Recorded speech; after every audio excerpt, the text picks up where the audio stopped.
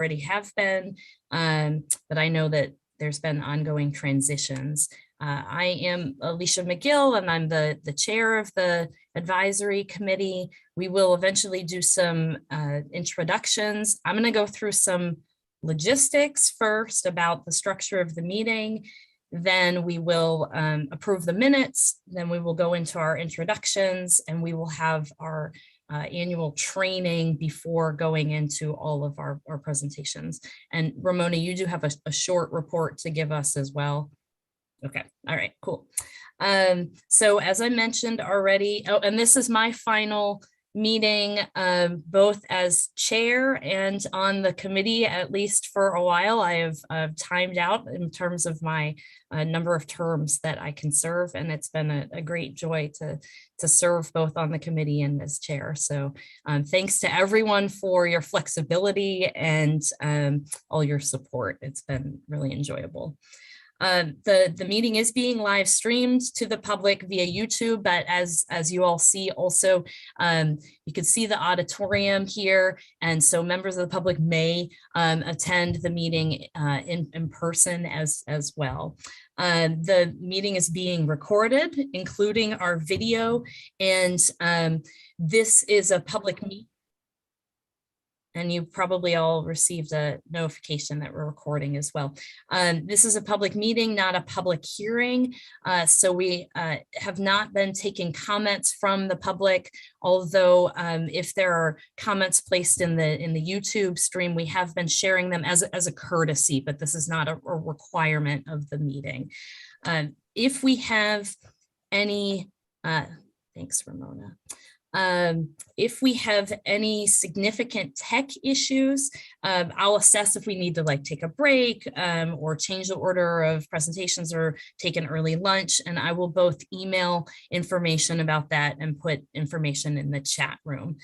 Please mute yourselves during presentations and the discussion unless you are speaking, so that we don't have any back feedback or any background noise.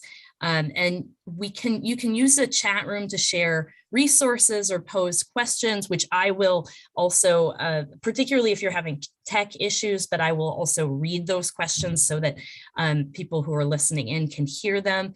But please avoid any kind of side conversations. Just as a reminder about our conflict of interest policy for all of our committee members, please disclose if you have any kind of conflict of interest with either the National Register first slate of presentations or the study list presentations as soon as possible, because we are very tight on quorum. We have some committee members who will be coming in and out, and then you would have to step out during the discussion and voting on those properties. We do need to continue to do a roll call vote, and we will, it'll take a little bit of time to record that. We will vote per set of presentations as we have been doing for the last several meetings, rather than per property, unless there are properties that have a significant amount of discussion or if we have people stepping in and out. I learned just in time for my final meeting as chair that I am not to be voting unless there is a tie. And am I correct that I still don't need to vote even when we only have even though we're only at just quorum for some of the time? I think if we have a quorum, I think that you probably should go ahead and send out a vote. So that I should send out a vote if we're right at quorum, if we're at 7. Yeah, okay. Yeah. I just want to make sure that that we're following protocol. We will eventually take a lunch and we'll likely break between 12 and 12:30, kind of depends on, we may take a slightly later lunch than we have been because we have our training. And ideally don't hang up or leave the meeting, just mute your mics and turn off your video, but leave Zoom open. And we'll also probably take a brief break before and after lunch. As we know, all day Zoom meetings are a lot. So if somebody can just remind me to do that. think those are all of our logistics. We'll move to approval of the minutes, but are there any questions or corrections to the minutes from our February meeting? Hopefully everybody had a chance to read them. They were emailed ahead of time and okay. So move. So that's a motion to approve the minutes. Yes? Yes. Okay. I'm sorry. Yes. All in favor of approve? Do we need a second on the? Yep. Yes. Okay. Is there a second to approve the Second, I'll minutes? second it, Matt Jorgensen. Okay, so Mary Lynn Bryan was moved to approve the minutes, Matt Jorgensen seconded. And do we need to do a roll call vote for the minutes? I thought so, but I'm just, okay, so we'll go through our screen. I will not vote on the minutes because we have above quorum at this point. So Dr. Denard. I vote approval. Okay, thank you. Josie Ward. Yes. Thank you. Dr. Brothers. Yes. Okay. Mr. Bergstone. You're muted. Yes. Thank you. Mr. Patch. Yes. Thank you. Mr. Belladin. Yes. Thank you. And that's all of us, right? I'm not missing anybody on my screen. Okay. The motions are approved. I think you forgot Mary Lynn Bryan. No, she was our, oh, but Can you see me? Barbara Snowden. Never just mind. joined us. I remember. Okay. I think we missed Miss Snowden. She just joined us. I went in, I was in and I'm now out and I'm back in. So that may be what's going on today. Okay. Do you, we were taking our vote to approve the minutes. Yes, I've read them and I approve. Great. Thank you, everyone. Okay. So now we will move into our introductions, and we'll start with each of our committee members, and then we'll go into all of our colleagues, additional colleagues and staff. So as I mentioned, Alicia McGill, I'm faculty in the Department of History at NC State, and I'm chair of the National Register Advisory Committee, and it's my last meeting. Okay, and Dr. Denard. I'm going to just go across my screen with our committee members. So would you please introduce yourself? David Denard, retired professor at East Carolina University, member of the History Department, and that's about it. Thank you very much. Matt Jorgensen. Good morning, Matt Jorgensen. I'm a professional archaeologist at a consulting firm, and I live in Raleigh, North Carolina. Thank you. Josie Ward. Hi, I'm Josie Ward. I'm an architectural historian and I work as a private consultant in Asheville. Thank you. Dr. Tamara Brothers. Good morning, Dr. Tamara Holmes Brothers, Deputy Director for the North Carolina Arts Council, as well as Vice Chair for the North Carolina African American Heritage Commission. Thank you. David Bergstone. It doesn't want to, space bar doesn't work half the time. I'm David Bergstone. I'm Director of Facilities for Center Congregation and Historic Preservationist. Thank you. Sean Patch. Hi, I'm Sean Patch. I'm a senior archaeologist with New South Associates in Greensboro, North Carolina. It's good to see everyone this morning. Great, good to see you too. Fred Belladin. Good morning. My name is Fred Belden. I am an architect with Clearscapes in Raleigh, North Carolina. Thanks. Dr. Mary Lynn Bryan. I'm Mary Lynn Bryan. I live in Fayetteville, and at the present time, I'm the vice chair of an organization that's building a new museum for the state in Fayetteville. Great. And so I'm very busy. Part of the site has 3 restored Civil War houses on it. Thank you, and thank you for your work.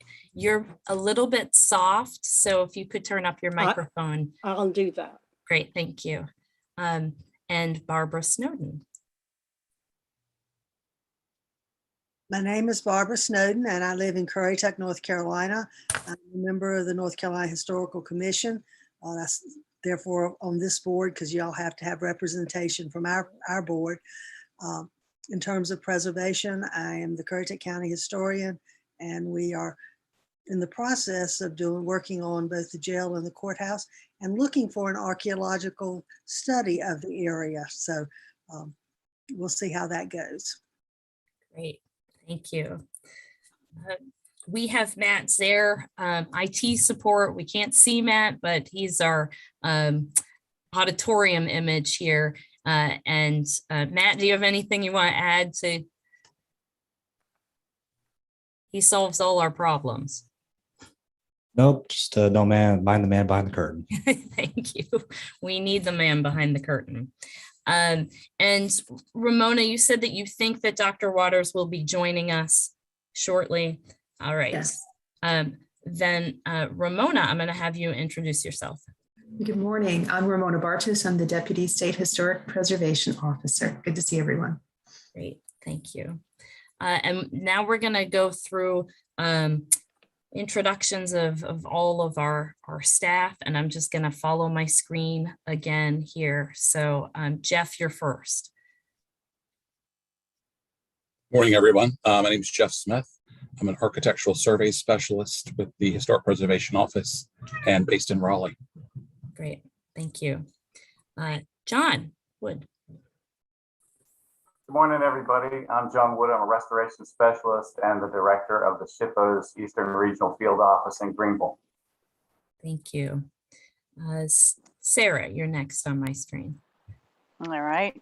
Thank you, Dr. McGill. It has been a pleasure working with you on this committee.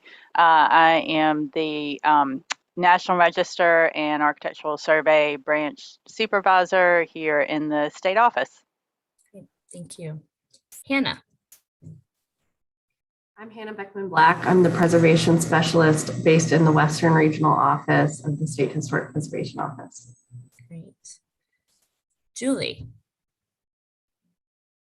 Good morning. I'm Julie Smith. I'm the National Register Assistant in the Raleigh office. Great, thank you. Audrey.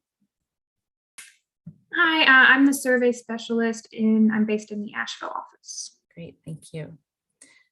Beth.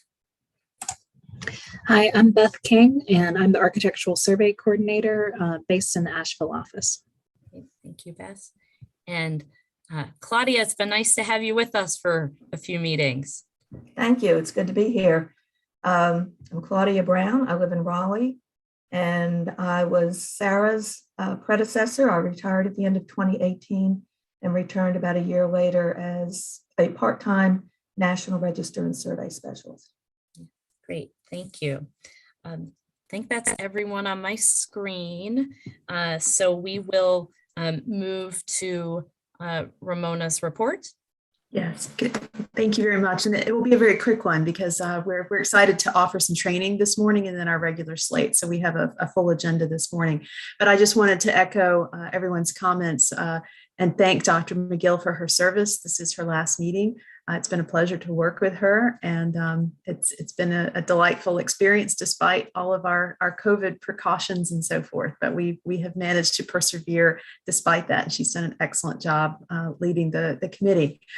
The other thing I wanted to report on quickly was something Dr. McGill mentioned at the top of the meeting is we have been working, and I want to acknowledge the hard work, the great effort of our Survey and National Register team, which is currently at 50% capacity, more or less. We had some retirements. We had some folks moving out of state. So we are currently in the process about to get going with some interviews for the National Register Coordinator position.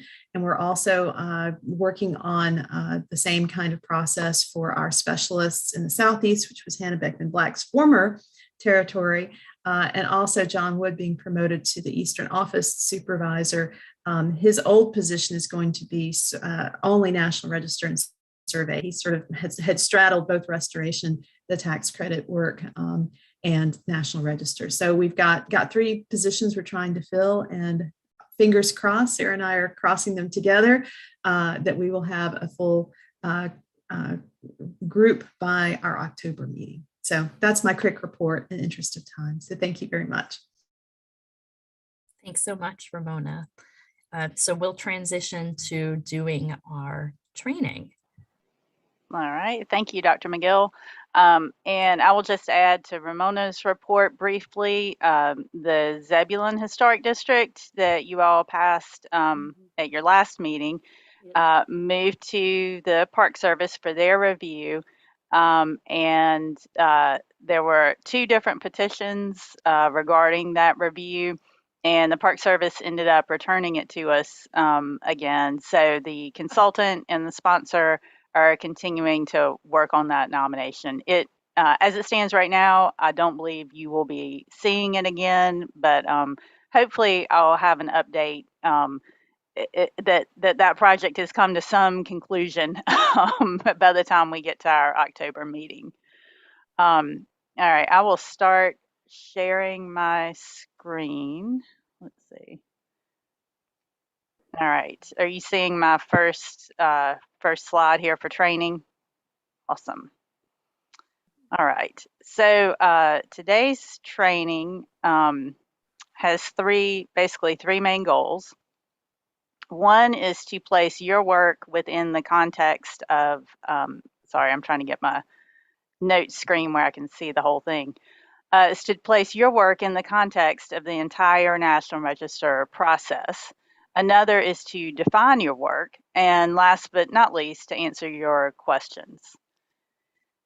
So I'll begin with the beginning and share with you a bit about what happens before you ever see a nomination. And then Ramona will talk about the bylaws that define your work, that tell you what to do and what your duties are.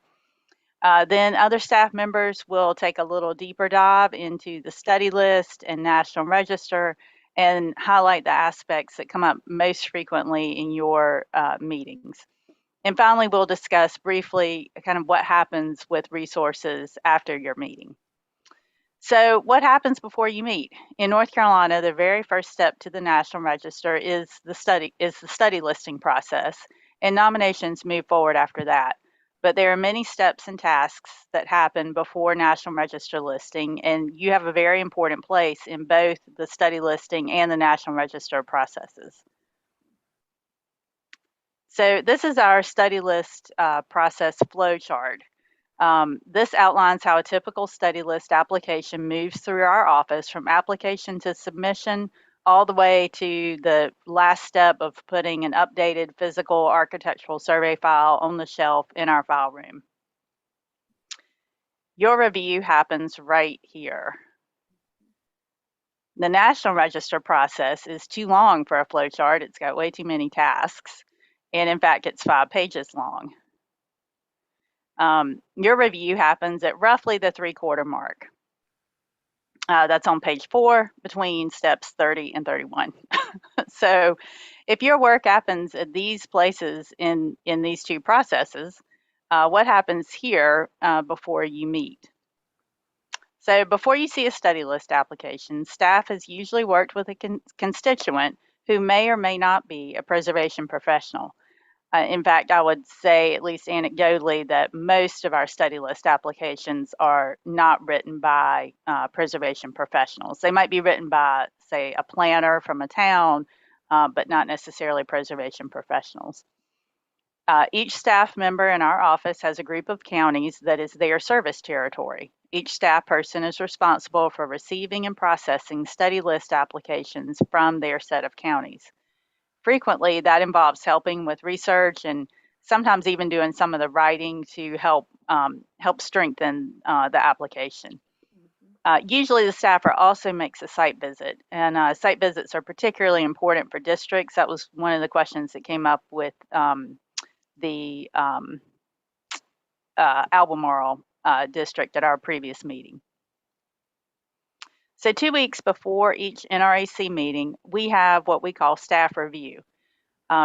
This is actually one of my favorite days of the work year, especially when we could get together in person. At staff review, we look at all the study list applications and we discuss what path forward to listing we might or might not see. Sometimes the answers are really, really obvious. It's it's an easy thumbs up or thumbs down, but sometimes we can talk and debate for quite some time and really go down some rabbit holes. And those discussions inform the staff recommendations that you get during the meeting.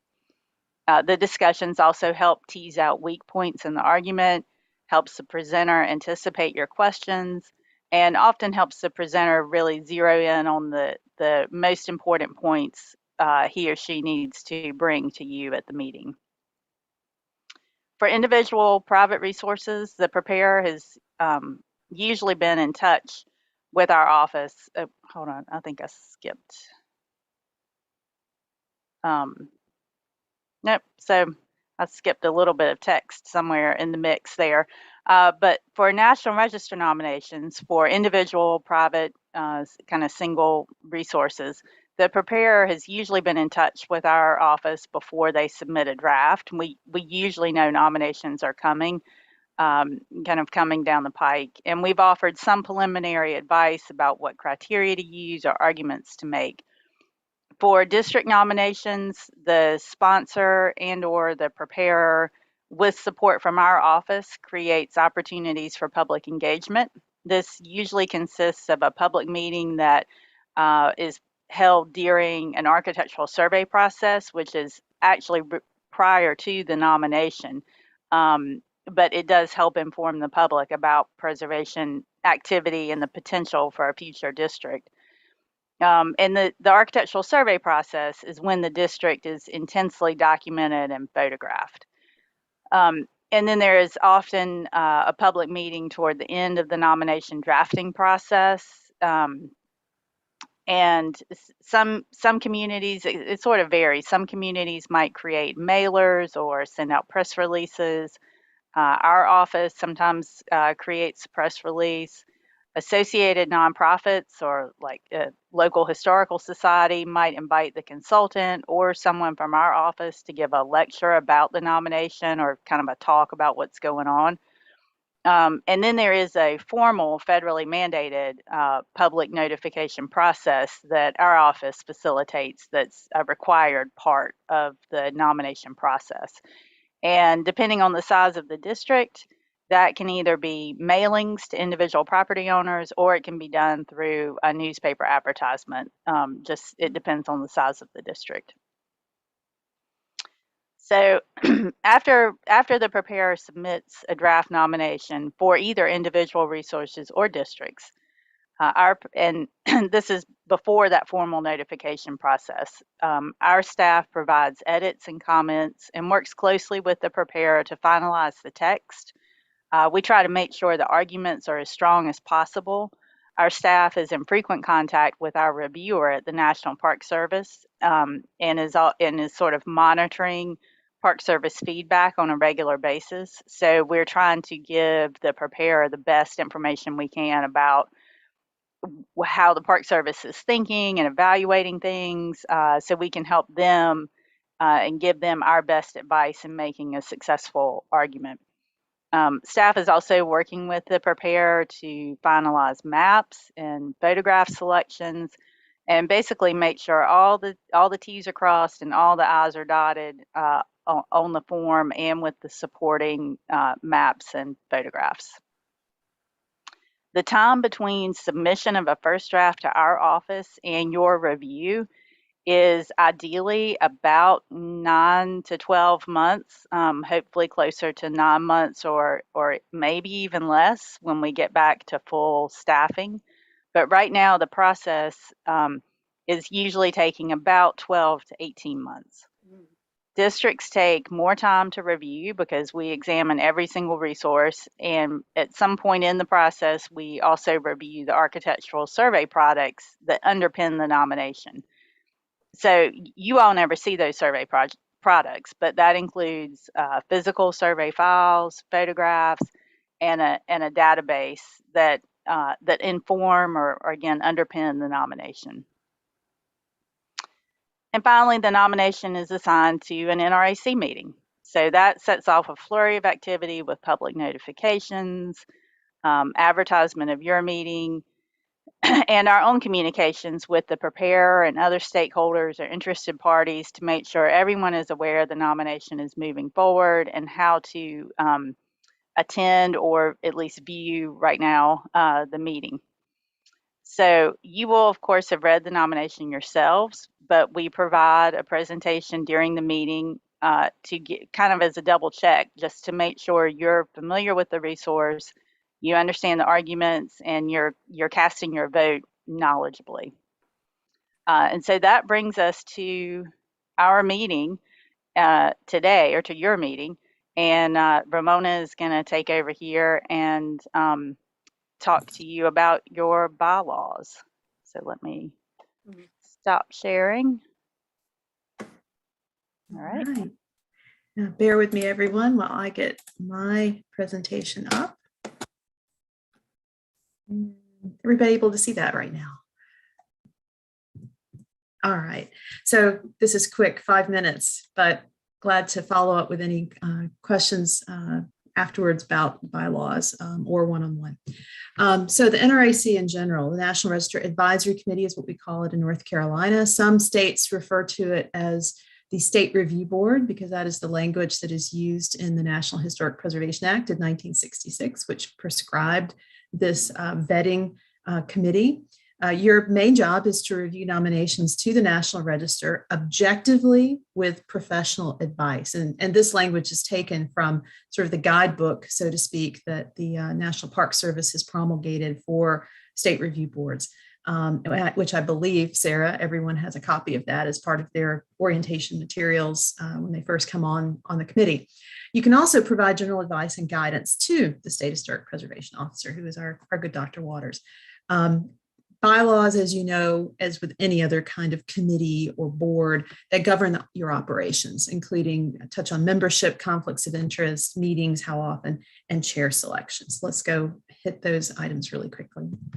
First of all, we have 12 members, 5 by state administrative code, and the way that our state review board is comprised are from the North Carolina Historical Commission. And of the folks on board here today, we've got Dr. Bryan, Ms. Snowden, Dr. Denard. Mr. Ruffin is not with us today. He is another one of those members. And I'm blanking on the others at this point, but you will see folks who are also, Dr. Johnson is another, that are serving in both capacities. The other 7 are, quote, citizens of North Carolina or citizen members. Of the membership in general, a majority of the 12 must be comprised of one of these disciplines, practicing disciplines. Architect, so Fred Belladin is filling that slot, for example. Architectural historian, we have several, Ms. Ward, Mr. Bergstone, for example. Professional historian, that's Dr. Denard, Ms. Bryan, Dr. Bryan as well. We have several archaeologists, Mr. Jorgensen, Mr. Patch, both prehistoric and historic.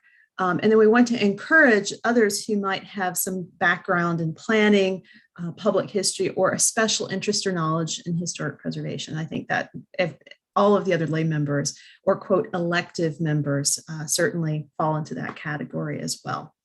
So this is a federal requirement. So we're always looking for folks who have this background. The SHPO, Dr. Waters, the State Historic Preservation Officer, appoints the members and the chair. The terms of office are 2 years, equaling 1 term. There's a 3-term max, which we talked about. Dr. McGill has reached her max at this point. And I will say there is language in the bylaws about failure to attend 2 consecutive meetings, except for good cause shown, will lead potentially to that termination of office, or for, quote, conduct detrimental to interests of the committee and the HPO, including conflict of interest. And sometimes we talk about the conflict of interest as we proceed through our agenda. So what does that mean? It's what you imagine it means. This is actual quoted language. So I'm breaking the rules of PowerPoint with lots of verbiage, but it's important in this case. You should not use or appear to use, appearance of impropriety idea here, for personal gain or giving partial or unjustified preferences in the execution of your duties.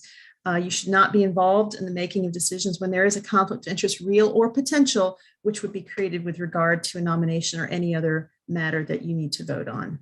So when does that exist? Employment, you are the person who prepared the nomination, for example, or you're somehow involved with the grant that is funding the nomination. You or an immediate family member or partner has personal interest in or receives direct financial benefit as a result of the nomination, or something that then comes out of the nomination, a tax credit, for example, project or a grant. Or you are a person serving with an organization as an officer, director, trustee, partner, employee that has personal or financial interest. It might be your house, for example, or your property that your LLC owns. Or you are somehow negotiating or have an arrangement regarding employment with somebody who does have an interest in said property. So it's a lot of financials. It's a lot of the personal connection aspect, as you would imagine a conflict of interest would present. We have a minimum of 3 meetings a year. As you've seen from Sarah, there's a lot of pre and post work that goes into each meeting. The most that I know of any other state is 4 meetings a year. And I have heard anecdotally that that's quite a lot to prepare. As soon as you finish one meeting, you're rolling into another. So in our state, we typically had 3 meetings a year. A quorum is the majority of the members. So if we have 12, that's 50%. That's 6 plus 1 equals 7. So that's our quorum. And it's really important that we have a quorum because we have constituents who are counting on your vetting so that their process can move forward. And it's very concerning when we don't have a quorum, especially because we only do meet 3 times a year. If we met 12 times a year, I can imagine that would be more difficult. 1 vote per member. The chair only votes when there's a tie, but we've talked about when we get onto a bare quorum. And then the chair is appointed by the SHPO. If the chair is absent, which has happened occasionally, the SHPO appoints the acting chairperson. So that's in a nutshell what you need to know about bear with me here, about the bylaws. So any questions, and I'm going to get this thing to stop sharing. There we go. Any questions, anyone? All right, glad to follow up after the meeting too. So thanks. Sarah, back over to you.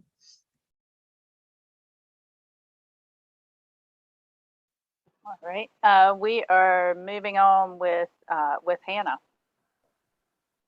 Yes, give me 1 second here to share my screen. Good. Okay, can you all see this? Mhm. Okay, so I'll talk to you a little bit about the state study list. It's our preliminary step toward National Register listing. It's a formal screening process used to determine whether a property or a district appears to have good potential for successful listing in the National Register. While the study list is not a requirement under federal program regulations, most state preservation offices use some sort of early screening process to remove properties that are clearly not eligible from consideration for the National Register. In North Carolina, this process is part of the state administrative code, and the National Register Advisory Committee is directly involved. HPO staff present study list properties and districts to the committee, who then make a recommendation to the State Historic Preservation Officer about placement on the study list. After the meeting, the SHPO works with our staff to issue a letter notifying the property owner and the sponsor of the outcome of the meeting. And this process has been part of North Carolina's National Register program since the first nominations were reviewed and submitted to the NPS in 1969. Potential study list properties are brought to our attention in 2 ways. The first is architectural surveys. So if an architectural survey project is done in coordination with our office, the surveyor works in consultation with HPO staff to evaluate properties and prepare study list presentations for potentially eligible ones. The other way we receive notice of potential study list properties is through study list applications. Members of the public may apply for the study list. After an initial consultation with our survey and National Register staff, an interested party may request a study list application. These can be filled out by project sponsors, property owners, even preservation consultants, and presentations are made to the NRAC by HPO staff. So this is the first page of our new and improved study list application. We just revised it this spring. So what is the goal or the point of the study list? The study list identifies properties and districts that are likely to be eligible for the National Register and provides sponsors with a reasonable assurance that the property can be successfully listed in the register. On the other hand, it screens out properties that are clearly not a good candidate for the study list. And this step saves time and effort of both the property sponsors and HPO staff in preparing and reviewing unproductive nominations. It's also a useful tool in local preservation planning. It acknowledges potential significance of properties and districts long before they can be formally nominated to the National Register, and may help stimulate preservation activity at the local level. While the study list has no official role in the environmental review procedures, it does have a practical role. Under federal law, all federal actions are reviewed for their potential effects on properties and districts that are eligible or listed in the National Register. And environmental review is streamlined in communities where comprehensive surveys have been conducted and study list properties have been identified, signaling potential National Register eligibility in advance of project planning. So what does the study list mean for property owners? It authorizes HPO staff to work with the owner to coordinate a formal nomination of the property to the National Register. It should be noted that inclusion in the study list is not an absolute guarantee of eligibility. Over time, properties may require reevaluation due to changes or deterioration. Also, properties that were once considered not eligible may become later eligible with the passage of time or with additional knowledge about the historical themes they may represent. And listing on the study list does not mean that a property is automatically listed in the National Register or that listing will ever occur. So as you can see from this map, we have oodles of study list properties that have never been listed in the National Register. Those are represented here by the green dots. And there's no mechanism for removal of a property from the study list. So even if properties have been later determined not to be eligible for the study list, or even if they've been demolished, they still remain on the study list. And then a few things to remember as we're looking at study list properties. They must be assessed based on their current appearance and integrity. We can't assess them based on what they'll look like if a rehabilitation is to occur, or if later incompatible materials are removed. And then while the interest in the rehabilitation tax credit program often spurs study list applications, that isn't to be considered as part of our assessment for study list. And then another thing to consider, boundaries for properties or districts that are listed in the study list are subject to change once a formal nomination is produced and we have more information about those properties. And that's all I have about study list, and I'm happy to answer any questions you all might have at the end of this. Sure. This is Matt Jorgensen. I had just one question. You had mentioned sort of a new and updated form that you guys fill out for a study list. And I'm curious, why don't we get those when we get the study list like we get the National Register forms for the National Register nominations?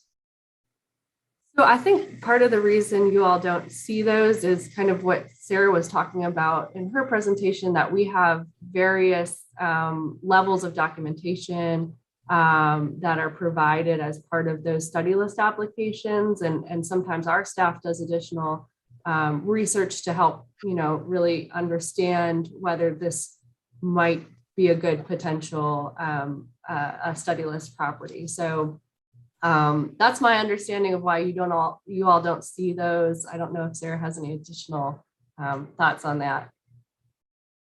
No, I think it's really to the study list application is, like all of our records, going to be part of the public record, but we do just sort of keep it in-house, and so that we can work with it and maybe bolster arguments and so forth a little bit before it comes to you.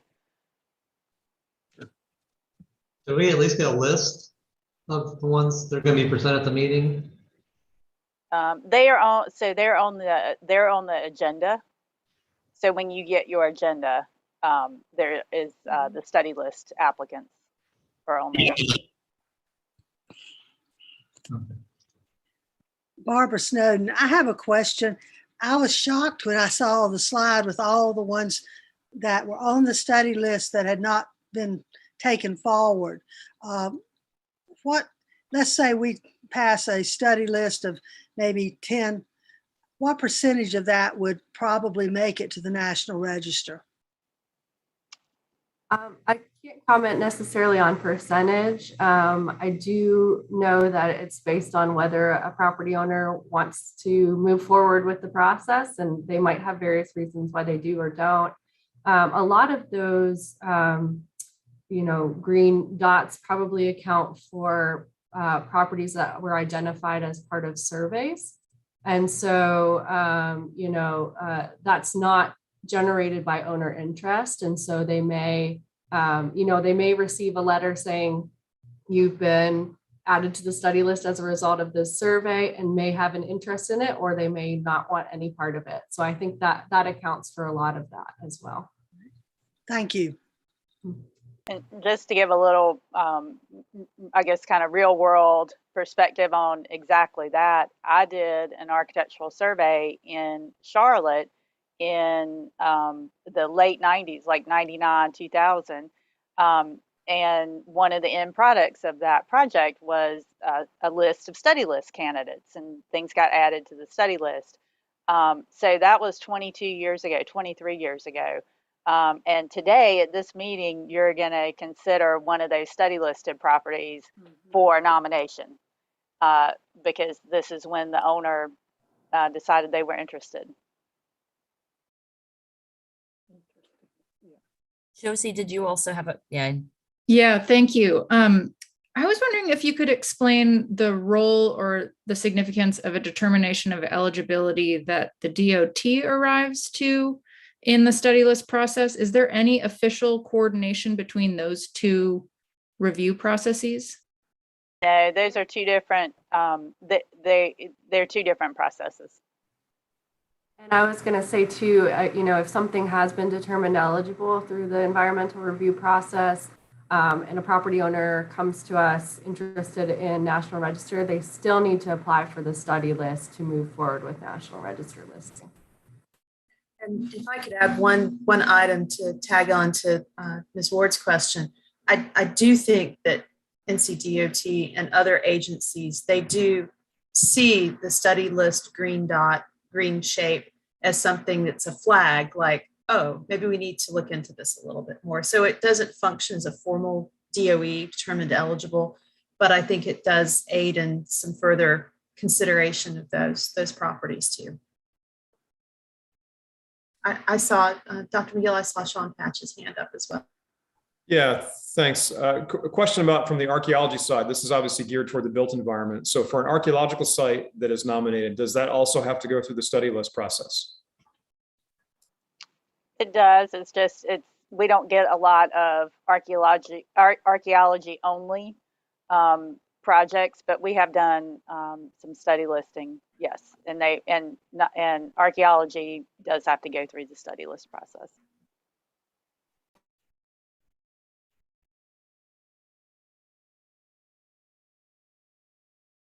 Any other questions? I know that you mentioned that the majority of other states have some kind of similar program. Do you have a sense of, I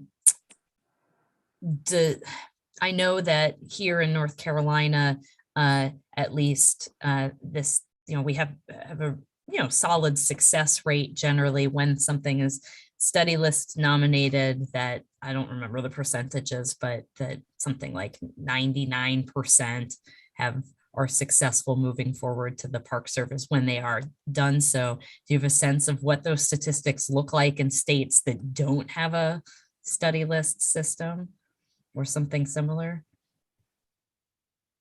Yeah, I'm not sure what their success rate is versus ours. Yeah. But I think most states, if not all states, have some kind of screening process. It's just not the same exact thing that we do.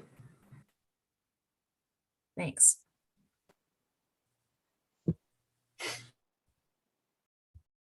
Any other questions? Are there more presentations? I thought there was, yeah. Yeah, so we'll kind of keep moving along here, and Julie is up next to talk I have about. a question here. Yes, sir. Yeah, yes. Is there any way of knowing our overall batting average? That is the number of properties that come before us, the number of nominations that come before us, and the number that end up on the National Register. And does that fluctuate from year to year? Sometimes it may hit, 400, and another year you may hit 300, for example. So in terms of National Register listing, Hannah may have a better handle on this, but I think it's fair to say we usually list between about 25 and 35 resources each year. Now, of course, one resource might be a 700 property district or something, but kind of 25 to 35, I think, in terms of how many things get listed each year versus the number of applications received. That's going to be pretty close to 100%. We do get returns from time to time from the Park Service, and occasionally the reason the Park Service has sent it back is something that that we can't fix. It's the Park Service has said it's definitely not eligible, but in my observation, that's pretty infrequent. And usually if the Park Service sends it back, they send it back and say, you need to fix this item or that item. And so we can get that repaired and send it back to them and ultimately end up with a listing. Dr. Denard, if I can offer too, when I first started working here and Claudia Brown's on as well, she might speak to this, the sort of metric that we wanted to stay within was a 5% return rate only. And to Sarah's point, a return does not mean that it's done, that it won't move forward, but that it might need some tweak. So I think that's still true of what we are trying to accomplish, is to try to get that 100%, because we want to help constituents get to yes. It's good for them, it's good for the state, it's good for the people.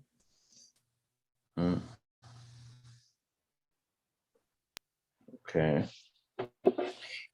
And lastly, is there any way of knowing how we are doing in comparison to other states? For example, are there other states with a larger list of historic, properties on the National Register than some others? Ramona probably has the best perspective on this. I think a lot of it has to do with population. The more populous states are more active. You can even see that on our state mapping. If you map everything that's listed on the National Register, we have more National Register listings in areas that are more populous. But Ramona probably has better view. Yeah, I think that's a good measurement too, Sarah. The other thing I've observed, Dr. Denard, part of it has to do with citizen interest, for one, also the population, but also the densities of population. Like Nevada is a huge state, but 90% or whatever of Nevada is owned by the federal government. So there's not going to be as many National Register nominations potentially to come out of places that just aren't occupied largely by residents. So that's part of it too, I think. Some Beth King has a percentage I think she wants to offer too.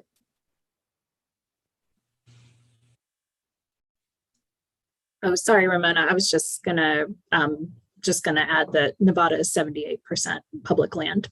There we are. So it's a different scenario. It's larger than North Carolina, but I think I can't quote the statistics, but a small state like Rhode Island, it's really surprising how much they have, even though it's the size of one of our, a couple of our counties. So it just varies, Dr. Denard, for all those reasons, I think. Mhm. Yeah, and I was really concerned about whether some regions may have more of an interest in historic preservation than other regions. For example, the South versus, the North or the West or something of that sort. Okay.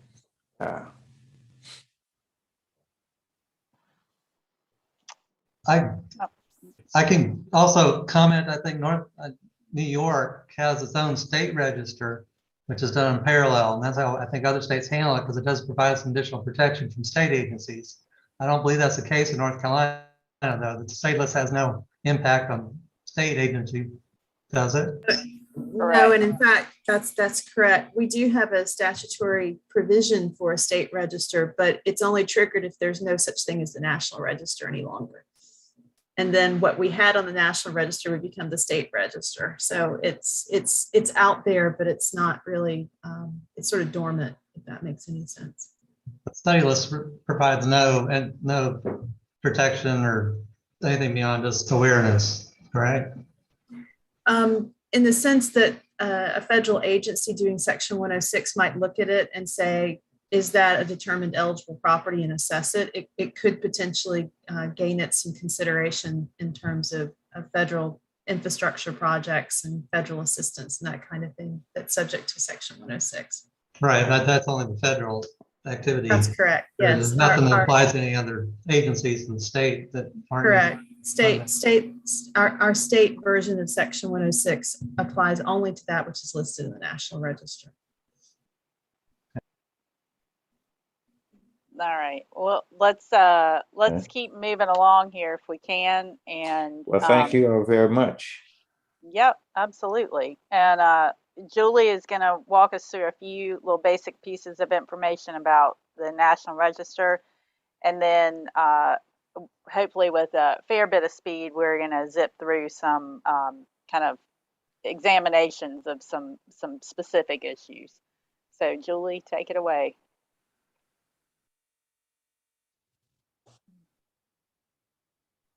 There, that might help.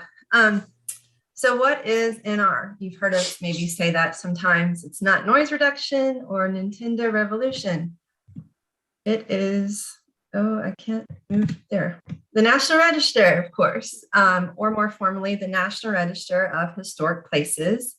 And it's the official federal list of districts, sites, buildings, structures, and objects significant in American history, architecture, archaeology, engineering, and culture.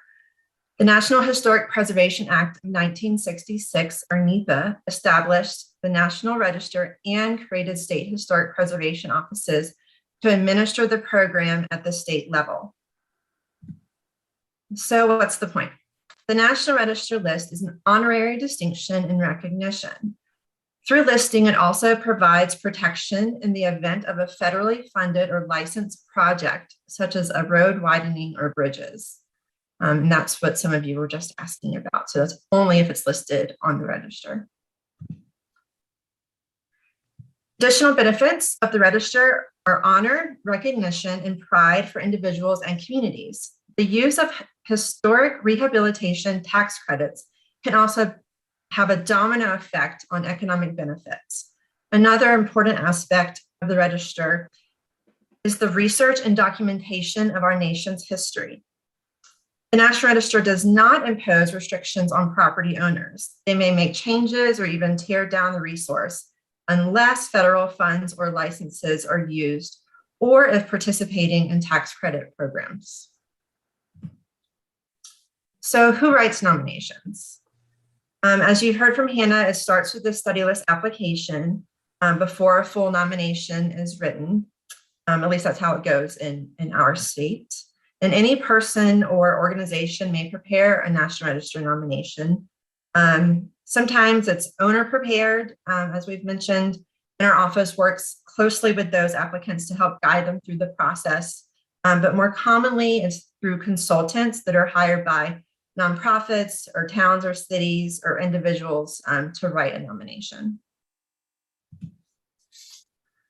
So what exactly is a National Register nomination? And in its core, it's a form. And this is the first page of it here. It has evolved over time from earlier ones that were just a few pages to be quite comprehensive, thorough documentation of a property or resource. You've read many of these, and you all know there's lots of different components and sections to the form. And the National Park Service has published several bulletins, including Bulletin 16A, which is pictured here, and 15. They're the main guides for completing the nomination. And you can also, you can find these online, but we can also get you a copy if you would like to have the physical one if you do not have one. The nomination is a place where the applicants argue the case. It includes location information, specifics for significance, integrity, and period of significance. The two biggest sections are 7, the physical description, and Section 8, the statement of significance as it relates to the history and context of the resource. There are 4 criteria for evaluation of a resource. Properties can be eligible for the National Register under one or more of these criteria. And bear with me here because I'm going to be quoting straight from the bulletin. If they are associated with events that may have had significant contribution to a broad pattern of history, if they are associated with the lives of persons significant in our past, if they embody the distinctive characteristics of a type, period, or method of construction, or that represent the work of a master, or that possesses high artistic value, or that represent a significant and distinguishable entity whose components may lack individual distinction. And lastly, if they have yielded or may likely yield information important to prehistory or history. The nomination also includes supporting documents, including photographs, maps, and sometimes floor plans. Although our office receives numerous photographs taken during the research phase, only a small sample set of these are selected to concisely represent the resource when sent to the National Park Service. And this is just a small representation of a couple of photos that are from a listed property in Charlotte and a representative location map and boundary map that are necessary as part of the nomination. And that concludes my presentation on National Register basics. I'm happy to answer questions or pass the baton back to Sarah or others that are going to be going more in depth with a number of these sections. All right, thank you, Julie. We can do some questions now, or we can kind of keep rolling on. It might make a little sense to keep moving forward because the next presenters are all focused on things that are within nominations. So I'd say let's keep moving forward. All right, that would be me then. So let me get my screen shared.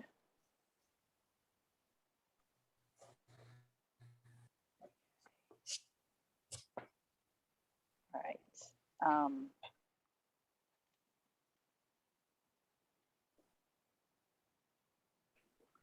having trouble getting my note screen to come up again.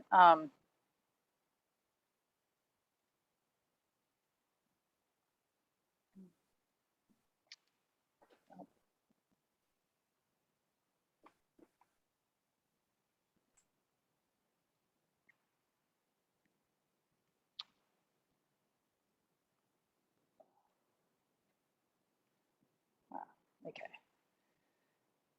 All right, I'm kind of gonna wing it here. I think I can't get my, well, no, if I can't get my notes to come up, then I can't switch my slide. Okay, Audrey, could you go ahead and talk about boundaries while I sort out what's happening on my screens? Yep, I can do that. All right, great. Let me unshare my screen. Hold on, which Okay, Matt, I'm having some problems. Can you unshare my screen for me?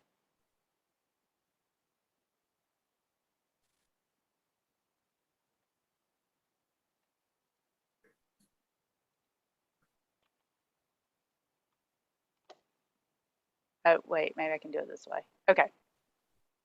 All right, sorry, Audrey, if you will go ahead, I would appreciate that. No problem. All right, can everyone see the presentation? Okay, perfect. So I'm going to be talking a little bit about determining boundaries and then contributing versus non-contributing resources in historic districts. So National Register nominations require that boundaries are defined and explained within the text for both district and individual property nominations. These boundaries serve to clearly define resources which are included in the nomination and which contribute to a nomination's significance.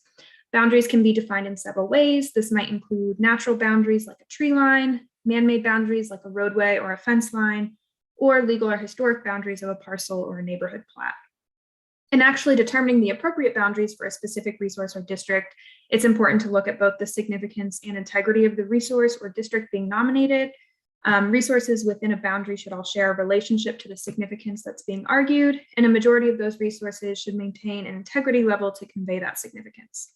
So for instance, if you have a large historic farm property being nominated for its agricultural history, your boundary would likely include not only the farmhouse, but outbuildings, field systems, fences, etc. However, if modern development has encroached on the farm and associated fields no longer retain integrity, but the farmhouse is very intact and is being nominated for its architecture, the boundaries may just include the house and its immediate surroundings. Boundaries may often be defined by changes in the resources within a boundary versus beyond a boundary. So this could be due to a change in use or pattern of development. If you're nominating an industrial district, there may be a boundary line between that and a nearby residential neighborhood. Likewise, visual changes in the style or age of resources could be a hint at the appropriate boundary. If you're nominating a mill village, there may be a boundary between it and a development of a later ranch house neighborhood. Visual barriers like new construction or highway construction may also impact where a boundary is. So simply put, boundaries should encompass the largest density of resources that are tied to a nomination's significance and maintain integrity, while minimizing the number of resources included that are not related to the significance or do not maintain integrity. So things like demolition, new construction, road construction, infill development, and significant alterations to historic resources can all create visual barriers and impact where a final boundary line might fall. So if resources on the peripheral of a nominated district are not significant or do not retain integrity, those can pretty easily be excluded by being drawn out of the boundary. However, within boundaries, you can't have a bunch of donut holes to exclude properties. And due to the likely inclusion of some resources that are not significant or don't retain integrity, it's necessary to define contributing and non-contributing resources. So a contributing resource simply means that the resource adds to the historic significance defined in the nomination. It retains integrity and falls within the period of significance, which is a concept that Jeff will explain a little bit more in detail. While in individual listings, we'll focus on the interior and exterior. Generally for districts, buildings must only retain exterior integrity. Non-contributing resources are those that do not add to the historic significance due to their age or loss of integrity through changes like large additions, changes in materials, things like that. So in order to discuss some of these ideas, I'm going to use the downtown Taylorsville Historic District that I presented to NRIC last year for inclusion on the study list. So this map in the red boundary shows the initial area I surveyed around the obvious historic core of Taylorsville. After doing field survey and conducting research using historic maps, aerials, and historic photographs, I was able to track some of the development of downtown to see how the area changed over time. And using that, I ended up with the boundaries that are shown in purple, which was the most intact district with the highest concentration of significant resources, representing downtown Taylorsville's history of being the center of economic life in Alexander County. However, there were some kind of intact resources that also represented that history that weren't included in the boundary that I drew, specifically this little triangular area over here. And the reason that was excluded was because of a geographical separation between the two areas due to demolition, integrity issues, and new development. So this first block here that's kind of empty historically had commercial development on it, but now it stands pretty much empty, leaving a large gap between the two areas. Then you have this building here, which was a 1960s grocery store, but it has significant integrity issues from exterior renovations. And then these buildings up here were all new development along Main Street. So all of those factors kind of just created too big of a visual barrier to try and tie those two commercial areas together into one unified district. So here are some examples of buildings that were directly on the edge of the district that were drawn out instead of included. The first is a commercial building in the historic period. However, this stone facade was added pretty recently, so the building didn't have great integrity. While the house was also of the right age for the historic period, it doesn't share a clear connection to the significance of the commercial district. And then lastly, the bank was built in the 1980s, so it wouldn't have been old enough to be contributing.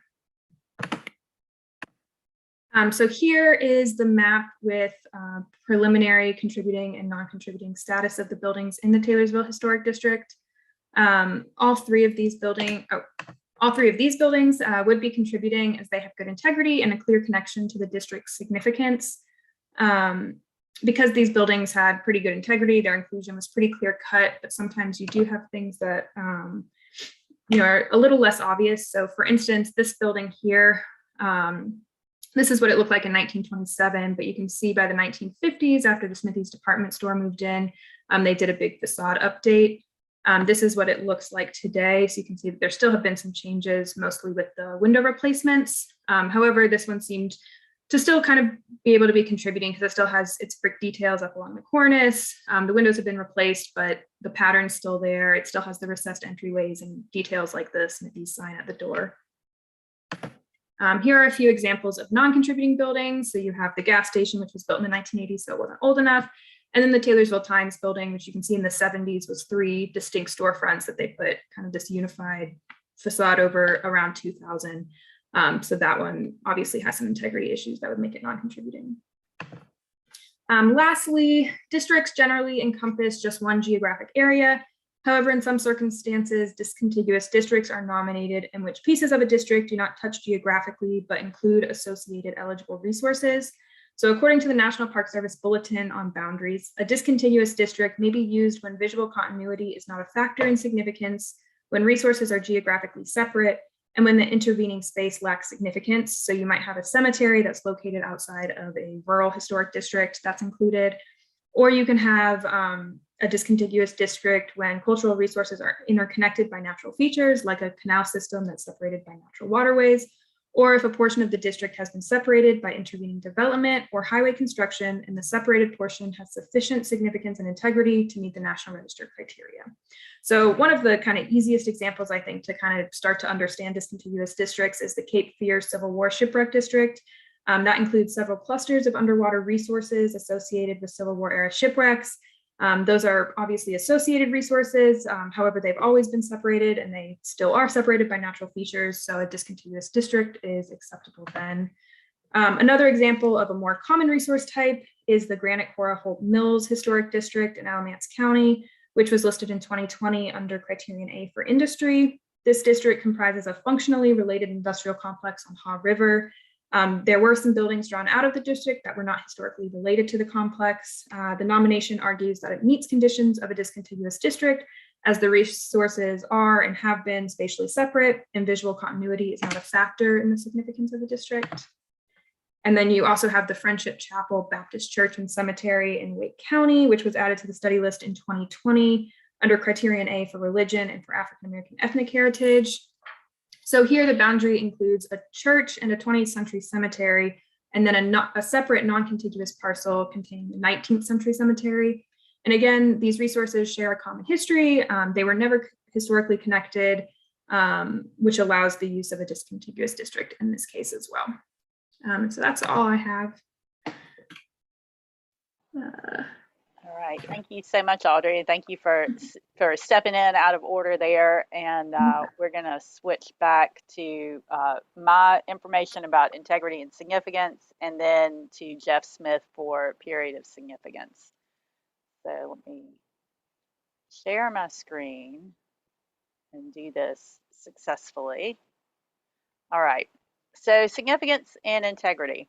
The National Register requires that resources have two things. One is significance, meaning importance. The other is integrity, referring to architectural integrity, meaning that the appearance of the resource is intact from the time period during which the resource was important or significant. The nomination document is essentially an argument that's answering two questions. Why is this resource important, and specifically important enough to be added to our national list of things that we collectively believe are important? And does the resource look like it did when it became important? So let's look at two houses. Are both these houses significant? And the answer is yes. The Evergreen Farm is significant under Criterion A for its association with agriculture, Criterion B for its association with an influential progressive farmer, and Criterion D for its likelihood to yield through archaeology important information about agricultural modernization. The much larger, much more architecturally impressive house is the Chatham House, and but that only has one area of significance. It's significant for its architectural design. So significance comes in all shapes and sizes and forms, and sometimes we get distracted by the big and pretty, and we forget about the significance of the small and mundane.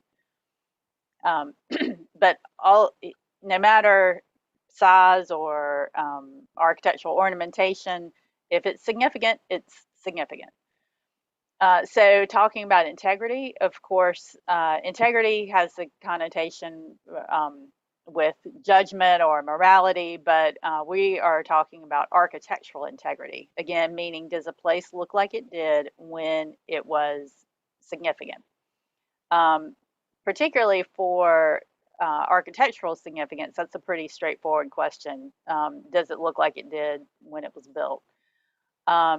But of course, if the house's roof is collapsed, or its windows have been replaced, or its siding covered or replaced, then it can no longer convey its historic significance. So this house, now in this state, can't tell us, it can't convey anything about its historic or architectural significance. This house in Warrenton is one of my favorite examples because it's considered contributing to the historic district as a 1920s home. And keep your eye on the chimney I've circled, even though it originally looked like this and was first constructed in the early 1800s. This drugstore down in Kinston was built around 1920, but its period of significance is 1960 to 1961, when two sit-ins occurred here. So the question of integrity here is not, does it look like it did in 1920, because it wasn't significant in 1920, but rather, does it look like it did in 1960 and 61, because that's when the significant events happened there. This is a study listed house in Charlotte called the Sloan Porterhouse. It dates from around 1800, and it started as a log house, but it no longer retains architectural integrity from that period. So it can't convey anything, any significance from the 1800 era. Also, it can't convey its significance or any significance as a farm because it's lost its outbuildings and fields. You can see it's treed up around it. So instead, its significance and integrity are derived from its late 19th century remodeling. So it's architecturally significant, but as a late 19th century farmhouse, not as a much earlier building.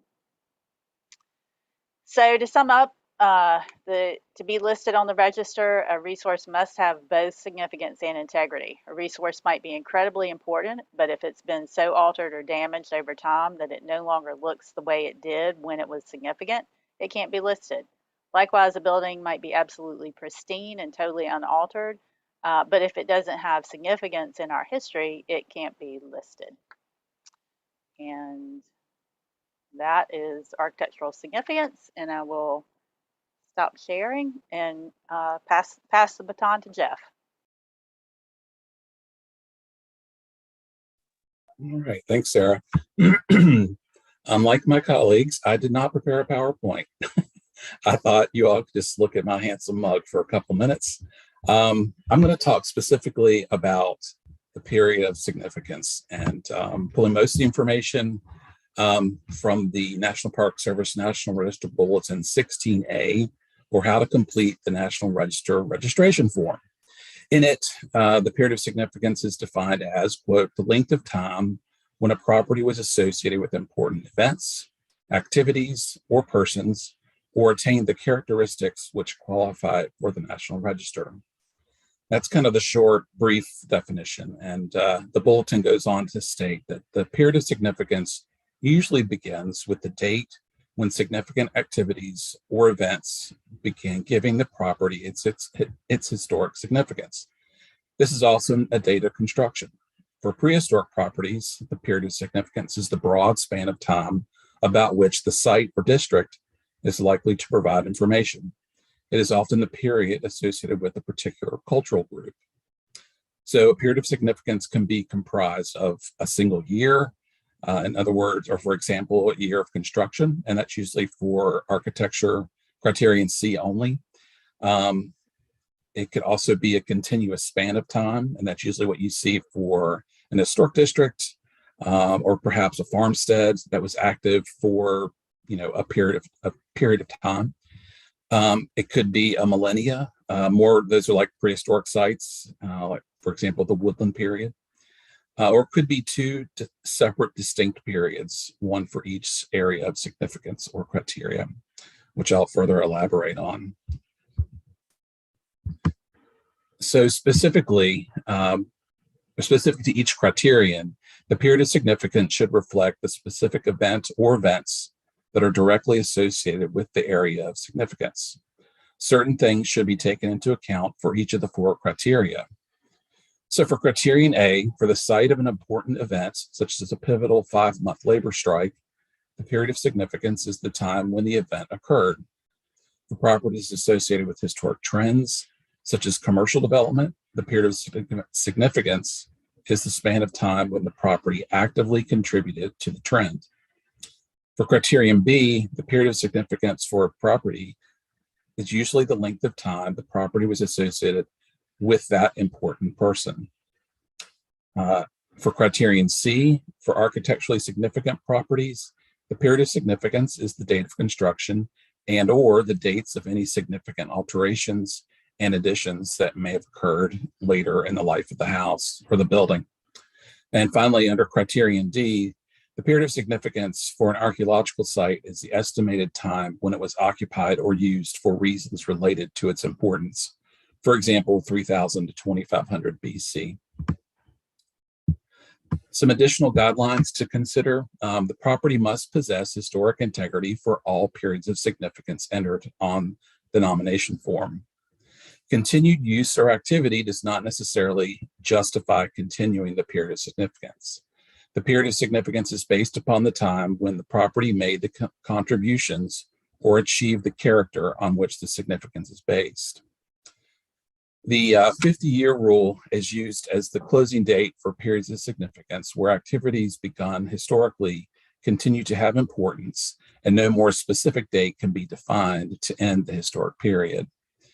Events and activities occurring within the last 50 years must be exceptionally important and thus meeting criteria consideration G to be recognized as quote unquote historic and to justify extending a period of significance beyond the limit of 50 years ago.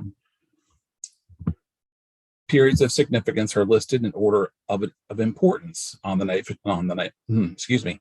nomination form. So on the form itself, there's maybe 5 to 6 separate lines. So you would start with the most important period of significance on that top line and go down in importance. Finally, although the property may have achieved significance in 2 separate years, if these periods of time are consecutive or overlap, they should be listed on the nomination form as one period.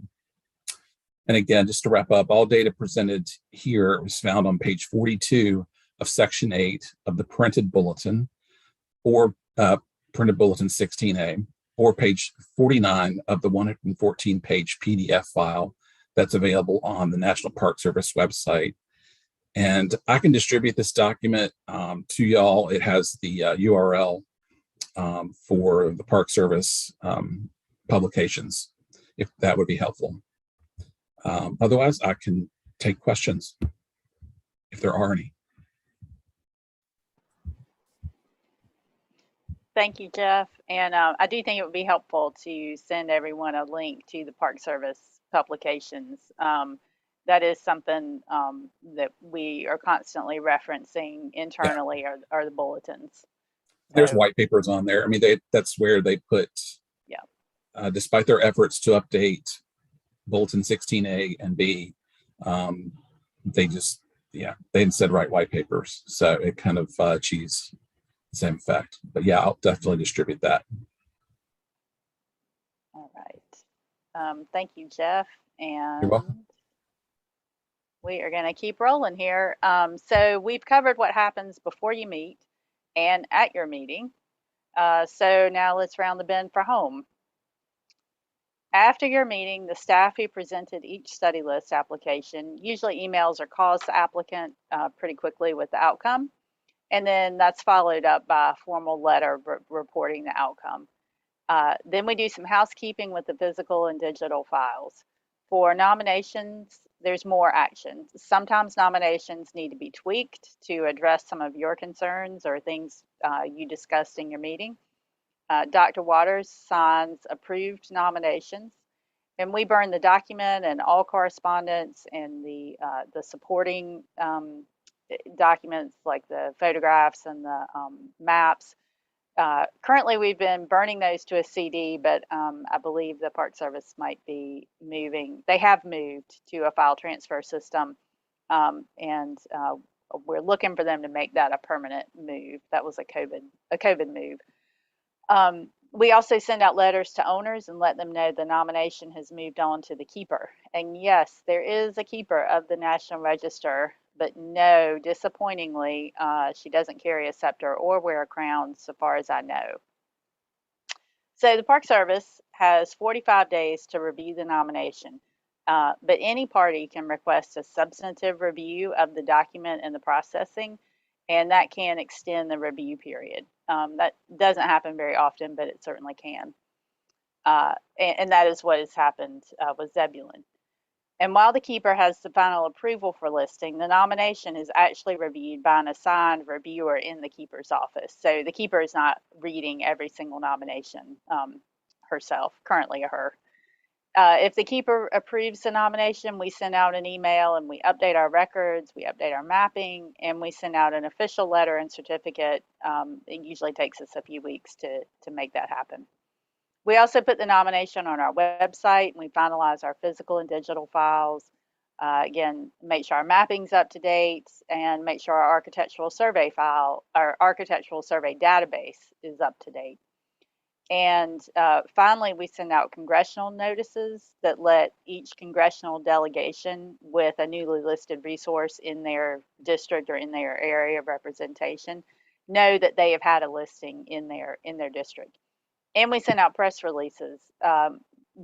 Sometimes all of those things get no response. Sometimes we get queries from the congressperson's office. And sometimes the press releases do get picked up in the public media. You may have heard Hannah's voice on WUNC radio just this week talking about the last batch of listings from the February meeting. In terms of what can happen with nominated properties after listing, individual property owners can do anything they like with them. The register is not restrictive unless federal money is involved, and for individual owners, that's generally not an issue.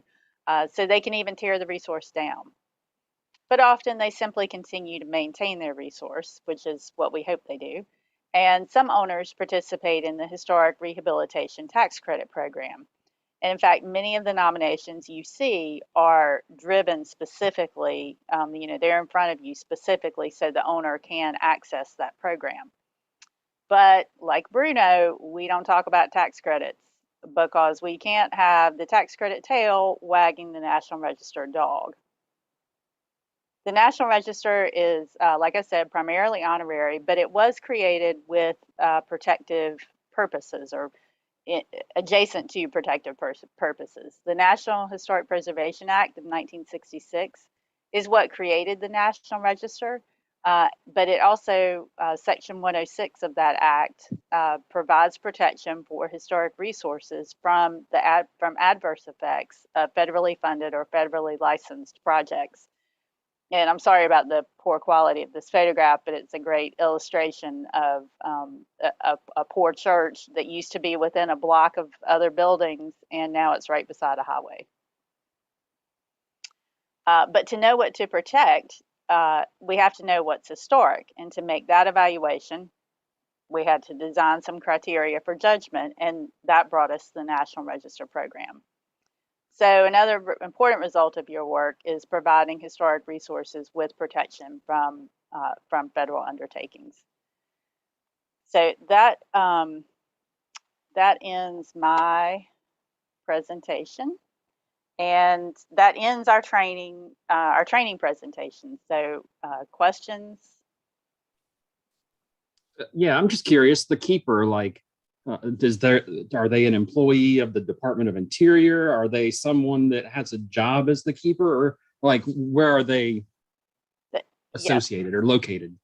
They are within the Park Service, which is in the Department of the Interior. And Ramona may be able to speak better to this. I'm not entirely sure if it's if they are appointed or hired. Ramona? Sure.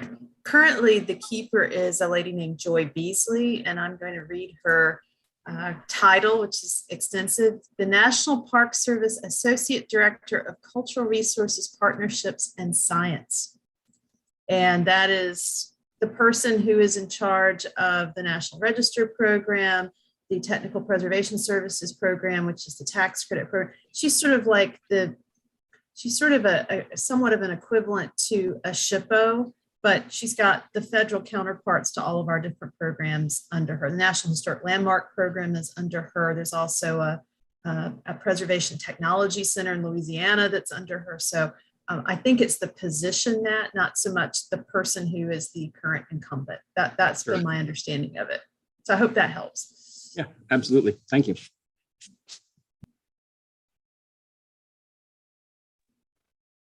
I have a question about the comments that NRAC members make. What is the expectation that we should have about whether they'll be incorporated or how that determination will be made? And a second part of the question is, when an NRAC member has a sort of substantive comment, not a little technicality, do they often abstain from the vote, or do they vote yes, assuming that that substantive concern will be addressed? Hannah, do you have thoughts on how to answer this? We do take, so if, of course, if someone picks up something like a typo, we fix that. There have been occasions where you all have asked, why did a preparer make a certain word choice or approach an argument a certain way? And we'll go back to the consultant in that case and work with them. You know, we might make the change in-house with their approval. They might make the change and send it back to us. Or they may say, no, I did it this way and I'm leaving it that way. Hannah, what would happen if a member had something particularly substantive? You know, it really depends on what the comment is and how impactful it is. If it's a boundary question, you know, we've already submitted all of our notifications to the proper owners. And so the expectation is that the boundary can't change from the time we've sent the notifications onward. And, you know, so I guess if it's a more substantive thing, but it doesn't impact the boundary or the criteria or anything like that, then possibly the consultant could make some edits to it. As far as your voting goes, I don't know that I can necessarily comment on that. Maybe Ramona's the better person to talk about that. I do recall over the life of the program, sometimes there'll be motions made that we are, all of your motions are recommendations to our SHPO for his ultimate action. So just to put a finer point on that. So, but I do recall that sometimes there have been motions made. Somebody will motion to approve something with the condition that this is addressed or this is thought about. I remember some years ago, we had a question about a period of significance. I think there was a little bit of a question about, should it be this big, or just 1 year, that kind of thing. So, but ultimately, all of your work is funneling into the advice to Dr. Waters as our SHPO. I hope that helps. It does. And I can assure you that he is listening. His predecessors have listened, and we are listening. Can the committee, or would there be a situation where the committee might defer? Of course, we do that on study list quite a bit. But does the committee have that option for National Register? Or is it just yes or no, and then Dr. Waters is actually deciding if he's going to sign or not? Bylaws are silent on that, but I know we have in the past occasionally, that's what the committee has opted to do. And in fact, we've done that before in the last year or two, as some of you might recall, for one particular nomination. Claudia, I think Claudia popped on. Yeah, I was going to say, Claudia, would you like to offer something on that front? You just said what I was going to say. Zebulon was an instance of that, I think. And there have been, I can remember years ago, I think it was a property in Charlotte that had been moved. And there are times when the staff presents nominations and the staff is torn about whether or not the property meets the criteria.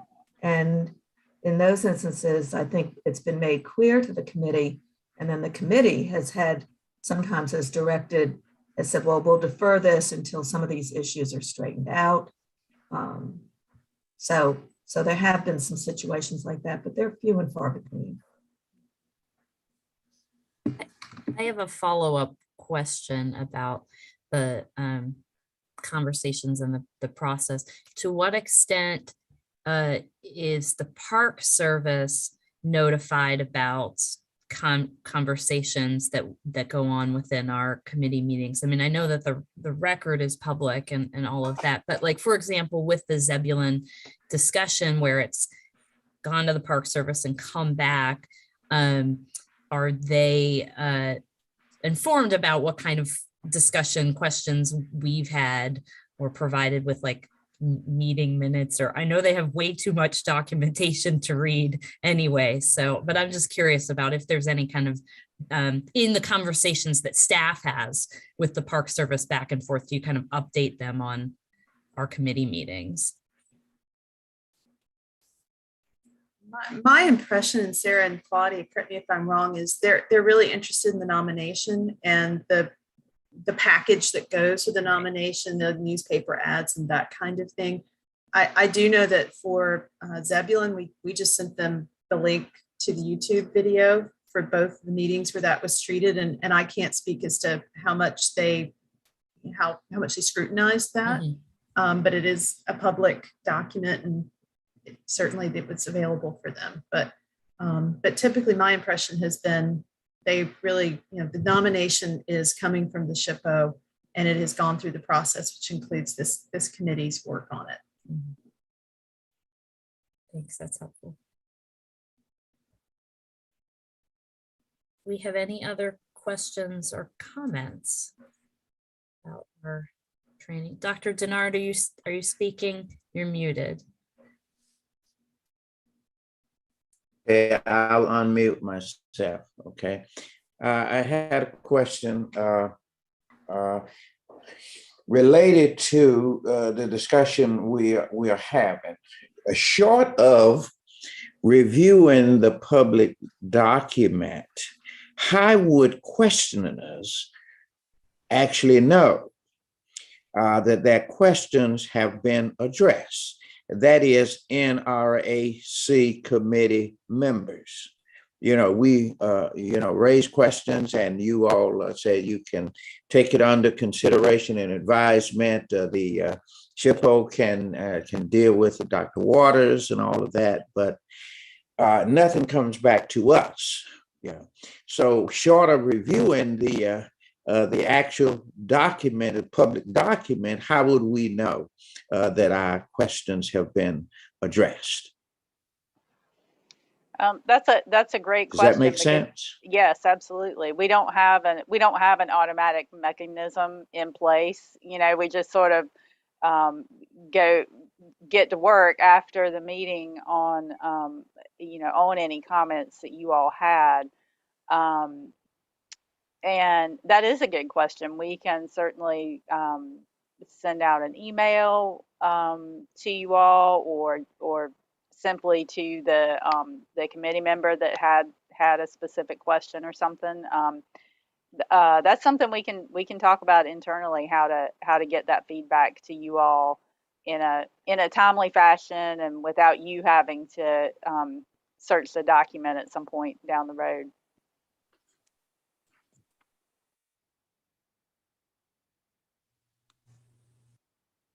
Okay. Okay. Thanks. We do have a full slate, as everyone is aware, and so I do want to soon move on to our presentations. And this has been really helpful, and I appreciate all the different components of the process being unpacked for us and the questions from our committee members. I do want to, as we all know, our leader, Dr. Waters, is here with us, and I was just going to ask him to briefly introduce himself, but provide any kind of brief report or comments that he might like to before we jump into our presentations. Thank you, Madam Chair. And I'm not going to take up much time here. I want to thank the team for this orientation that they provided everyone. I have been silent because I'm learning with all of you. This is still a learning process for me. And with that said, I remain deeply grateful and deeply impressed with this entire team and the work that they do. And one of the things I want to say, and I also want to thank you for the time that you all put into all of this work. I mean, it's meticulous work, it's important work, not only for your individual communities, but for the entire state for what you're doing here. And so I deeply appreciate that, and I'm grateful for that. One of the things that's going on now, you know, the last time we gathered, I think the secretary joined us at the very beginning of that meeting. He walked through all of the great gifts that we got from the state legislature as far as the budget was concerned. So you know those details. The legislature is back in session again now, making adjustments to the budget. You probably have seen the governor's proposed budget as it went over.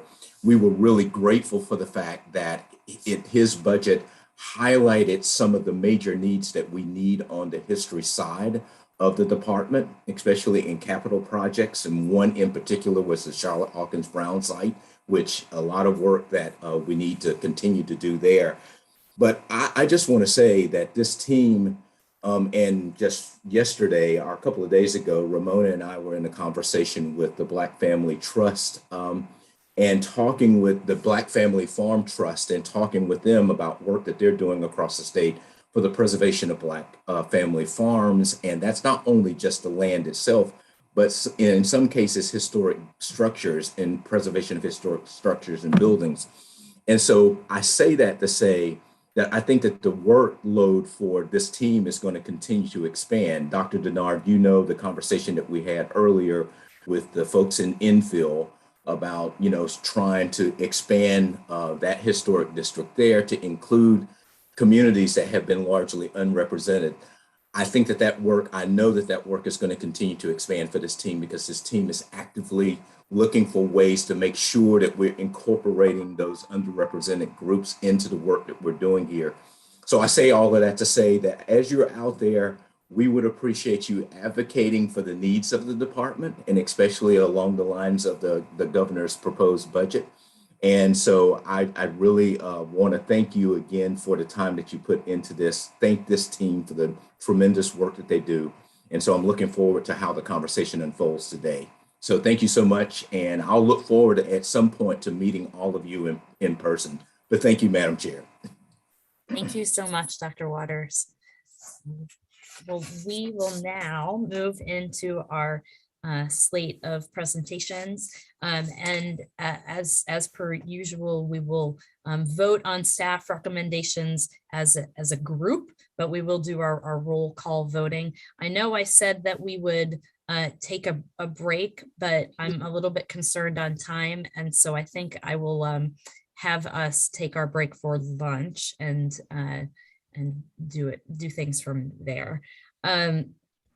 Our first presentation is the Pilot Life Insurance Company home office, and I have that Claudia will be presenting that property for us. Thank you. Let me share my screen and we can start. Can you see this? Everybody see this? Yes, it's not in slideshow thank you. mode though. Yeah, I'm trying to. Okay. Here we go. Okay. The first property is the Pilot Life Insurance Company home office. And it's located about 8 miles southeast of downtown Greensboro in the area known as Sedgefield that's now part of the city. And here in these maps, showing you approximately here, up here where it is in the state in Guilford County. And then this is from HPO Web. This is down here, it's downtown Greensboro. And our property is way down here in the Sedgefield area. And here's a closer view of it. The area has changed quite a bit with development and interstates, as you can see. And here's a bird's eye view that I took from Google. And this is the property being presented to you this morning. Near the end of the 19th century, the new white-collar industry of life insurance emerged in North Carolina, emulating the large, long-established firms of the Northeast. Pilot Life traced its roots to the 1890 founding of the Worth Wharton Real Estate and Investment Company in Greensboro. The company expanded with a loan and trust division and a banking department, and it renamed itself as Southern Loan and Trust Company and then Southern Life and Trust after it was licensed in 1903 to sell life insurance in North Carolina. The company's logo was the knob at the top of Pilot Mountain, which you can see in this. This is actually from an envelope, company envelope in the 1950s. And this knob was long famous as a guidepost. And its motto, the company's motto, was rock ribbed, sort of referring to the ridges on the side of the knob, denoting firm adherence to principles. In 1924, following 2 decades of expansion, Southern Life changed its name to Pilot Life and amended its logo to place the knob at the hub of a ship's wheel being steered by a nautical pilot. 2 years later, the company, which by then had a few hundred employees, announced plans to build a new $500,000 headquarters outside of the city on part of a 3,665-acre parcel known as the Sedgefield Tract, where the exclusive Sedgefield Country Club and associated housing were well underway.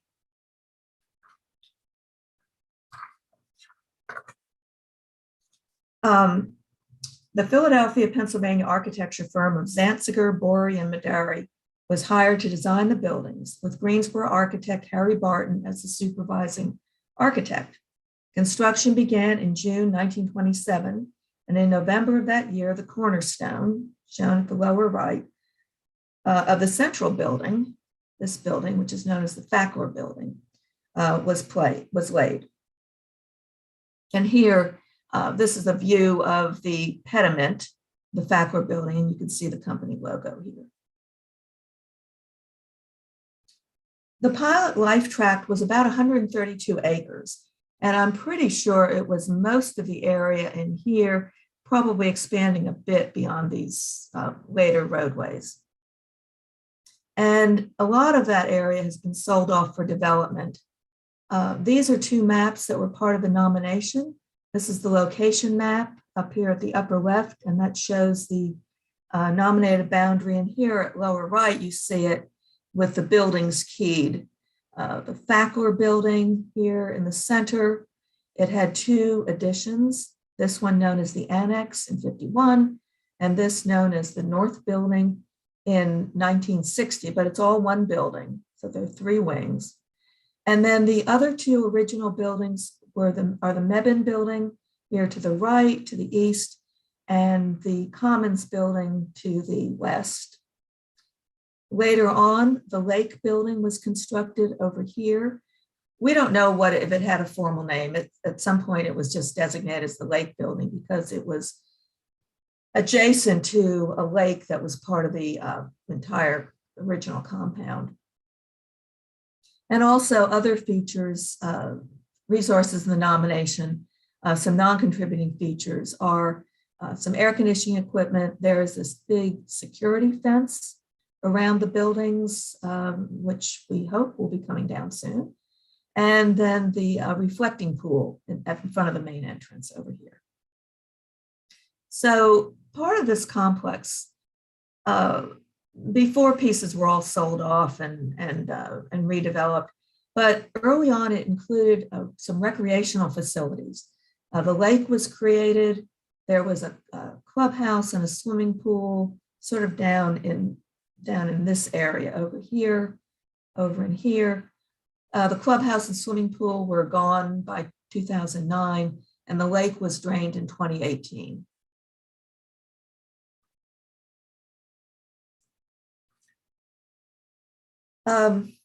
So the tract is about 232 acres. The nominated area is about 20.75 acres. And it was going back here, it was drawn, the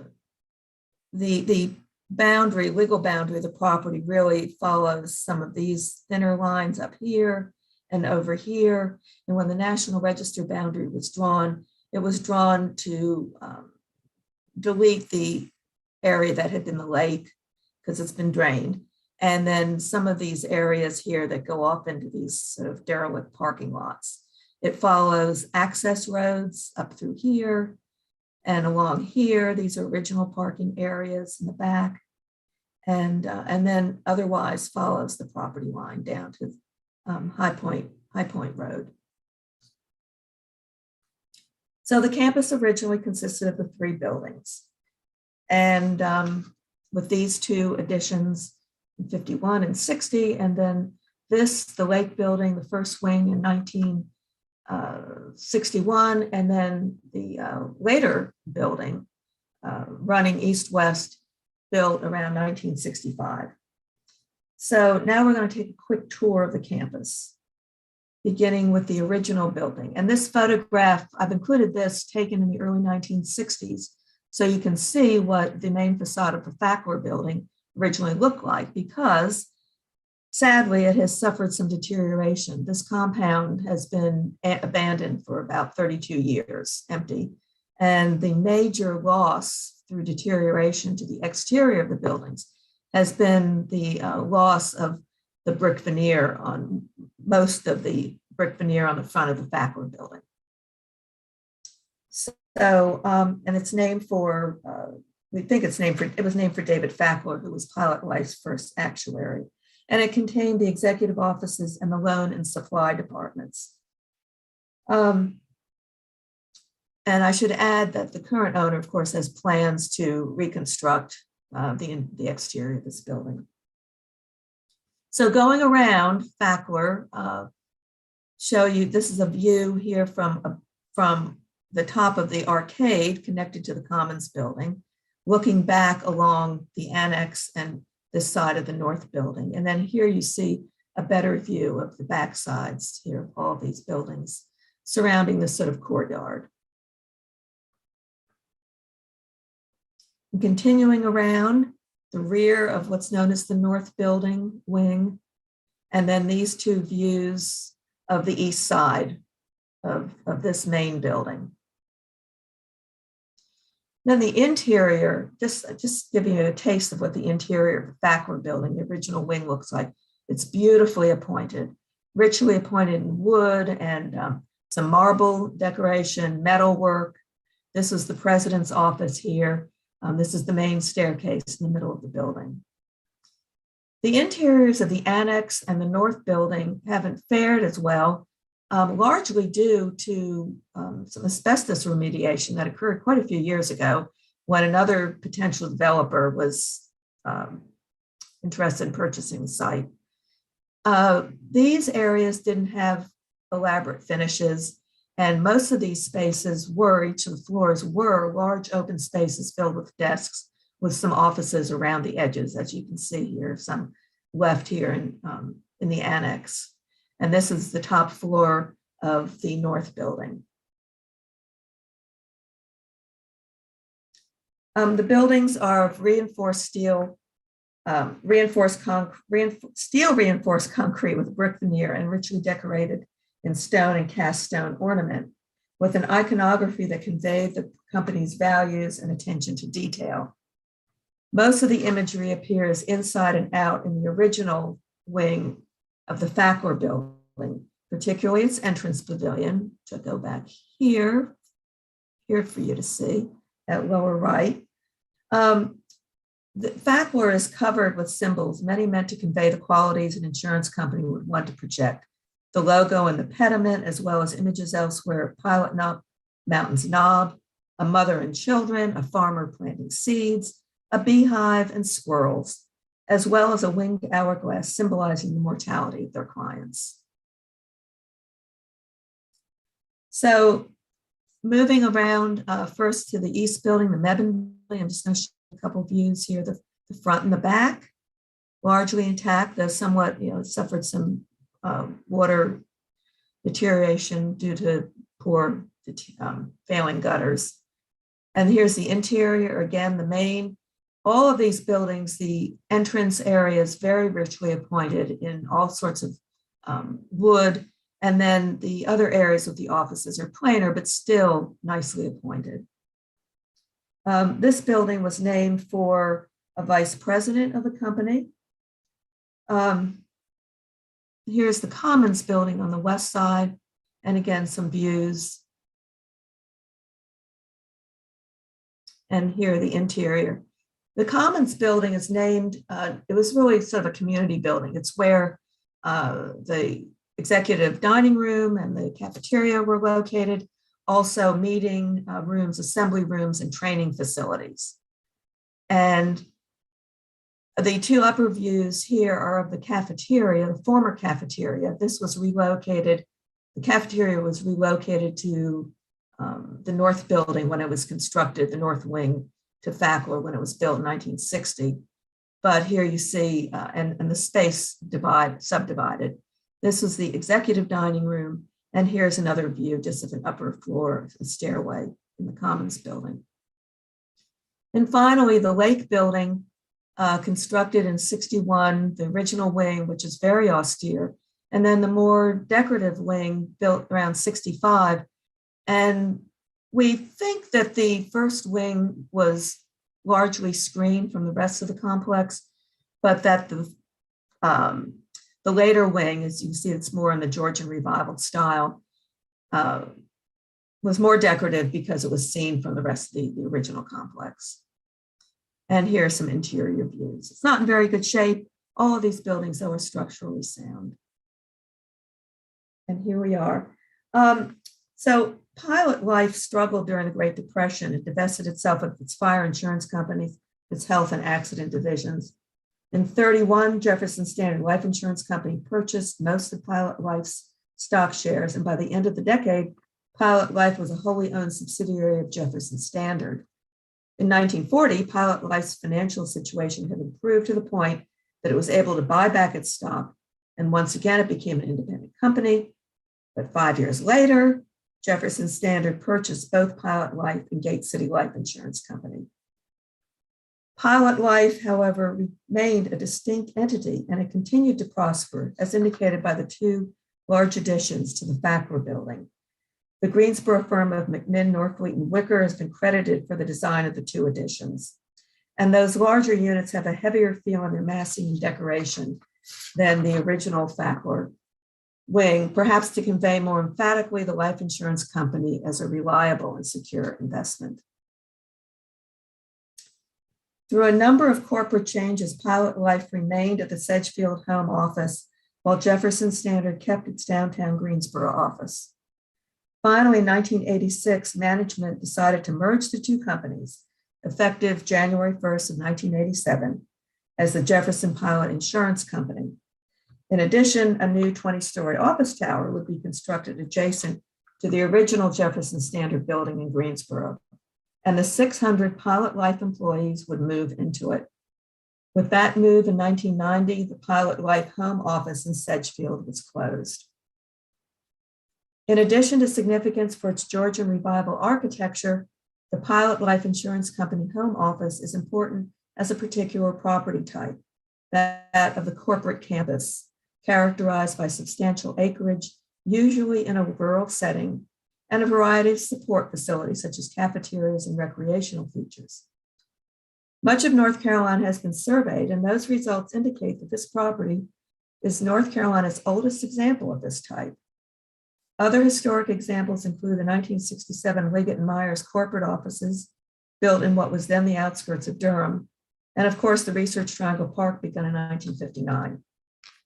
Completed in 1942, the former AT&T Bell Labs Research Center complex in Murray Hill, New Jersey, has been called the first corporate campus in the United States, built 14 years after the Pilot Life campus, and pending additional research, a case might be made for the national significance of Pilot Life, but for now, statewide significance as an example property type is being claimed.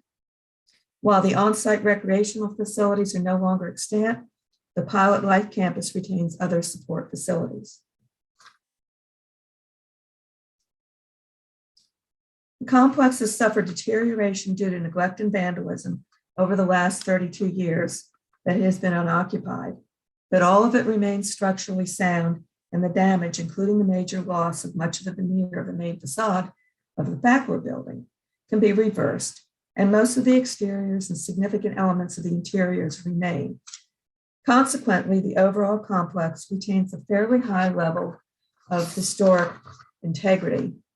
We believe the Pilot Life Insurance Company home office is eligible for the National Register under criterion C in the area of architecture for its Georgian Revival style at the local level of significance and the corporate campus property type at the statewide level. And the period of significance begins in 1927 when construction commenced and ends circa 1965 when the second wing of the Lake Building was completed. And that concludes my presentation. Thank you, Claudia. Are there any comments or questions for Claudia? I have a question. What is the treatment across the front? Is that temporary that we can ignore? Yes, it's just a plastic sheeting Okay. to stabilize and to prevent any further deterioration. Okay. Yeah. So underneath, the veneer has come off, but the stone elements remain intact.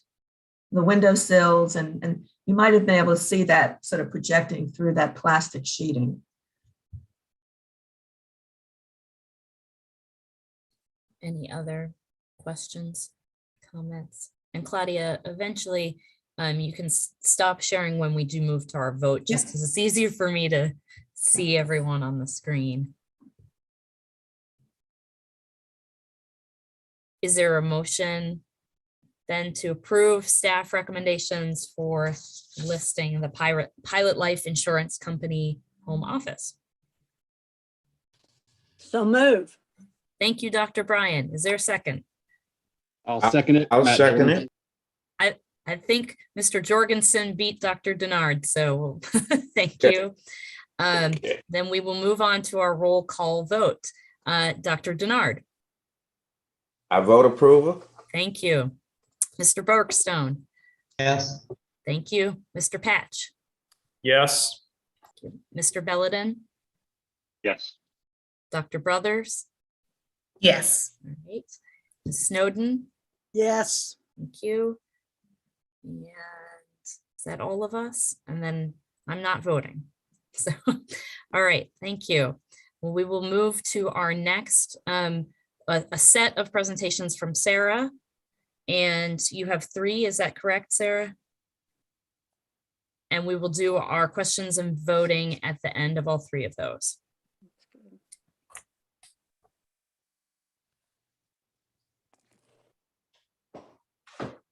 All right. Oh, sorry. Here we go. All right. Westside High School in Chadburn in Columbus County. Westside is located in Chadburn in Columbus County, which is in southeastern North Carolina. And Chadburn is oriented on a nice north-south grid, and Westside, true to its name, is located to the west and south of downtown. Gould Academy was the first school at this location. It opened in 1886 and operated until 1918, which provides the dates for the first period of significance in the nomination. This first school building, like its successors, served Chadburn's Black students. Under strong advocacy by a couple named Erastus and Lucy Campbell, the community constructed a Rosenwald school completed in 1920 to replace the Gould Academy building. The Campbells were remarkable people and tireless advocates for Black citizens in Chadburn and the surrounding areas. By the mid-20th century, the Rosenwald had seen better days, and Erastus and Lucy Campbell again began leading a charge for a new Black school for Chadburn's a new school for Chadburn's Black students. In 1948, a new modern building replaced the Rosenwald. In addition to serving Chadburn, the new building consolidated schools in Sierra Gorda, Bear Bluff, and Evergreen. Westside operated as a high school as a segregated Black high school from its construction in 1948 until Chadburn schools integrated.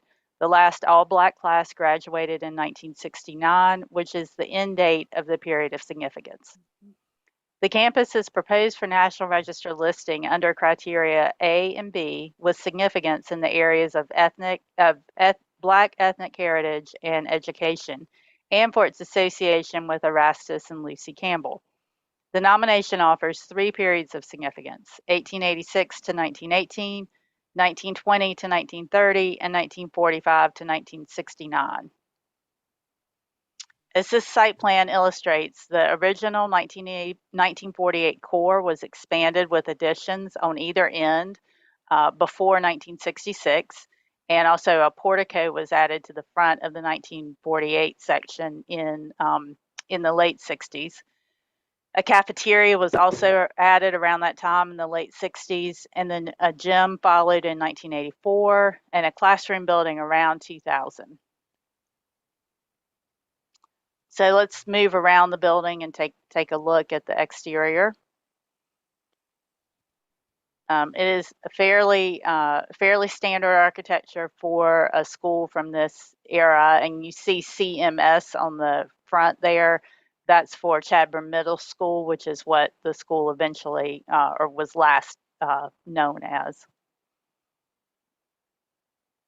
So you can see the 1948 section is pretty austere, and then the 66 or pre-66 wings kind of have these little cheek walls that come out between each set of window banks. And this is moving around the back of one of the pre-66 editions. And then looking down the back of the main block. So moving inside, the building retains a high degree of integrity, brick walls and concrete block walls, original flooring materials. The acoustic tile ceiling in the 1948 section I don't think is original, but I'm not entirely sure about that. And we're just going to kind of click through. Again, really good integrity. And then moving back outside, this is the cafeteria wing or cafeteria addition. And inside the cafeteria, and some great historic shots of the cafeteria in use. the 1984 gym or multipurpose building, as it's formally called on its plaque.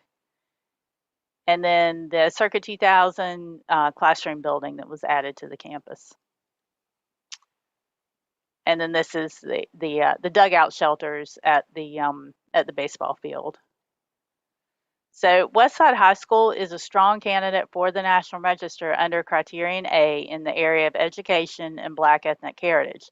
It retains good architectural integrity and can convey its significance as Chadburn's high school for its Black students. Erastus and Lucy Campbell, as noted earlier, were remarkable and appear to rise to the level of historical significance the National Register requires in order to meet Criterion B. The couple were heavily involved in Black-focused real estate transactions, renting to Black tenants, selling property to Black buyers, and providing mortgage services to Black borrowers. Lucy specifically led the development of a Black resort development at Atlantic Beach, South Carolina. Lucy ran a successful midwife service. Erastus worked for the railroad and farmed and owned a general and drugstore. Together, the couple founded a church. They co-founded a nursing school in Fayetteville and co-owned a pharmacy with North Carolina's first Black pharmacist. But their passion seems to have always been with education, and they worked tirelessly to support and advocate for multiple Rosenwald schools beyond Chadburn, and it was their advocacy that brought the extant Westside High School into being. So that is Westside High School, criteria A and B, and you can see the proposed periods of significance there. We will carry on to Kimberly Apartments. Kimberly Apartments are located in Charlotte and directly south of downtown. And you can kind of get a sense here. It's sort of behind Park Road Shopping Center, if you're familiar with Charlotte. This is a labeled aerial look at it. The Kimberly apartment building, it is a single building, but it's also kind of a complete site with carports and landscaping and outdoor amenities that are all original to the site. Architect Charles Morrison Greer designed Kimberly Apartments, and Godley Construction Company built it. Charlotte's post-war growth was pretty eye-popping. The population doubled between 1940 and 1960, and apartment buildings proliferated. Developers commissioned the construction of 882 apartment units in 1963, which is a dramatic increase from the 180 units built in 1960. So that's a pretty incredible increase. With Black Mountain College promoting modernist concepts from its base near Asheville during the 1930s and 40s, and then NC State's Modernist School of Design coming to fruition and attracting modernism's biggest names, North Carolina was a real hotbed of modernism. Charles Morrison Greer was one of a number of prolific architects operating in Charlotte during the mid-20th century. Greer was a Charlotte native who studied at Clemson, served in World War II, and returned to Charlotte to work as a draftsman before gaining his architecture license in 1955. Greer's firm designed nearly every building type imaginable, from houses to factories to libraries, jails, hotels, offices. And it seems that most of the firm's work adhered to modernism, but they did also produce traditional designs. This is the Japanese rock garden at the entrance. And then moving along the front of the building and around to the back. The carports, original carports that are still there. There are 4 individual really big carports. And a walkway across to the shopping center. Inside, there are original finishes that include terrazzo floors and baseboards, the painted paneled walls, and modern railings with narrow metal balusters and a flat wooden handrail. Most of the public space interior finishes are original. Obviously, the carpet is not from 1965. There have been some maintenance replacements. The individual apartments have been updated, but modernism is apparent throughout the site and throughout the building in its connectivity between the outdoors and the indoors. Lots of full-length windows, things like the Japanese rock garden at the front entrance, and every apartment features a balcony and sliding glass doors.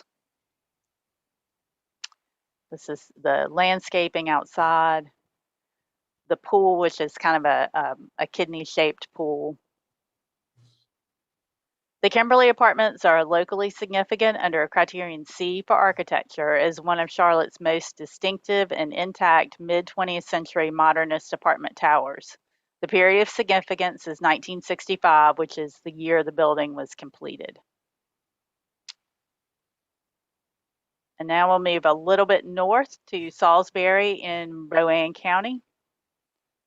To City Motor Company. And I'm sorry, my slide says eligible under A and possibly under C. That's that possible is left over from the study list presentation. I apologize for that.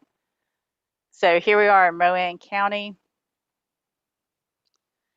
And just on the, in downtown Salisbury, kind of just on the edge of really the core of downtown. City Motor was completed in 1946, and it's a very intact car sales and repair complex. This photo from 1946 shows the components that remain in place today: the corrugated parapet, metal casement windows, garage doors, and original pedestrian entrances. And this image from 1947 lets you see some of the showroom details, which here's a good look at the showroom with its windows in place. City Motor was established in downtown Salisbury in 1940 by a group of 4 men, but during World War II, most of Ford's production focused on the Army's needs. But as soon as the war was over, the company returned to marketing its cars to civilians. City Motor's founders recruited 2 Salisbury war veterans returning home in 1946 and recruited them to work at City Motor. One of them, the son of one of the original owners, was sent to Ford's first merchandising school in 1947. He was one of only 33 men in the class. At the same time, the company hired local architect John Hartledge to build a new showroom and service facility to match the company's new modern sales methods, such as big reveals and showrooms that look different than the traditional downtown commercial buildings that most car dealerships were still housed in. With sky-high post-war demand, the company maintained a wait list for cars, and in Salisbury specifically, construction of a new VA hospital, Veterans Administration Hospital, in 1953 further boosted business. The building operated as a Ford dealership until the late 1980s, when Ford began requiring dealerships to be located outside of cities, outside of downtowns, more in suburban locations closer to interstates, and Ford began mandating that dealerships be built with standardized designs. So City Motor is a complex of buildings with the showroom at the front and an original service wing connected to the back of the showroom. Behind that is a small auto parts storage building and a Quonset hut. So here the main building is the large building, and then there is an auto parts storage space and the Quonset hut, all highlighted in blue, and a service building added in 1954, and an office. The proposed boundary would follow the lot lines from the 1950 Sanborn map, and now we'll just kind of go around the front of the building. Moving around the side. Again, the showroom windows aren't there. They are what you see in the photograph. But many other elements of the building and the complex remain. this really great sort of Louis Kahn service wing in the back. And then moving around, looking at the support buildings in the back, storage buildings, the Quonset hut. And it hasn't been that long since most of you have seen this as a study list application, so I'm sort of zipping through the imagery. So this is looking, so as you're facing the screen to the right is the showroom and the large service area. And so you're looking at, then the next building to the left would be the auto parts storage building, then the Quonset hut, then the then the later or the second service wing. This is moving around the back of the service building and the other side of the service building. Again, the other side of the Quonset hut. The parts storage building and the back of the main building. And then along the opposite side of the main building, opposite from where we started. And kind of a more up close look at the windows. That one in the center is one of the few original steel sash windows that's been undergone any kind of alteration. Here we have one of the original pedestrian entrances. They are still remarkably intact. When you come in, there's a terrazzo floor in the foyer and windows that look into the showroom. The showroom was subdivided by a mezzanine above. This used to be open as a full height space. Then this is facing from the service area back toward the showroom. And just a look at some of the interior spaces. This is the mezzanine, so it's sort of the cramped, it's a full story, but sort of a half story up above the showroom now. And then the service area, which retains its open space format. Inside the Quonset hut, and then inside the back service area, and then an aerial. The city motor retains a very high degree of architectural integrity, with the exception of the showroom windows. And the nomination proposes listing under A and C.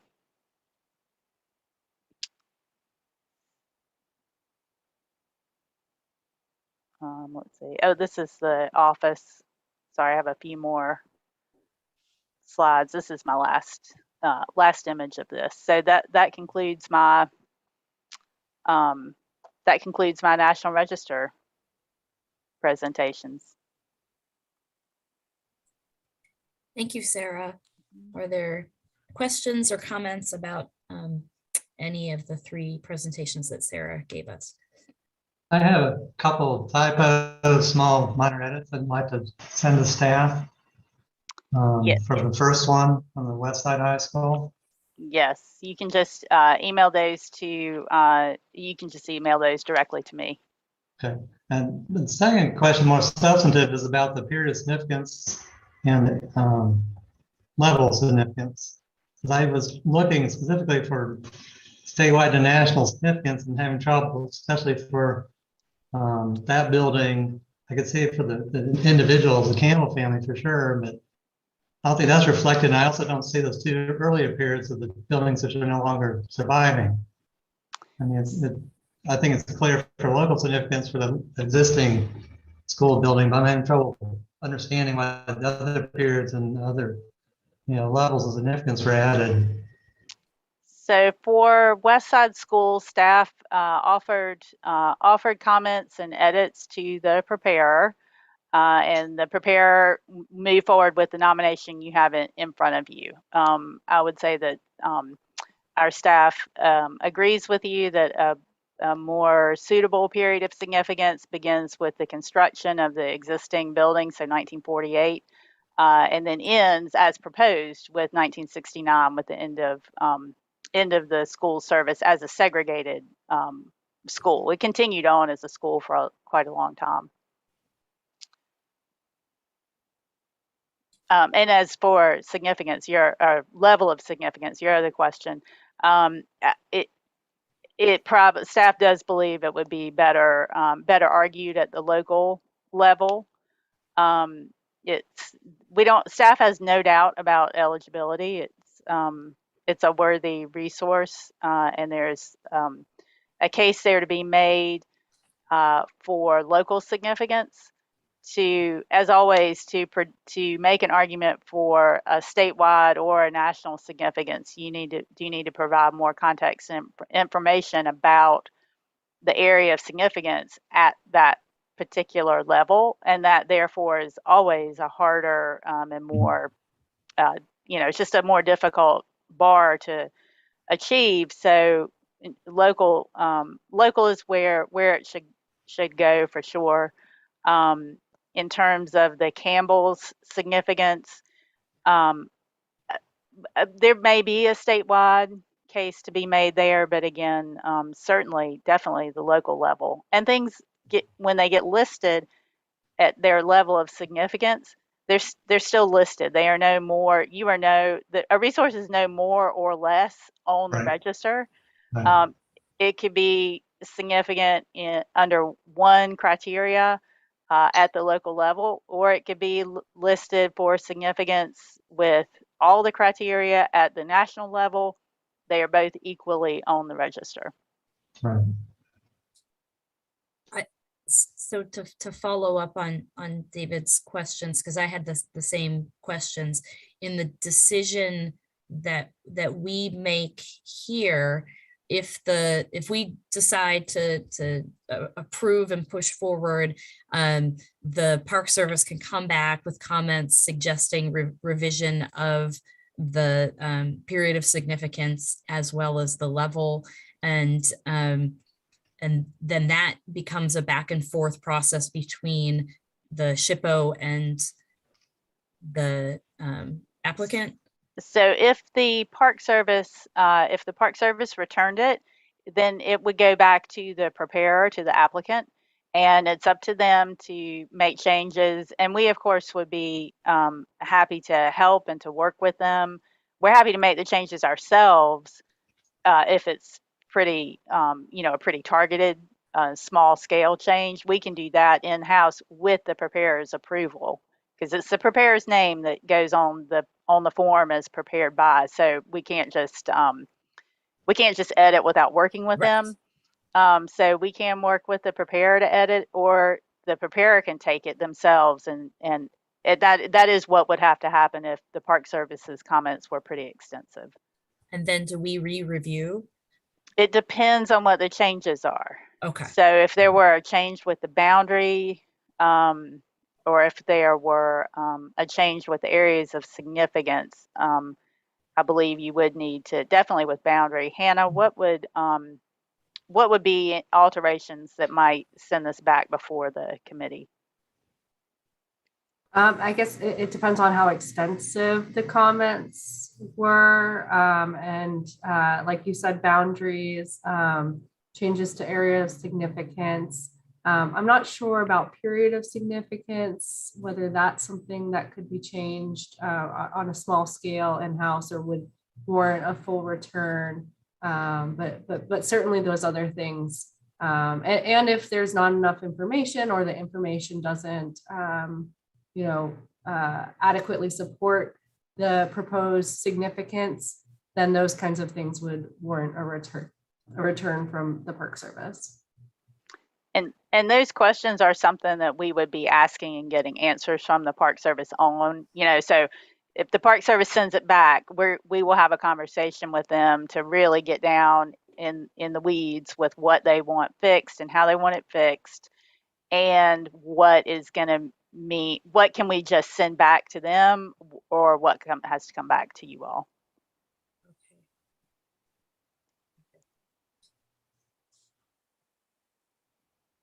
Other questions or comments from of the other committee members. So does that mean we make a recommendation on that? So your votes are to recommend whether Dr. Waters should send the nomination forward or not. And so do you believe the resource is eligible, but then also do you believe the nomination makes the case? Okay. For eligibility, or for eligibility as well as period and level of significance? Yeah, so Ramona might want to step in and make sure I'm giving you the best guidance here about exactly what the committee is voting on. I believe you are voting on whether or not the nomination makes the case. But Ramona, is that correct? You're muted. Sorry. I think that's well said. Again, as we talked about the bylaws earlier, your job is to advise the SHPO. And so do you think that this is a nomination he should sign and forward along? And again, we're discussing some of the details of that, but at the sort of crux of it is the property that we're discussing, is it something that meets the National Register criteria? And staff is recommending that we move forward. I don't know that staff really has a specific recommendation. Okay. Staff feels very strongly that the building is a good candidate for the register. Mm-hmm. Mm-hmm. And just as a reminder, we have your committee plus the SHPO plus the Park Service have all concurred that similar properties elsewhere in the state, similar history, similar style, have indeed met that threshold. So that's up to all of you. Okay, thank you. I'd like to ask a question. I preface it with a statement. Say what I'm hearing is it's likely eligible, and I agree with that. But what I'm also hearing is maybe there's some question about whether or not the Park Service would accept the nomination as it's currently written without some revisions. Is that correct, Sarah? I think that's an accurate summary. I mean, staff offered pretty extensive comments and edits. The nomination before you is what the preparer returned after that process. I believe that it would move through fairly easily with a period of significance that reflected the buildings that are on the ground now. Mm-hmm.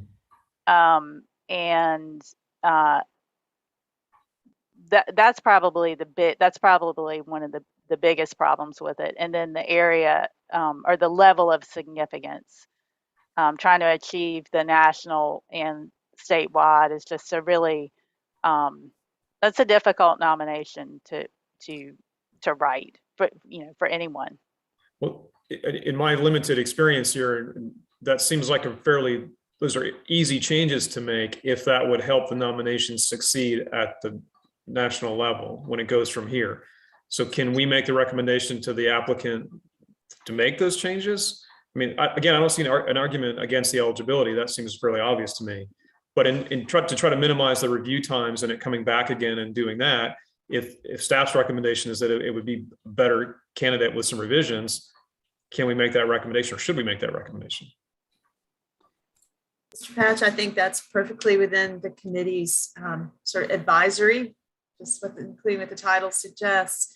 And it's my understanding too, Sarah, that our preparer and others potentially associated with this property are watching. So you may have made that recommendation through the means of YouTube as well. But yeah. But in terms of the vote that we make, Sarah. Sorry. Yeah.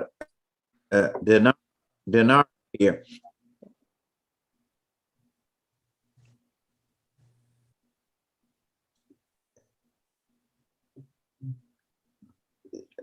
Chair McGill, I'm not hearing Dr. Denard. Are others having same difficulty? Yeah, I cannot hear Dr. Denard either. Okay, let me, There you go. let me, speak. Can you hear me now? Yes. What I wanted to know, and I thought I detected in your presentation that you had made some comments to the person that were not necessarily acted upon in the way that you maybe thought they should have been acted upon. So is it possible that you could go back to that individual, if we voted to say our approval is contingent upon X considerations being made? Is it possible that did you have a relationship with that person? Do you think that person would be receptive to making the adjustments that we recommend? I can't speak for the applicant, of course. I think that I've offered pretty extensive comments and editing, and the applicant did make some substantive changes to the application and did produce a nomination that the nomination in front of you is a lot stronger than the one we started with. I would hope that guidance from you all would be carefully considered. I don't know, and Ramona's going to have to speak to the technical question of, can you make a sort of a conditional approval, or would they need to defer or simply vote no, but provide a lot of feedback, and then the nomination comes back again? Ultimately, it's Dr. Waters' decision as to whether or not to forward something again. And again, as we talked about in our training, your role is to advise him. And again, I think hearing this via YouTube, and also we can do this one-on-one with our constituent who's very interested in seeing this listed as we are, to gauge her response to that. As Sarah's mentioned, I don't presume to speak for anyone, but I think that the feedback will be helpful. Could a vote be something along the lines of recommending that Dr. Waters sign it pending specific revisions? We do not own the nomination. It's the intellectual property of the preparer. So I think at some point, your role is to flag issues that you think may create some challenges at the listing stage. And then we work with the constituent to see what her view on that is, and then go from there. But again, if you believe that it is eligible as a property, the issues around period of significance and all of that, as Mr. Hatch points out, can be addressed at this point, or either the Park Service potentially saying we agree or disagree with your flagging of these issues. But again, I just want to point out, I can't name them all off, but there's one in Orange County, there's one in Farmville, there's another one that we've recently, maybe it's in Henderson, maybe that's incorrect, but I can think of 3 in the last 18 months that we've looked at that are very similar to this particular school, very similar history, and is really testament to the dynamic commitment of local individuals who wanted to see these schools succeed, and the school is still there to remind us of that history. So if in any way I can be an advocate for, I think it is eligible. And our thanks to a constituent as a layperson who has prepared this. I think that's something we should also acknowledge and thank that individual for doing that. Yeah, very, very rich documentation for sure, and read. nothing like this was noted in the report. I don't think, short of the archaeological statement, but are there any remnants of structural remnants of the previous schools on the property? There does not appear to be so. Hannah can comment. She's actually made the site visit, made the photographs you were looking at today. Right. I've been to the site and I did not see any remnants of the earlier structures, no. Yeah, because I was really intrigued by the argument of continuous education on the property, and but in terms of consideration of the material culture and built environment, we don't necessarily have that evidence, right? Okay.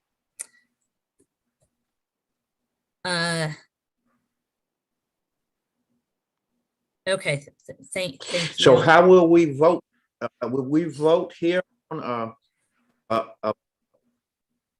Yes, yes. a So package deal, or will we need to vote on these properties separately? I think that given the concerns and comments mentioned, we may need to vote separately on these properties.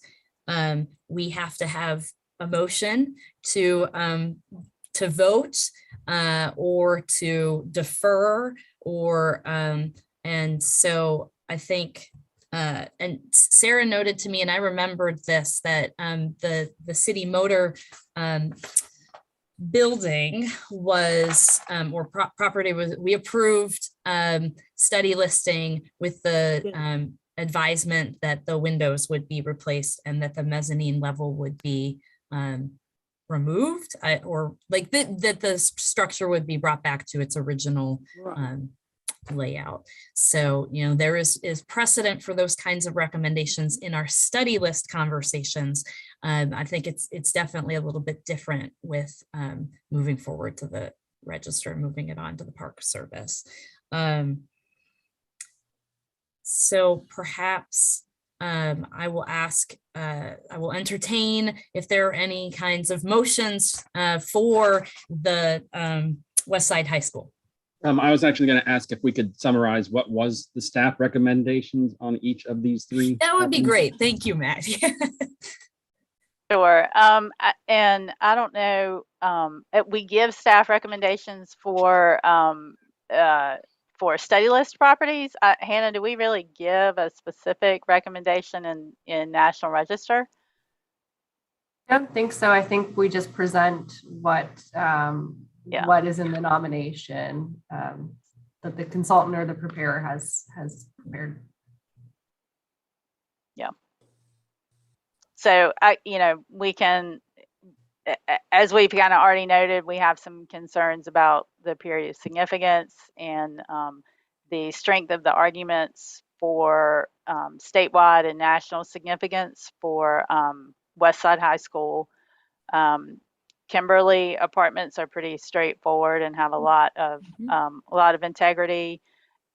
City Motor also has tremendous architectural integrity, but can it convey a question for you is, can it convey its significance as a showroom if the showroom doesn't have its windows and its full height? And the report did note that the intent was to replace. Yes.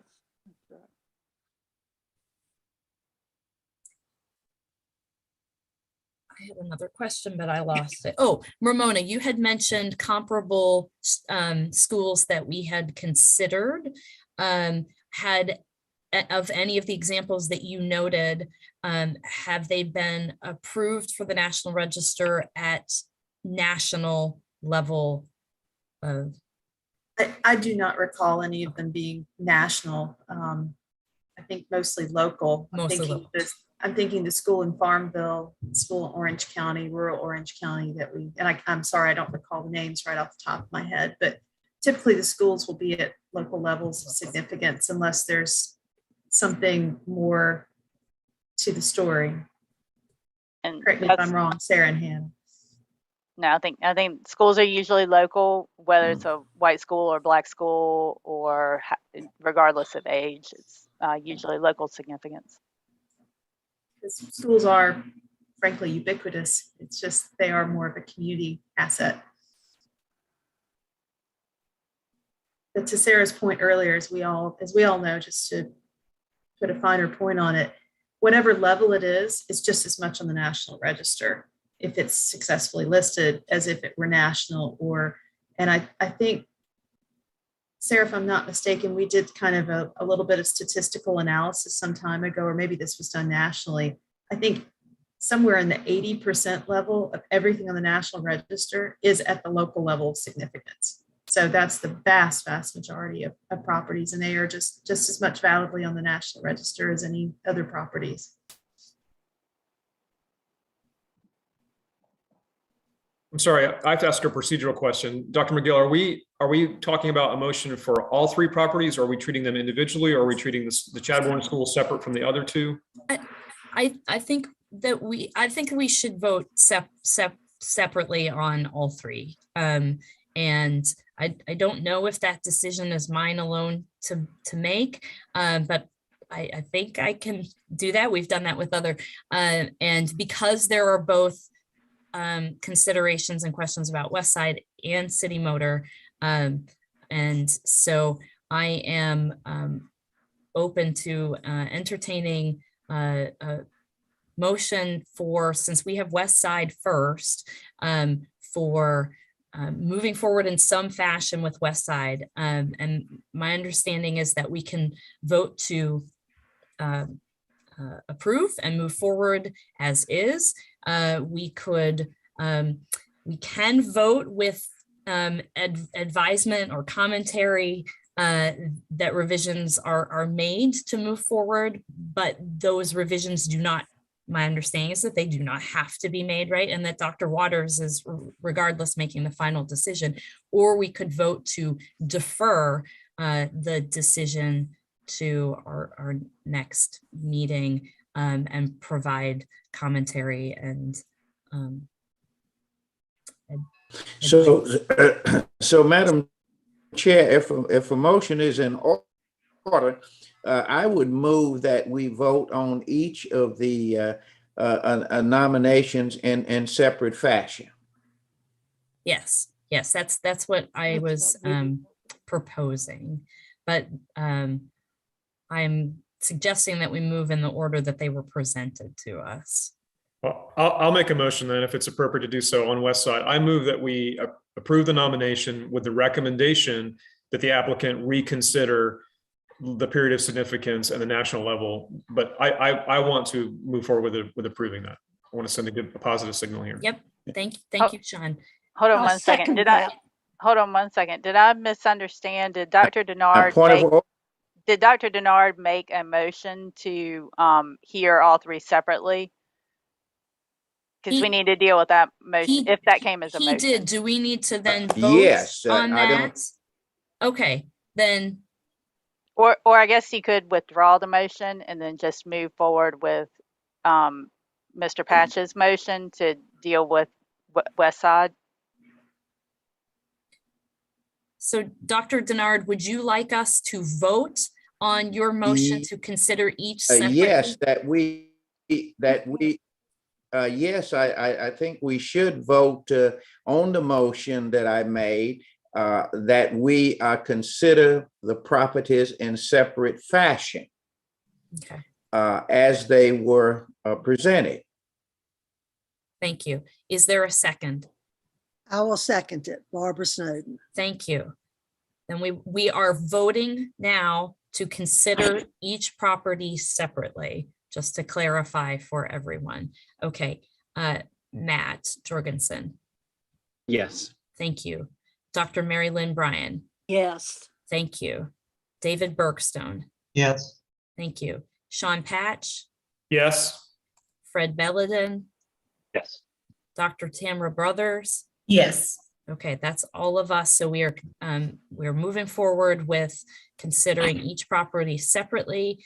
And Mr. Patch has made a motion to move forward with the nomination for Westside with the recommendations of, do we need specifics of all of this, of reconsidering the period of significance as well as the level of significance? Is that correct, Mr. Patch? Thank you. Is there a, did you want to add anything? I'm sorry. Okay. Is there a second? I'll second. Thank you, Mr. Bergstone. Then we will move forward on our vote. Does anyone need clarification for what we are voting on? Madam Chair, just to clarify, it was Mr. Belladin who made the second. Oh, sorry. Was Happy it for Mr. Bergstone to have it. That's fine. maybe he seconded, I think, before we went into our previous vote. Okay. Yes, yes. Okay, all right. Sorry about that. That's okay. All right. Nat Jorgensen. I vote yes on the nomination, on the recommendation. Thank you. Dr. Mary Lynn Bryan. Yes. Thank you. Dr. David Denard. Yes. Thank you. Mr. David Bergstone, because we have recorded Mr. Belladin as seconding the motion, I need an official. Yes. Thank you. And Dr. Tamara Brothers. Yes. And Ms. Barbara Snowden. Yes. Okay, thank you. So we will now move on to the Kimberley Apartments, and we will, is there a motion to approve and move forward with the nomination for the Kimberley Apartments? I make a motion that we move forward with the Kimberley Apartments. This is Barbara Snowden. Thank you. I will second that, Matt Jorgensen. Thank you. All right, we're going to move on with our vote. Dr. Bryan. Yes. Thank you. Dr. Denard. Yes. All right. Mr. Bergstone. Yes. Thank you. Mr. Patch. Yes. Mr. Belladin. Yes. And Dr. Brothers. Yes. Okay. Finally, we are going to consider the City Motor Company. And is there a motion to move forward with the nomination and or any kind of contingency?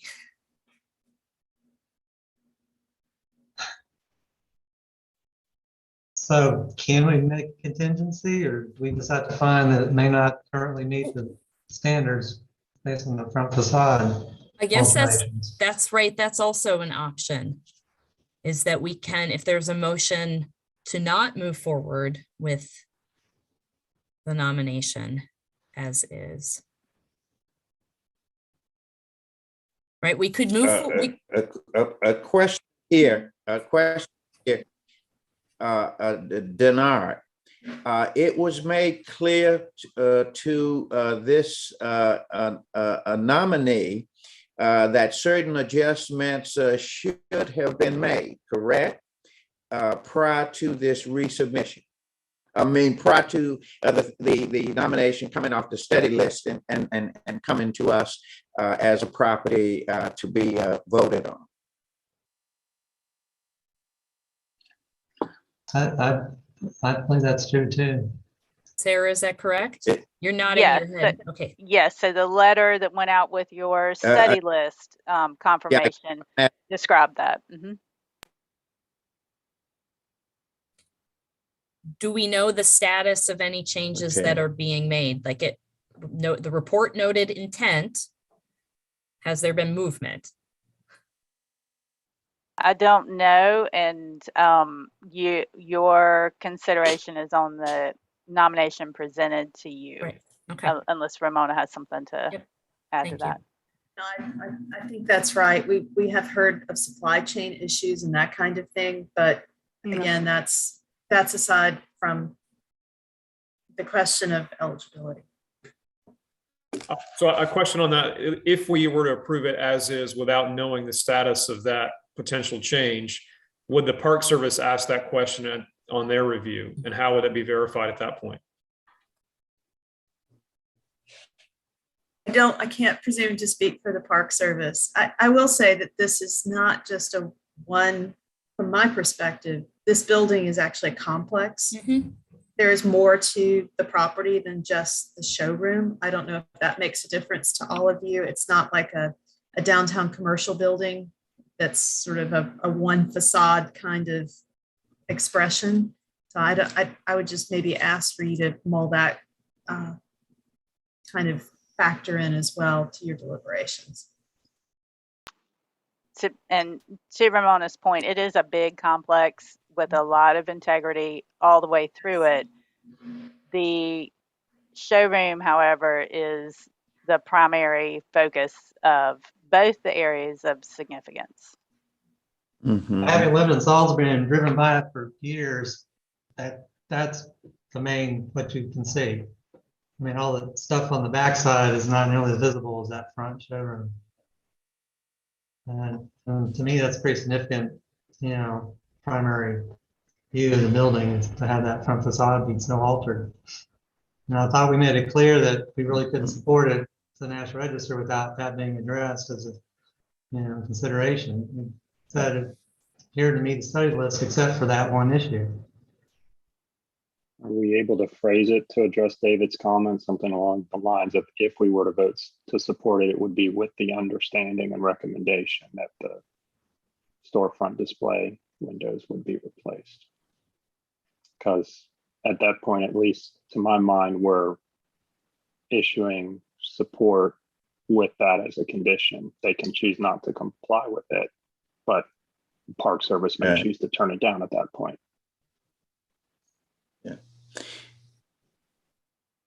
And I don't think we should move forward with it without considering it as a package deal. I know it may be, as Ramona says, a large complex, but it's a package deal that's coming to us, and that will be submitted of Park Services and all of that. And so we should act on it as a package deal here. And our package deal, I think, should be with the contingent that the staff recommendations, you know, be acted upon.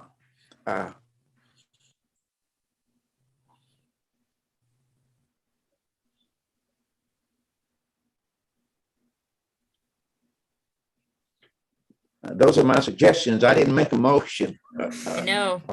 Anything of that. The other thing, sort. it wasn't just the staff that recommended these be done. When we put it on the study list, we said that we wanted it done.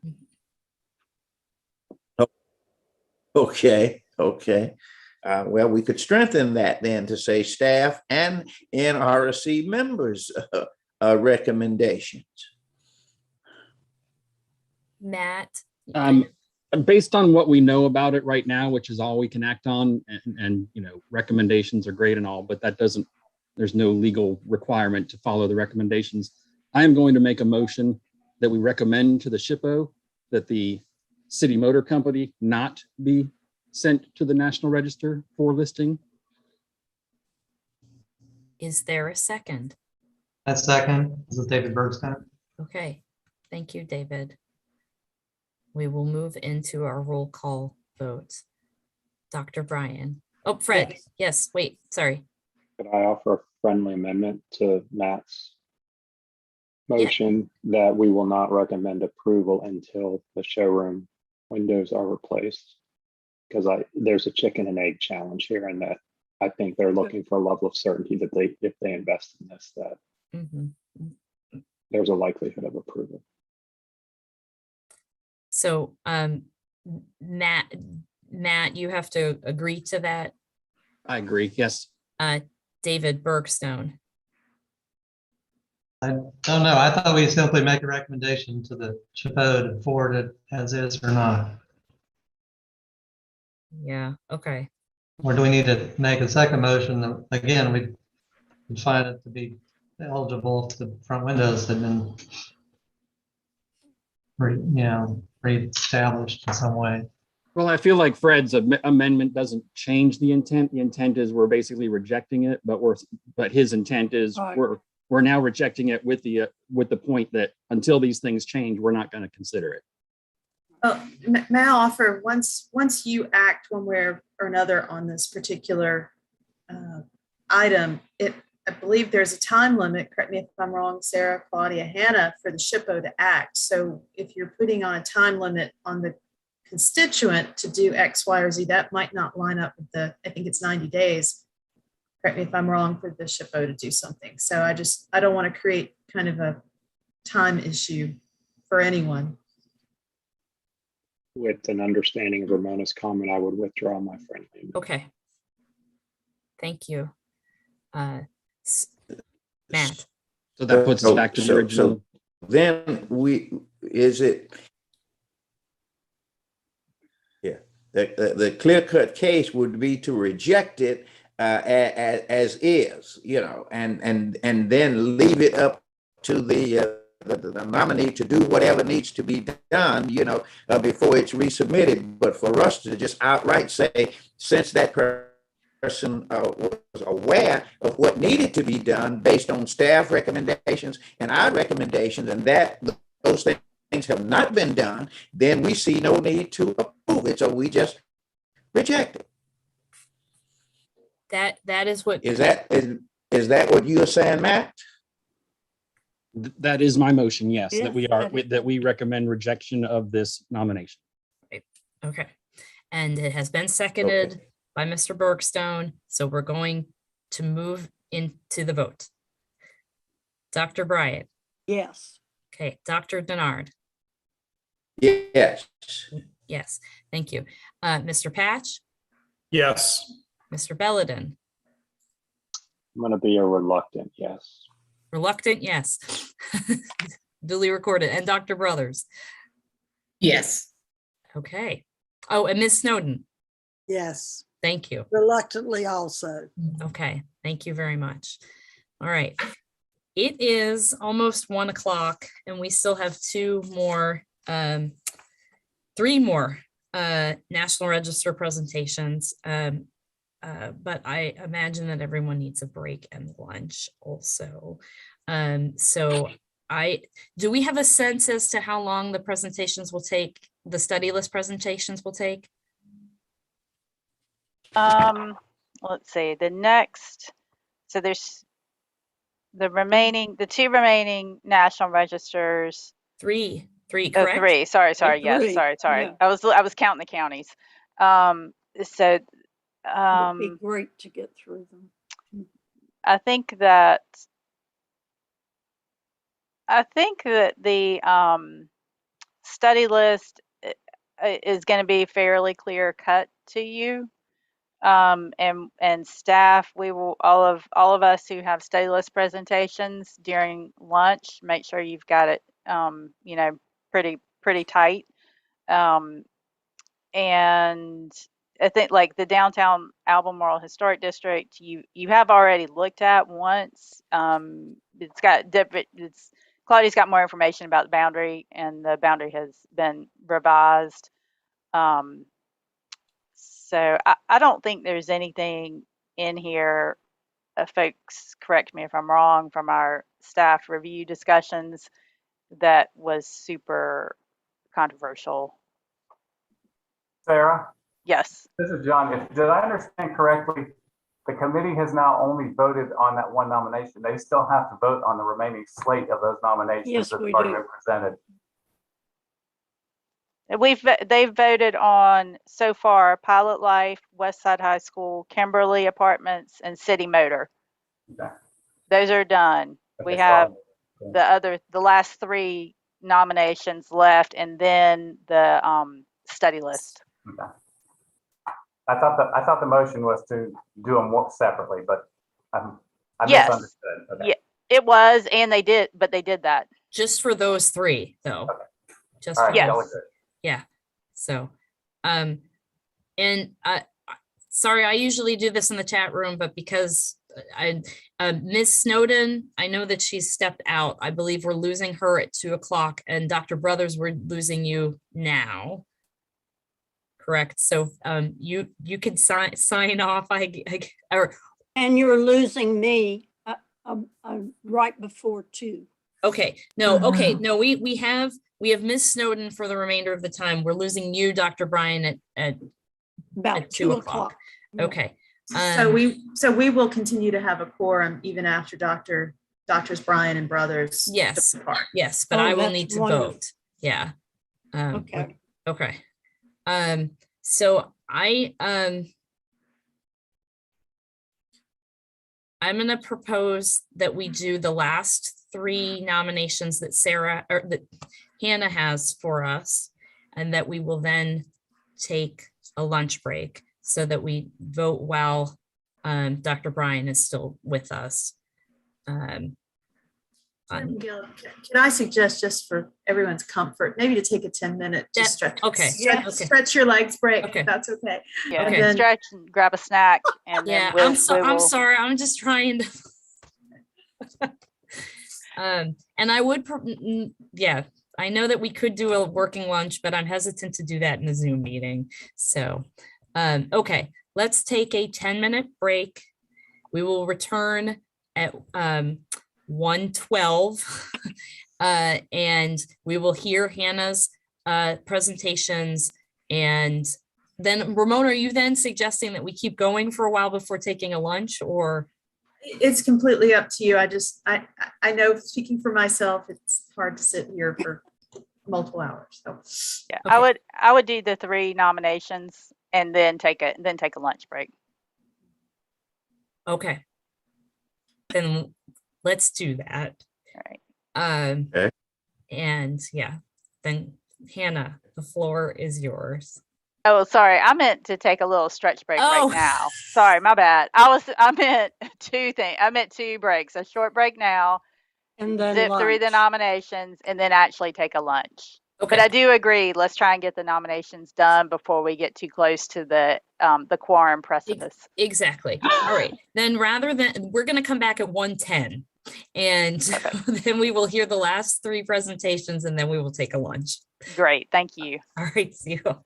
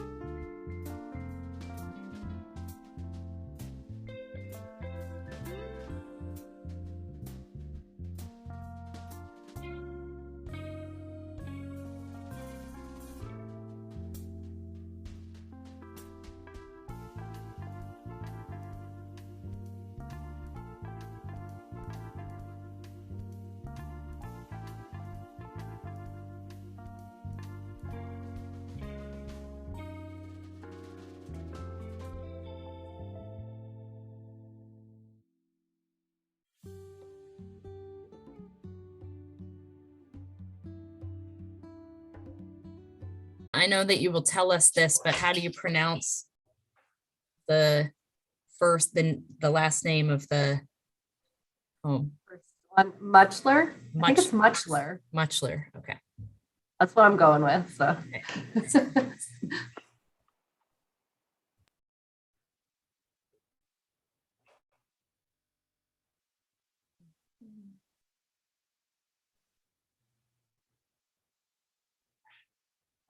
We need our other members here to. Ms. Snowden, are you there? Doctors Denard or Brian?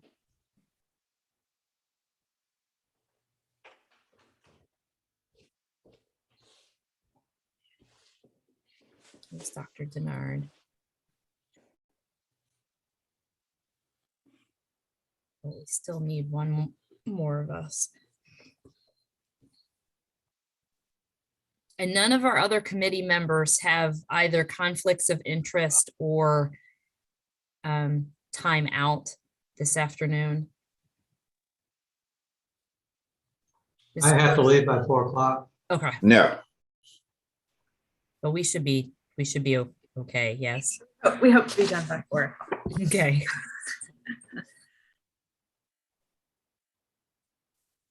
Okay, Dr. Denard, you're with us, right? Yes, I'm here. Okay, great. Well, we have our quorum now. I know that Dr. Brian is planning on joining us until 2 o'clock, but I'm gonna have Hannah, you can pull up your presentation. We can have you get started. I'm sure she'll be back with us soon. And Hannah has 3 properties that she'll be presenting to us. Correct. And do you want me to give the last one for the Central and Southeastern first and then vote on it before we move on to the Western region, or do all of them? Do you anticipate any kinds of concerns or anything? I don't think so, but never know. Never know. No, I think you can present all 3 of them together. Okay. Thank you. So our last property for the Central and Southeastern region is the 1973 William and Barbara Muchler House, locally significant under criterion C for architecture as an excellent example of a modernist residence with a split foyer plan, one of only a few such dwellings in a town where traditionally styled dwellings predominate. The period of significance is 1973, the house's date of construction. It's located in northern Wake County in the town of Wake Forest, in a neighborhood northwest of downtown, developed in conjunction with the Wake Forest Country Club. The Muchlers relocated to the area in the 1960s after William took a job at IBM. His wife, Barbara, completed a master's degree from NC State University and held several counseling positions. It was Mrs. Muchler, a modernist architecture aficionado, who designed the house to emulate aspects of the family's 1967 split foyer plan home, shown here in Vestal, New York, as well as other Raleigh houses that she admired while planning the new house. Here are some of her original drawings, and these are the plans they commissioned. The residence retains very good historic integrity and manifests modernist principles in its long, low form, generous use of glass and high-quality natural materials, including rough sawn board and batten sheathing and variegated red brick to create continuity between the interior and exterior. West of the entrance, the roof continues in a dramatic cantilever to create a 2-bay carport. Beneath the low-pitched side gable roof, deep eaves shelter plate glass casement windows, fixed windows, and sliding glass doors. On the side elevation, the only notable change is the addition of storage rooms under the deck in 1989. Here's the rear elevation. And then the other notable change on the exterior is the enclosure of the lower level sunroom, which was originally a screen porch. And this is the other side elevation. The interior retains a split foyer plan with a central stair leading from an at-grade foyer to a full-height upper floor encompassing the public living spaces, including the living room and dining room, kitchen and breakfast room, and sunroom to the west. And then the bedrooms and bathrooms are on the east. Here are the living room and dining room. Original character defining features include rough sawn board and batten accent walls, variegated brick chimneys, exposed ceiling beams, built-in bookshelves, and hardwood floors. Here is the kitchen and the breakfast room and sunroom. The only notable change to the original floor plan is here, where the dividing walls were removed in 1998 to create an open floor plan. Here are some representative views of the bedroom wing. Intact elements include flat board window and door surrounds, low baseboards, flat panel wood corridor doors, louvered closet doors, and built-in bookshelves. In the semi-subterranean lower level, the public and private spaces are divided the same as above, with a game room, family room, and sun porch to the west, and to the east, bedrooms, bathrooms, and a storage room. As you can see, the same original finishes are found on the lower level. This is the game room, family room, and sun porch, and the bedrooms and storage room. The Muchler House was one of only a few modernist dwellings identified during the 2020 Wake Forest Architectural Survey update, including the 1950 Thomas J. and Mary Susan Byrne House, also study listed at that time, and the 1977 John Rich and Anne Melanie Murphy House, which was not old enough to be placed on the study list. The Wake Forest Country Club neighborhood contains 20 custom-built dwellings, 16 of which were erected between 1972 and 1980, and most are traditional in style. The 1972 Ray and Lillian Faircloth House displays modernist features. However, the Muchler House more fully exemplifies the modernist style in form and finish. The boundary encompasses all of the 0.9 acre tax parcel historically associated with the house. And additionally, it should be noted that we have received CLG comment from the Wake Forest Historic Preservation Commission that they believe the nomination meets criteria for listing. Now moving on to the western region, I have two properties for you. Both are in and around Tryon and Holt County. The first one is the Eunice Wayman birthplace. Before becoming internationally renowned musician, composer, singer, and civil rights activist Nina Simone, Eunice Wayman was born and spent her early years living in this modest 3-room house. Located in southern Polk County in the resort town of Tryon, the house, which was constructed in the 1920s, is located northeast of downtown Tryon's historic district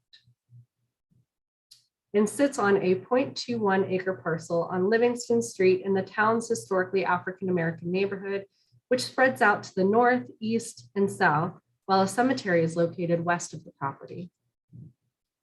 Eunice was born at home on February 21st, 1933, the 6th of 8 children born to John and Mary Kate Wayman. Her father owned a dry cleaning business and barbershop, and her mother was a housekeeper. Both parents were musically talented and active members of St. Luke's CME Church, where Mary Kate was ordained a minister. Although the house is currently undergoing rehabilitation, it retains very good overall integrity. Located on its original site, the modest dwelling retains its original orientation, form, massing, and fenestration patterns. Changes have mostly been in kind with like materials. On the exterior, this includes selective replacement of wood clapboards, reconstruction of the front porch and stair, restored floor structure, new beams, and brick pier supports, and the installation of 5V metal roof over the original metal shingle roof, as well as installing new windows and 5-panel wood doors. This historic image of an unknown gentleman standing in front of the property reveals that the house originally sat on log posts and featured 2/1 wood sash windows. These two changes, the brick pier foundation and the 4/1 windows, do not significantly jeopardize the building's historic character. The interior of the 3-room dwelling is simple, with original or historic tongue and groove wood floorboards and narrow beaded board walls and ceilings throughout. The doorways and windows are missing their interior trim removed during previous renovations. And here are some more views of the interior. Eunice developed musical talent early in life, coinciding with the time her family lived at the house on Livingston Street. According to her mother, Eunice would hum hymns at 8 months old and started to play the organ before she was 3. By the age of 4, Eunice would join her mother when she preached throughout the surrounding community and play the piano. The Waymans moved from the house around 1937 to another house in Tryon that's no longer extant. Eunice's Tryon roots in the Jim Crow era shaped her future as a musician and civil rights activist. A local affluent white woman named Catherine Miller recognized Eunice's musical talent and paid for her piano lessons from an English woman named Muriel Mazinovich. Yet as she walked through town to and from piano lessons, Eunice would sometimes stop at the pharmacy in town for a sandwich, but was not allowed to eat inside as the white children of town could. Eunice often played recitals locally, but when she was 11 years old, Eunice refused to perform at her own piano recital until her parents were allowed to return to their seats at the front row after they had been ushered to the back of the audience. And it's believed that this incident took place at the Linear Library, shown here. With financial assistance from Mrs. Miller and members of the Tryon community, at age 14, Eunice went on to study at the Allen School in Asheville, a prestigious private Methodist school for African-American girls, from which she graduated as valedictorian. Following graduation, she studied at the Juilliard School of Music in New York, but was rejected from the Curtis Institute of Music in Philadelphia, which crushed her dreams of becoming a classical pianist. Eunice's career shifted in the 1950s to teaching private music lessons and performing in clubs throughout the Northeast. It's at this time that she took on the stage name Nina Simone. By the late 1950s, Nina's music career took off, and her sound evolved to incorporate her classical piano training with jazz, blues, and folk music. Nina performed at major concert venues, festivals, and events all over. In between 1958 and 74, Nina released 33 albums under various labels. Influenced by the discrimination she faced as a Black woman, civil rights leaders, and events of the movement, sorry about that, Nina turned to activism, using her music to speak out for racial justice and inequality, becoming the voice of the civil rights movement with songs like Backlash Blues, For Women, Mississippi Goddamn, and To Be Young, Gifted, and Black. In 1974, Nina left the United States and eventually settled in France. She continued to perform and create music until her death in 2003. In 2017, 4 prominent New York City-based African-American artists purchased the Eunice Wayman birthplace. In 2018, the National Trust for Historic Preservation named the house a national treasure and repaired exterior siding and painted the exterior of the home. The National Trust is currently exploring options for the home and assessing the rehabilitation needs of the property. A preservation easement held by Preservation North Carolina was placed on the property in 2020 and will protect the house in perpetuity. Eunice's complex Tryon roots in the Jim Crow era provided a foundation in racial justice for her later career as Nina Simone during the Civil Rights Movement. The modest 3-room house, where she was born, first introduced to music, and learned to play piano, embodies her experiences as a Black girl of substantial musical talent in this affluent resort town. Her activities during her life at the property and her youth in Tryon are both historically significant and important in understanding her later achievements. As such, the Eunice Wayman birthplace is locally significant under Criterion B in the areas of performing arts and African-American ethnic heritage. The period of significance for the property is 1933, the year of her birth, to circa 1937, the approximate year the family moved. It meets criteria consideration C as a birthplace because there are no other appropriate sites or buildings in Tryon that are more closely associated with her formative years and productive life. The Waymans moved frequently and rented their homes. While the family lived in several homes in Tryon and nearby Lynn, several of which were identified in the nomination text, all have either been lost, altered, or the association or timeline is not clear, making this house the most clearly associated with Eunice's time in Tryon. Other properties in Tryon associated with Eunice Wayman include the Linear Library, which she performed at, and Miss Mazanovich's house, where she took piano lessons, both of which have been substantially altered. And St. Luke's CME Church was central to Eunice's childhood experiences. However, the old frame Gothic Revival style building was replaced in 1967 by a mid-century modern church building. The nominated property includes the house as well as all the remaining yard that was historically associated with the property, extending to the edge of pavement along Fred Lyle Circle and East Livingston Street. And last but not least is the Lincote Historic District. It is located just north of the Tryon town limits, not far from the Eunice Wayman birthplace. The district encompasses a small group of residential properties associated with Emma Payne Erskine Corwin, a noted author, artist, social activist, and real estate developer, and is being nominated at the local level under criterion B in the areas of social history and literature, and criterion C for architecture.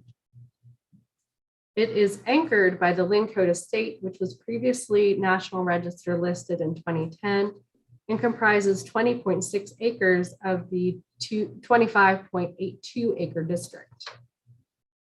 By the late 1800s, Tryon had a reputation as a first-class resort town and attracted artists, writers, and industrialists. This, along with the temperate climate and scenic beauty, drew Emma and Charles Erskine to the area. Emma was the daughter of Alfred Payne, a professional artist from Chicago, and from an early age, she displayed interests in storytelling and art.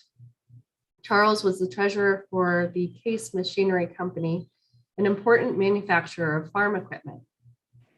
The couple lived with their 6 children in Racine, Wisconsin, but purchased land in Tryon in 1892, and it's believed they hired prominent architect Richard Sharp Smith to design their winter home Lincote, which was finished in 1896. While the original Lincote is no longer extant, remaining resources from the earliest era of development include the extensive network of terraces and stone retaining walls, and an estate road that through the property, which became Lynn Road in 1904, connecting Tryon to the nearby community of Lynn. Both the landscape and road are contributing resources to the district. Lincote remained a seasonal residence for a number of years, but their stays became more frequent with growing involvement in the social and cultural life of Tryon. The Erskines frequently hosted guests and social events at Lincote and worked to improve the local community, including building a schoolhouse and teacher's cottage in Lynn, raising funds for the construction of the Linear Library in 1905, and commissioning a new Gothic Revival style building for the Congregational Church in 1908. Emma actively supported the General Federation of Women's Clubs and the movement for women's suffrage. Upon Charles's death in 1908, Emma sold the house in Racine and became a permanent resident of Tryon. Emma resumed writing after his death under the pen name Payne Erskine, and she had a small detached writing studio built at Lincote circa 1910, which she called the Little Room, and this is also a contributing resource. Here she wrote her novel, The Mountain Girl, which captured an authentic portrayal of local culture and became widely popular. The book was published by Little Brown and Company in 1912 and serialized in Ladies' Home Journal. The novel went through 13 printings and was followed by two other popular books, The Eye of Dread in 1913 and A Girl of the Blue Ridge in 1915. In addition to her artistic and literary pursuits, Emma capitalized on growing interest in Tryon real estate as a means to augment her income. She enlisted William F. Smith, a local designer and builder, to erect rental and speculative houses on portions of her estate or on lots sold off from the Lincoat property. Smith built the first two houses for Emma in 1912, including Mosley Hall, shown here, and the Villa Barbara. These two properties remain standing in relatively close proximity to the Lincoat district, but are physically and visually separated by newer construction that's not associated with Emma. By the mid-1910s, Emma's land holdings covered approximately 600 acres, and she and Smith built the first of several cottages across Lynn Road from Lincoat for rental properties in circa 1915. The first was Over the Way, which combines craftsman and colonial revival details, while Wren's Nest has some subtle craftsman details. These were followed by the Corwin Log House in circa 1922 and the Uchtman Landrum House in circa 1923, both exhibiting rustic revival styling and contributing to the district. Overall, the houses retain good historic integrity. Here that is. Each house has several outbuildings associated with them, most of which were built after the period of significance and have been substantially altered and no longer retain integrity to convey significance. One of the larger properties Emma sought to develop was an old dairy farm west of Lincoat into a country club, creating the first golf course community in Tryon. She deeded 54 acres to the club and hired preeminent golf course designer Donald Ross to lay out a course. The Tryon Country Club opened in 1917 and was individually listed in the National Register in 2013. Unfortunately, the original Lincoat burned in 1916, leaving only portions of the first story stone walls extant. That same year, Emma married an old family friend and architect, Cecil Corwin of New York, where he apparently continued to live part-time throughout the duration of their marriage. Emma resided in the Wren's Nest, pictured here, for the rest of her life after Lincoat burned. After Emma's death in 1924, the stone walls of the original Lincoat were incorporated into a new house constructed between 1927 and 1928 by the Erskine's daughter, Susan, and her husband, Carroll P. Rogers. The house, also called Lincoat, is a picturesque Tudor Revival style house designed by prominent regional architect Earl G. Stillwell. The second Lincoat was listed individually in the National Register in 2010 for its local significance in the area of architecture. The four houses adjoining Lincoat are representative examples of popular styles found throughout the region and are physical examples of Emma's activities in Tryon, encompassing her home, writing studio, and business ventures. While her influence is also apparent in other Tryon buildings and institutions, this set of resources provides the most complete picture of her life in Tryon. The district is locally significant and meets criterion B for the contributions of Emma Payne Erskine Corwin in the areas of social history and literature, and as resources most closely associated with her productive life. The historic district meets criterion C for the complementary collection of locally significant architecture, including her craftsman and rustic revival style rental houses adjacent to Lincoat, significant in its own right for its exceptional Tudor Revival style architecture. The period of significance begins circa 1896 with the construction of the first Lincoat mansion and the resources that are still extant and are associated with it, and ends in 1928 with the completion of the second Lincoat. The eligible boundary for the Lincoat Historic District encompasses the residual property associated with the Lincode estate, and 4 contiguous resources on the northeast side of Lynn Road. Other properties associated with Emma near Lincode are physically and visually separated from the district by wooded topography and newer construction. And it should also be noted that we've received several letters of support for this nomination. And that's all I have. Thank you, Hannah. Are there any questions or comments for Hannah? I just had one question. Yes, one quick question.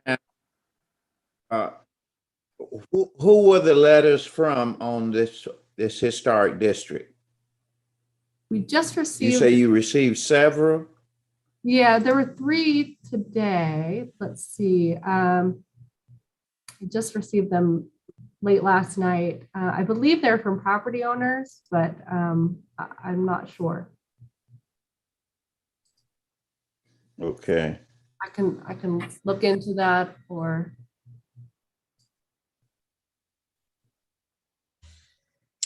Okay. I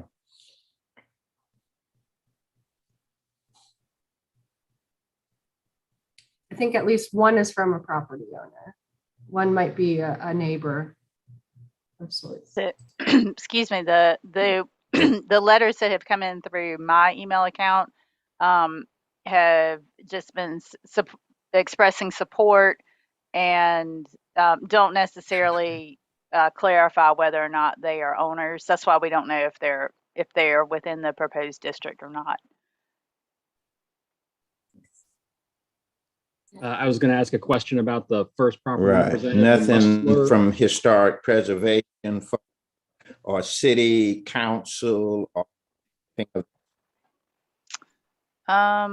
The ones I have, again, aren't really, they're just signed by, by the person. So for instance, this one says, with regards, James Blanton and Gary Korn, but I don't know if they are within the town or within the district, or exactly who they are, where they are.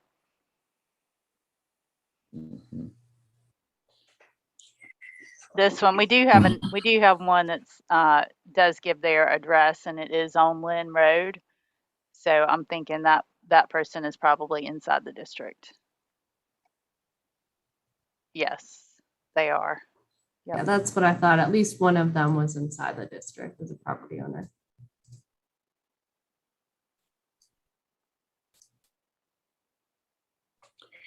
Is that a concern of planners that we pay attention to who these groups are that submit support statements? To planners like a local, like local government staff or officials? Yeah. I'm thinking especially when we have historic districts, because we want to know, who are the folk who are buying into, this plan, this historic district. And it would be helpful to know that it's something other than, individuals. Right. So for historic districts, that is. Right. So for districts or any nomination, the really the types of feedback we get from the public individual letters, that kind of feedback, what really counts kind of literally are the notarized objection letters. And so but it certainly is helpful and positive for you all to know that someone, whether they're in the district or just lives in the area and is interested in history, supports the nomination, or even if they object to it and they don't live in the district, so they can't formally, object. It's a good way to get feedback, just so you'll know. But at the same time, I guess in terms of officialdom, the ones that count are the ones that are notarized. I don't know if Julie or Hannah or anyone wants to add to that. And I will, Julie has put in the chat that one of the letters was from 2 owners of a home in the district, and the other 2 letters are simply in support of the district, but not actually in the district. And we do typically, correct me if I'm wrong, Sarah, we do send letters of support with the nomination to the Park Service. So they do see those letters, even if they're not, formal objections or anything like that, notarized objections. Yes, we do. We send all of the correspondence we receive about historic districts or in favor or not of a property. We've only received ones in favor of the district for this. And as you know, or probably know, the only ones that really count for that are the ones within the district, but we do just send all of the ones that we receive.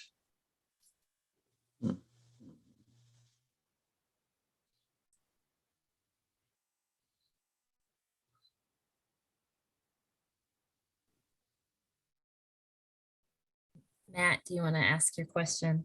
Yeah, I had a question about the first property in Wake Forest, the Muchler House. By my calculations, it's 49 years old. Is there a reason we're giving this one a pass for 1 year early and not reviewing this next year? Yeah, I did. I asked the consultant about that same question as well, and whether there was, any case for, the criteria consideration for properties that are not quite 50 years old yet, and they wanted to move forward with it as is.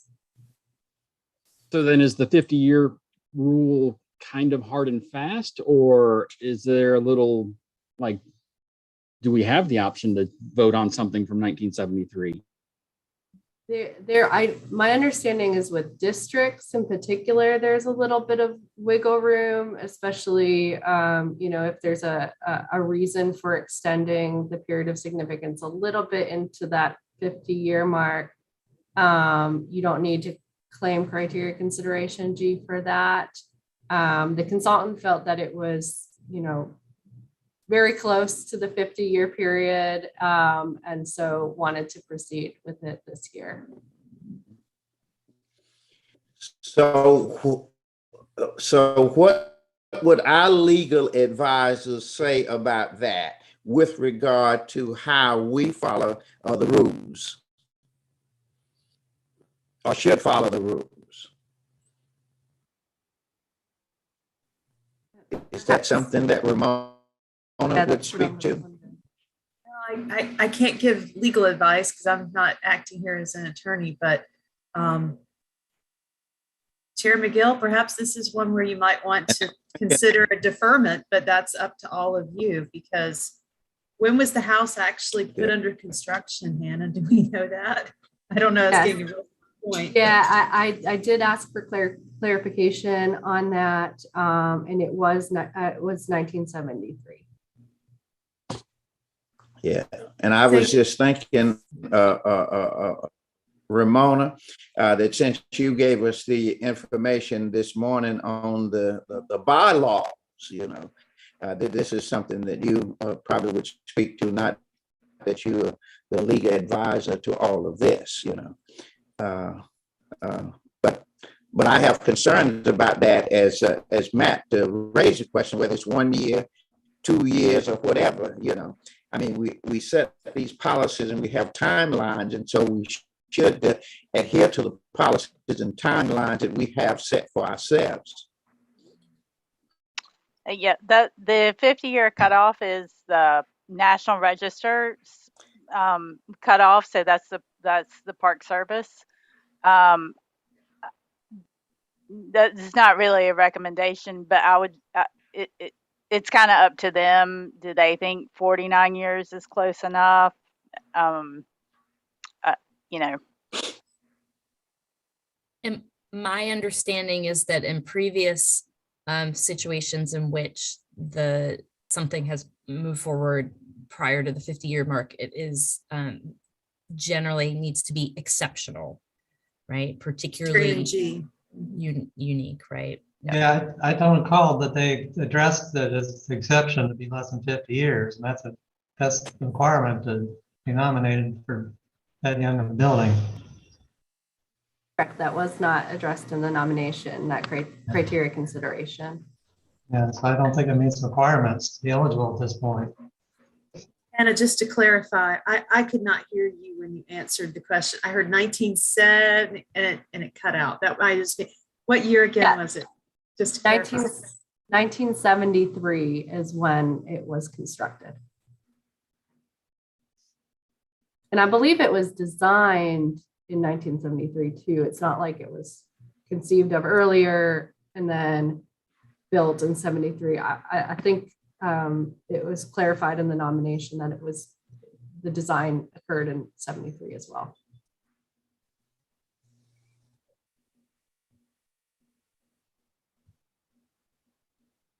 So then is there an option that if we were to vote to move forward with this, that then the SHPO could sit on it for a year before sending it to the National Register? Well, once it leaves your hands, I believe there's a 90-day window for the SHPO to take action one way or the other. Right. But if we defer, that stops the clock until we defer. You haven't taken action on it. No, to say that we will do that at a future date. So okay. Our legal counsel is not attending the meeting, but perhaps we should have them do that occasionally. Yeah. With some of these questions. Right. Because even if we deferred until our next meeting, it will still be 49 years. The other option is to say it doesn't meet the criteria because they're not making, I know that's splitting hairs perhaps, but 50 years is 50 years, correct, Sarah? Yeah, and then they can just bring it back. Things that are, it's not, there's no double jeopardy. You can try again. So you could say no and they could just sit on it and resubmit it. I mean, I guess you could defer and let it roll into February. I don't know. But what would be the situation with notice if they were to defer versus saying no? I don't know. What did we what did we have to do with Zebulon? That's the most recent deferral I know of. I think we re-advertised that. We had to re-advertise it. So you'd have to re-advertise it either way, correct? If there was a deferment or if there was a no. I think so, yes. It would need to be re-advertised, re-notified. Yeah, it would just be a notification to the owners. I think that's what is different from a historic district because this was just an individual property. Right. Madam Chairperson, I'm so going to this make a means motion. that since there's some questions.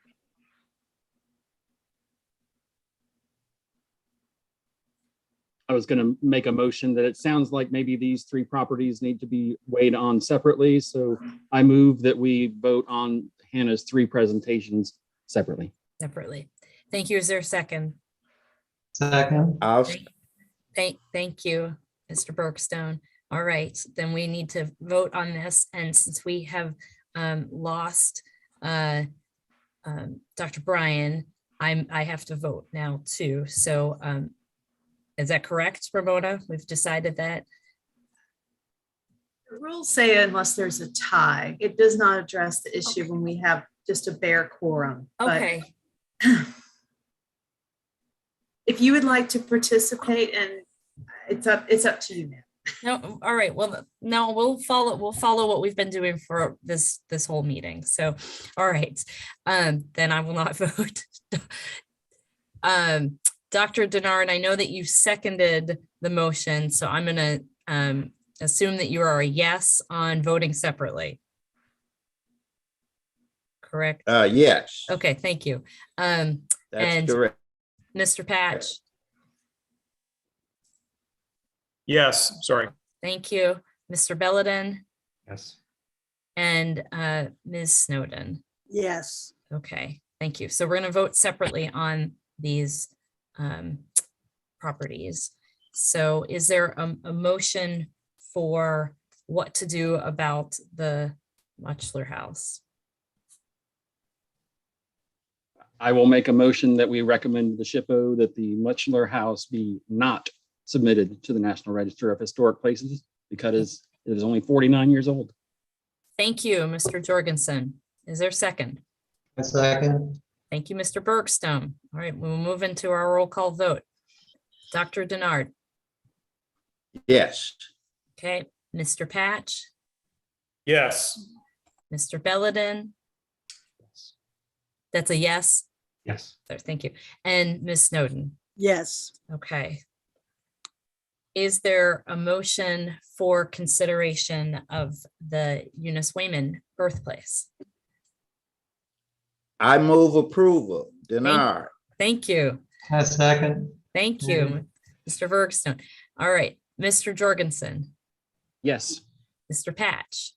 Yes. Thank you, Mr. Belladin. Enthusiastic, yes. Thank you. And Ms. Snowden. Yes. Yes, excellent. All right. And is there a motion for the consideration of the Lyncote Historic District?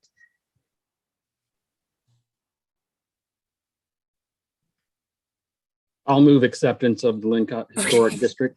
Thank you, Mr. Jorgensen. Is there a second? Second. Mr. Belladin. All right, Dr. Denard, Yes. Mr. Patch, Yes. Mr. Bergstone. Yes. Yes, thank you. And Ms. Snowden. Yes. Okay, great. That concludes our National Register presentations, and we have a full slate of, yes, Mr. Bergstone. Oh, you're just, yeah, yay. We have a full slate of study list considerations, presentations. I'm going to have us take a lunch break, and we will take a 30-minute lunch break. So we will return.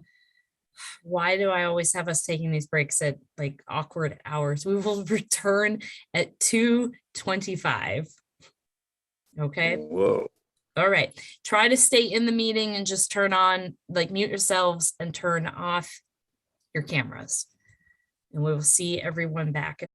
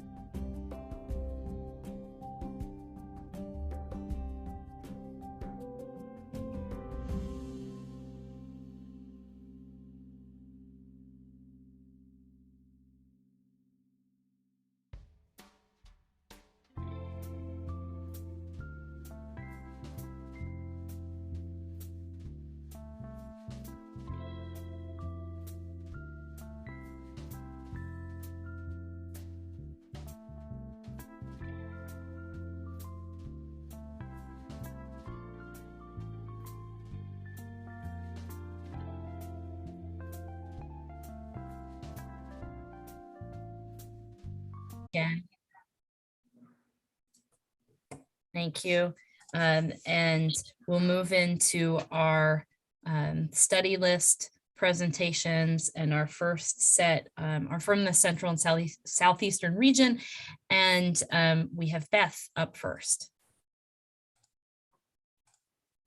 Okay, I should be sharing my screen. Yes.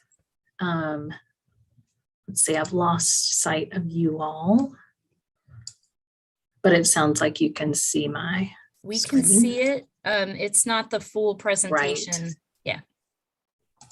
Thank you. And how about that? Yep, you're good.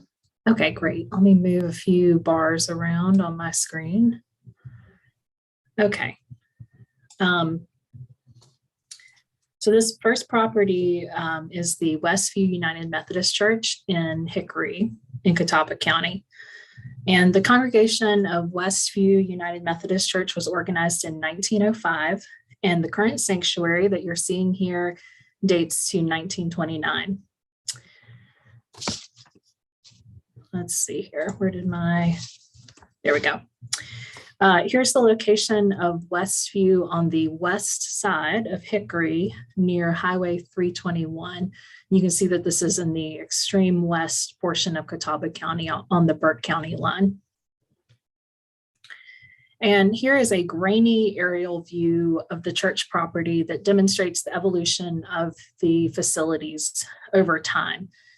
There is some disagreement among the congregation about whether the 6-classroom wing that you see adjoining the rear of the sanctuary was part of the original construction in 1929 or whether it was added in 1946. Architecturally, I'm inclined to think it was probably an addition, and 1946 seems like a reasonable date, again, based on material fabric. And the fellowship hall on the east side of the property was completed in 1968. And here is a closer look at the modernist fellowship hall. And you can see that it adjoins the education wing, that maybe 1929, maybe 1946 portion of the church by that open 2-story hyphen. And here are 2 interior photos of the sanctuary. So Westview United Methodist Church was one of 23 churches that were surveyed during the 2015 Architectural Survey Update of Hickory. And other churches surveyed include Highlands Methodist Church and St. Andrew's Lutheran Church. Both of these were added to the study list due to a preliminary determination of significance under criterion C for architecture. And additionally, St. Andrew's, which you see on the right, was recognized for its close association with the development of Lenore Ryan University. But Westview United Methodist Church, along with nearly all of the churches surveyed in 2015, was not considered for placement on the study list at that time due to its apparent lack of significance in the area of architecture. In addition, with the exception of St. Andrew's, the 2015 survey did not reveal that any of the surveyed churches possess association with events or persons that are significant to broad patterns of history.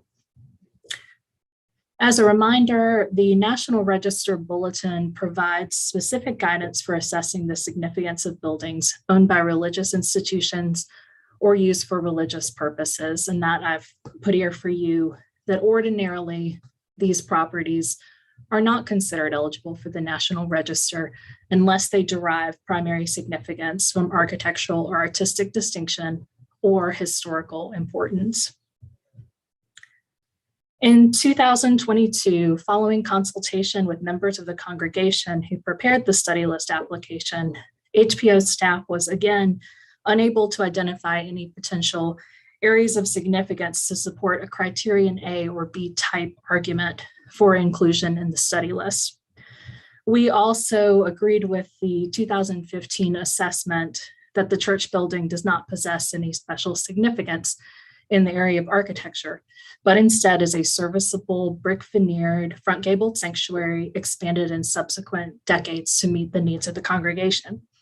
And this is a pattern observed elsewhere in Hickory and throughout the state, but not easily distinguished between one church facility and another. So while we recognize the important role that this church has played in the life of its congregants, staff does not recommend placement of Westview United Methodist Church on the study list due to its apparent lack of an NR eligibility under any criteria. The second property that I'm presenting today is the Garfield Street Historic District, which is in Statesville, part of Iredell County. And earlier today, we touched briefly on the fact that we receive study list applications that follow, of course, their basic form, but they vary a lot in content from application to application. And before I launch into this, I want to say from the top that the information I'm about to present is not my own research, but it was provided to us by Dr. Lisa Moser, a resident of Statesville who's done quite a bit of work on the history of this area. And also the historic preservation planner in Statesville, Marcy Sigmund, submitted the application and provided the maps to me that I'm going to show you today. So I wanted to acknowledge both of those folks and thank them for getting the paperwork going, especially in Marcy's case. And for Dr. Moser, we appreciate her advocacy for the neighborhood and that she shared her knowledge about this area to us. So I also want to mention that Joel Reese of the Iredell County Library System had been in touch with me earlier this year about the potential eligibility of this neighborhood. So I anticipate that some of these people are with us on YouTube today. I want to welcome them to the meeting and also express the gratitude that we feel for having this property on our agenda today. So the Garfield Street neighborhood is located just east of Center Street, which is the main commercial thoroughfare in Statesville and is located south of the historic commercial district, north of the Southern Railway line. The area proposed for the study list is about 90 acres, and according to the study list application, contains 129 houses that are more than 50 years of age. The significance of this neighborhood as a center for African American life in Statesville is demonstrated by the presence of schools, churches, and a large cemetery. This is the approximate boundary for this district. Of course, as we say, every time we look at a district for study list purposes, we always anticipate that the boundaries will change to a certain degree. But I did have the opportunity to view this area in person on the ground. And I think that this is a very tight proposal and very likely to not need much or any change were a National Register nomination to be pursued. Center Street AME Zion Church is already individually listed in the National Register, and it could provide a strong anchor point for the potential district on its west side. The Holiday House, which was my opening slide, is one of the more substantial dwellings in the neighborhood, and it was home to two community leaders, Dr. Robert S. Holliday, who was a physician to the Black population of Statesville, and Mary Charlton Holliday, who in 1916 became the first supervisor of the Iredell County Negro schools and had many other accolades in a long and distinguished career in education. And both Dr. and Mrs. Holliday contributed professionally into their community for decades. Established in 1886, the Green Street Cemetery is one of the oldest cemeteries in Statesville. The town's Black populace was interred here until 1944. And volunteer efforts to identify marked and unmarked graves in the cemetery have led to the conclusion that over 1,100 people are buried here. A wood bridge from the 1940s spans the Southern Railway line and provided a critical passage for industrial workers who lived in the neighborhood into the industrial enterprises along the Southern Railway. The Peterson Mangum Funeral Home operated in this 1926 dwelling between 1943 and 1972. And today the funeral home is one of the most important commercial enterprises that retains a physical presence in the neighborhood. Morningside High School served Black students until 1968, when students from this school were sent to the newly integrated Statesville Senior High School. The campus still belongs to the city school system and is currently used as an administrative building. The first Morningside School building, which is no longer extant, opened in 1891. Billingsley Academy is another educational landmark for the Black community, which opened in 1906, but closed during the Depression. While these educational buildings are no longer standing, their histories speak to the centrality of this neighborhood in African-American life, at least as early as the turn of the 20th century. Two of the more recently constructed buildings within the proposed district are the 1965 First Baptist Church on the left and the 1973 Calvary Presbyterian Church on the right. And both congregations date to the late 19th century and have previously occupied buildings that are no longer standing. These last three slides demonstrate some of the street views and the common housing types that are found in this neighborhood. And you can see a preference for the craftsman style applied to bungalow forms and four square houses, but also the continued use of traditional forms like the I-house and one-story side gable houses. And while there are some later materials such as aluminum siding, asbestos shingles, some of which are original, some of which are likely replacement, and some changes in window material, there's a predominant retention of form. There are a lot of historic materials, and there is no, at this point, there is no infill in what we would consider the district here. And then, although there are not many, there's at least one sizable ranch house and a few minimal traditional houses. The majority of the houses in this area appear to date from between the turn of the 20th century and the Great Depression. So in conclusion, staff recommends adding the Garfield Street neighborhood to the study list because of its potential significance under Criterion A for social history and Black ethnic heritage. And in addition, because the majority of the buildings retain good integrity to their dates of construction or periods of significant use, the neighborhood may also possess significance under Criterion C for architecture. A likely period of significance would span between the turn of the 20th century and the mid-1970s. And that is all that I have. So I can either leave the presentation up if people want to see something that I've already covered, or I can stop sharing. I think for now you can stop sharing, Beth, and then we can open it back up if necessary. Are there questions or comments for Beth? I have a comment about the Garfield proposal, that I remembered that the first time that my cultural resource management students ever did a class project, they did a context study on properties associated with civil rights activism in several different counties that had been identified by Claudia. And it was the first time I ever did it, so it wasn't very thorough, but the SHPO should have a copy of the report. I'm sure that it's not nearly as extensive as the research that was already done, but there may be some interesting, useful information in there. So I just wanted to remind myself and note it. Claudia, do you remember when we did that? Yes, I do. And I'm sure we have the report. I remember you giving it to us, and I'm sure it's filed in our library. Yeah. And I also have a PDF copy of it too. So yeah. We can't find it, but I'm pretty sure we can. Yeah. Okay. Thanks. Thanks. Madam Chair? Yes.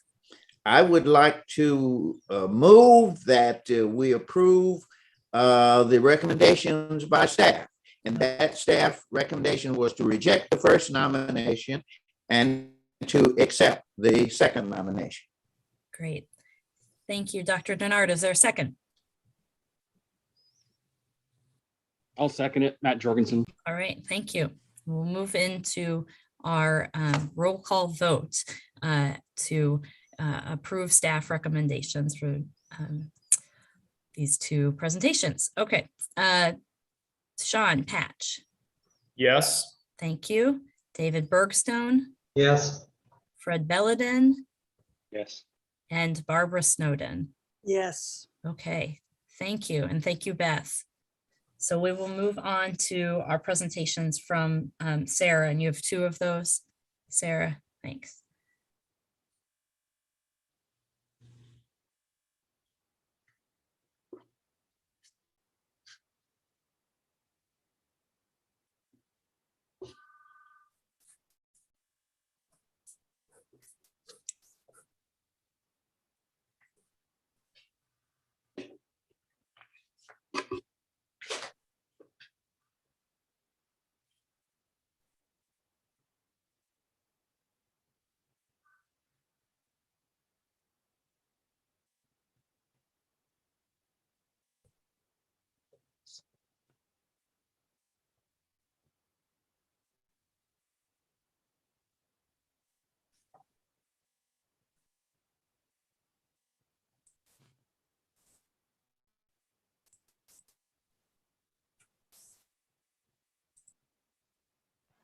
Okay, thank you for your patience there. I got myself off my beginning slide. So welcome to the Cone Gray House. I think that I'm pronouncing that correctly, but I'm not sure. It's in Forsyth County, which is kind of on the western edge of the Piedmont. And the house is located in Renolda Park to the northwest of downtown Winston-Salem. You can see that the house here in the rectangle footprint, that Renolda Park is a large lot subdivision created on 65 acres of land that Catherine Reynolds subdivided off of her Reynolds estate in the early 1920s. She engaged Thomas Sears, who had been Renolda House's landscape architect, to lay out streets and lots, and in 1925, Winston-Salem civil engineer J.E. Ellerby surveyed the subdivision. Executives from Reynolds Tobacco Company and Wachovia and other successful Winston-Salem businessmen and their families purchased lots that ranged in size from 2 to 6 acres. The Cone Gray House is one of many Georgian revival residences in Renolda Park and in the neighboring Buena Vista subdivision. Specifically, it is one of several Charles Barton Keene Georgian revival projects in Renolda Park. Keene and Thomas Sears had come to Winston-Salem in the teens to design and build Renolda House for R.J. and Catherine Reynolds, and both became prolific designers for Winston-Salem's elite. And I will add, in case you think that Buena Vista should be Buena Vista, I'm a Winston-Salem adjacent person, and that's how we say it. The house sits on an estate-like setting of 2.3 acres and is a 2-story side gable house with flanking wings that anchor projecting gables on the rear elevation. The green tile roof, which it is reflecting so much sunlight here that it doesn't really read green, but the green tile roof is one of Keene's signatures in Winston-Salem. So we're going to move around the side of the house and to the back of the house. Some details from the rear elevation. The house retains essentially all its historic fabric with the exception of the bathroom in the garage apartment and the kitchen in the main house, which was remodeled in 2011. Here's the garage. So when you come into the house, you enter through a pretty tight foyer with a checkerboard floor before you emerge into a generous hallway. This is in the hallway looking toward the living room. And this is that living room. The living room runs the depth of the house from front to back. Here we are back in the hallway looking to the other side of the hallway to the dining room. Here we are in the dining room. Some details, architectural details from the dining room. The house also has a library and a den. I'm not exactly sure which one of those two rooms this is, but just really great knotty pine paneling. Again, hardware, trim. The house really retains so much original fabric. Upstairs, there's a large master suite that, like the living room, it runs the depth of the house from front to back. And there are several other bedrooms. This is in the attic. The bathrooms retain remarkable integrity throughout the house. I think most of what you're seeing is original or early to the house, including these green tile floors. There are little built-in water spigots. This one is downstairs, and then that's I believe that's a servant's call bell. And then upstairs, there's a little spigot in the hallway, and there are a couple of telephone niches throughout the house. Back outside, the arrangement of Thomas Sears' landscape isn't known, but subsequent owners have maintained sort of a classical or traditional landscape around the house. So again, the Cone Gray house, built in 1928, and that would be its period of significance probably. And staff recommends that it is or would be eligible under criterion C in the area of architecture. So moving back home to Wake County, the Thompson, Jones, Anderson, Allen, Robertson house is located just a few blocks east of where I am. It's on Jones Street in the Oakwood National Register Historic District, and it is listed as a contributing resource in that district. So here's Wake County and the house, again, just a couple of blocks east of here. This is the Oakwood Historic District with a couple of expansions plus some other adjacent districts, and this is where the house is located within that district. The house was constructed around 1851, and that makes it one of the oldest in Oakwood, and the study list application rests heavily on this fact, along with the charge that the changes made to the house over time are significant as the element that has allowed it to remain standing and in residential use. That's a little bit problematic because it doesn't retain tremendous architectural integrity from its construction, from its first phase of construction. So it can't really convey the significance from that first phase, which is the phase that makes it the oldest or one of the oldest in Oakwood. The house was constructed by a man named William Thompson around 1851, and it ended up in the hands of a farmer named Robert Jones in 1860. Jones died in 1865, and his widow lived here until 1870. The next owner, Jonathan Heck, subdivided the 25 acres that had come with the house, and he sold the house on a smaller lot to a man named William Anderson. Anderson made updates to the house and did some reworking of the fireplaces. And then in 1921, William and Susan Allen purchased the house, and the Allens made some even more significant changes. So the original house was a gable front side hall or side passage house, and the original gable front is sort of highlighted here in blue. The Allen family added the west section in the 20s. And then they brick veneered the whole thing and added a slate roof.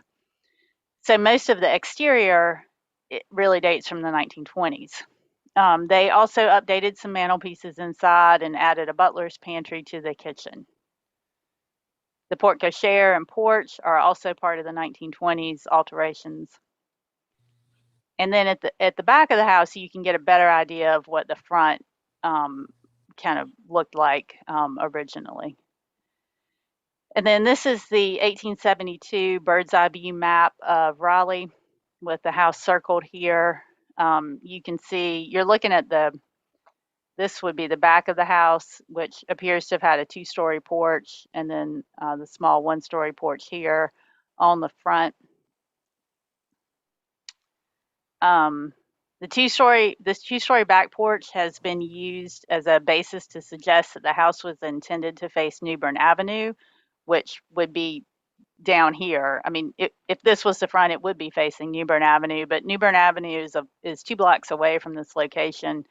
And it just kind of seems unlikely to me. This gable front, sort of 2-bay, a window and a front door configuration is pretty common in Oakwood. So in 2012, the other really significant change to the house occurred. That's when a devastating fire swept through the house. The structural skeleton of the house was reusable, but the bricks had to be removed. And they were removed and then reapplied as a veneer to the house. Inside doors and the staircase remained, but most, if not all, of the trim is reproduction. The newel post and stair appear to be part of the 1851 house, and as I said, they did survive the fire. So there's the surviving staircase. Looking down toward the original front doors, you can see in front of the front doors are another set of front doors to create a little vestibule. That was a 1920s change. Then this is the front room of the original house looking toward the back room of the original house. The mantelpieces date from the 1920s, I believe. And then this is in the back room of the original house. The bay window you see was pushed out, I think, in the 1920s. And then the door to the left behind the mantelpiece opens into a kitchen. On the opposite side of the front hall is the 1920s addition, which includes this library. And then upstairs, all the floors had to be replaced after the fire. And I believe this is a room in the 1920s section. And I'm thinking that possibly that mantelpiece came out of the 1850s part, but I'm not entirely sure. This is back in the 1850s side, but I believe this is one of the fireplaces that was reworked in the 1870s, probably to create a coal burning firebox. Upstairs in the hallway, the 1920s wing would be to the left and the original 1850s rooms to the right. And then you can also see the stair that goes on up to the attic. Outbuildings have been altered, but they date from the 1940s. So again, Thompson, Jones, Anderson, Allen, Robertson House. The application seeks study listing under criterion C in the area of architecture. And I'll quote it: the Thompson, Anderson, Allen, Robertson House is one of the earliest extant single-family houses in Raleigh, still used as such. Its evolution to meet changing needs has allowed it to continue to serve as a home. Its changes and recent rehabilitation show a commitment by its owners to preserve the house, not only as a home, but as a tangible reminder of the early growth of Oakwood and Raleigh. Staff does not recommend study listing the house because we had a hard time figuring out significance and, of course, the integrity. The integrity is mostly to 2012 and the post-fire rehab at this point. And that ends my presentations.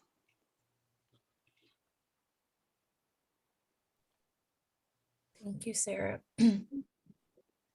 Questions, comments, or motions? I actually got to see that last one at the Christmas tour, and I have to agree, it's got a lot of alterations and not much original material to recommend it. Actually, Sarah, is there intent to designate more of that Kent Road neighborhood? No. There's starting to be some tear downs in that area. I don't know. I believe Okay. I would have to check on our map, which hasn't been working for me the last 2 days. But I believe there's at least one individual National Register property already in that neighborhood. Right. It may be that I don't know. It could be that there's not enough support for a district, and so individuals are doing their own. But I don't know.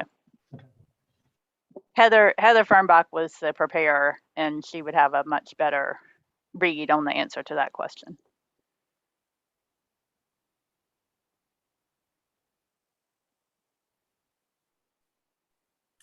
Other questions, comments, motions?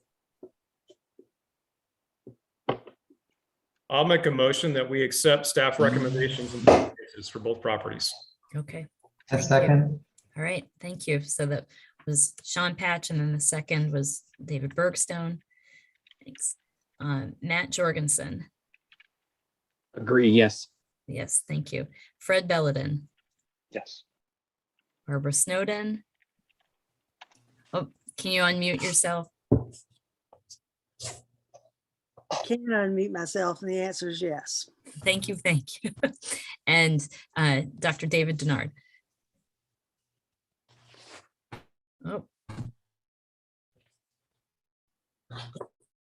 Dr. Denard.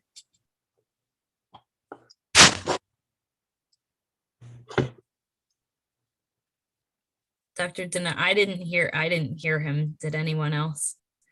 Okay. Dr. Denard. I say yes. Yes. Okay, thank you. And that's all of us. Yes. Okay. We will move on to our next presentations from Jeff Smith. Dr. McGill? Yes.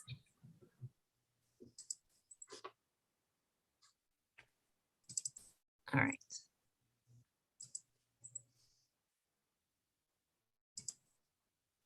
Okay, I have, everybody see that okay? I have two properties for you today, both in Lee County and both in Sanford, the county seat.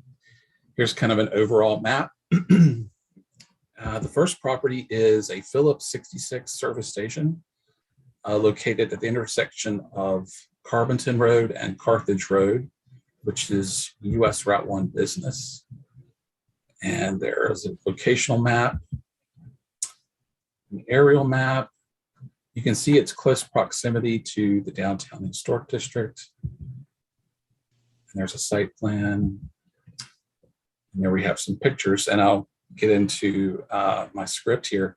Constructed circa 1967, the Phillips 66 service station sits at the intersection of US 1 Business, Carthage Road, and Carbonton Road, just west of the National Register listed Rosemount McKeever Park Historic District, and several blocks west of the downtown Sanford Historic District. Excuse me. The service station was in operation from circa 1967 until the late 1980s. An auto repair shop operated out of the building from the 1980s until 2021. Comprised of two distinct sections, the one-story, three-bay garage section sits south of the multi-bay glass front office section. Three roll-up garage doors visually dominate each of the three service bays. The garage service section is one large open space on its interior. Two single-leaf glass and metal frame pedestrian entry doors on the south and east elevations of the office section provide customer access into the one-room office. Characteristic of the contemporary style fixed plate glass window walls surround the pedestrian entry doors and slant outward from the foundation to the roof intersection. A large triangular bat wing roof extension, another hallmark of the contemporary style, projects upward and away from the facade. And you can see that, we can see it in both slides, but I have a visual barrier here, but it's right here, right here. A single-story masonry block flat roof addition was built onto the rear elevation of the office section in the late 1990s by the tenant, and that's shown here. The service station sits on the site of the former circa 1930 Bobby Burns filling station and cafe and the Long Meadows Dairy Products building. At some point, Robert L. Burns conveyed the land to Bobby Burns Incorporated, who in 1965 entered into a lease agreement with the Phillips Petroleum Company for the property at the intersection of Carbonton Road and Carthage Street. Founded in 1917 by Frank and L.E. Phillips, the Oklahoma-based Phillips Petroleum Company initially sold aviation fuel. 10 years later, Phillips 66 constructed its first automobile service station in Wichita, Kansas. Increased automobile ownership after World War II, combined with highway construction, spurred Phillips 66 to develop the design of its service station, this new design, I should say. Breaking from the standard oblong of many of its competitors, Philips introduced its new look in the 1960s. Designed by Clarence Reinhardt, the Philips new look, coined Harlequin, was anchored by a distinctive butterfly or batwing canopy roof. Larger service stations were designed with 2 canopies. I'm going to go through some more of the slides. Here's an interior floor plan. Here's the garage bays. Here's the office. I will note that there is there's like there are partitions or temporary partitions that kind of created a secondary office space, but I would say they're removable. Here's the interior of the service bays. Here's the kind of the point of access from the garage into the office. And it's virtually unchanged, which, you know, it has great interior integrity and exterior. So looking at comps, there's no other documented service stations in Sanford or Lee County which exhibit the contemporary architectural aesthetic with the parallelogram form and batwing roof projection. From a functional perspective, only 2 service stations remain in Lee County and I should mention that those that have been documented. I'll skip down a little bit just to save time. A former Phillips 66 service station in Moore County, which exists in Aberdeen, retains its single batwing canopy and has a nearly identical parallelogram footprint. However, it does not retain, it's been painted a very bright blue, and you can kind of see in some of the photos that this station still retains a bit of that kind of orangish, reddish, and white color scheme. But the actual Harlequin, which you see here, is nowhere to be found. The undocumented Hope Valley 66 station on University Drive in Durham also features the batwing roof extension, but lacks the unique parallelogram footprint as the Sanford station. Another similar service station is located in Sanford at the corner of Lee Avenue and Judge Street, but lacks the integrity of this particular station. So our staff recommendation is that we concur with the applicant's recommendation that the Sanford Phillips 66 service station is potentially eligible for the National Register under Criterion C for architecture and design. And I'll also mention that in 2017, it was determined eligible through a Section 106 report under both A and C. Not exactly sure why the applicant didn't select both criteria, but I think it was mainly she was pressed for time because she got this in on the day that it was due. So she may expand on that in the nomination. I'll move on to the next property, which is the Simmons Tourist Inn, located at 710 Wall Street, again in Sanford. Here's a map showing the Simmons Inn. And I'll note, because I think this is kind of important, this is Wall Street, runs about 3 blocks. And it was an historically African-American enclave of the community. So this is the building has an overall U-shaped footprint, and you can kind of get a better idea when you see this bottom picture. Constructed circa 1954 by local contractor Ben Simmons, the Simmons Tourist Inn sits on the south side of Wall Street, approximately 2 blocks south of the National Register listed downtown Sanford Historic District. The 2-story U-shaped building of masonry construction sits atop a concrete slab with a partial basement towards the building's rear section. Metal hoods with 2 beaded bands shelter the paneled entry doors. Metal industrial and awning windows sit atop row-lock brick sills throughout the building. An 8-light glass block window sits above the hood in the eastmost projection. I'm not sure. Bear with me. I know I highlighted that somewhere. There we go. So it's right there.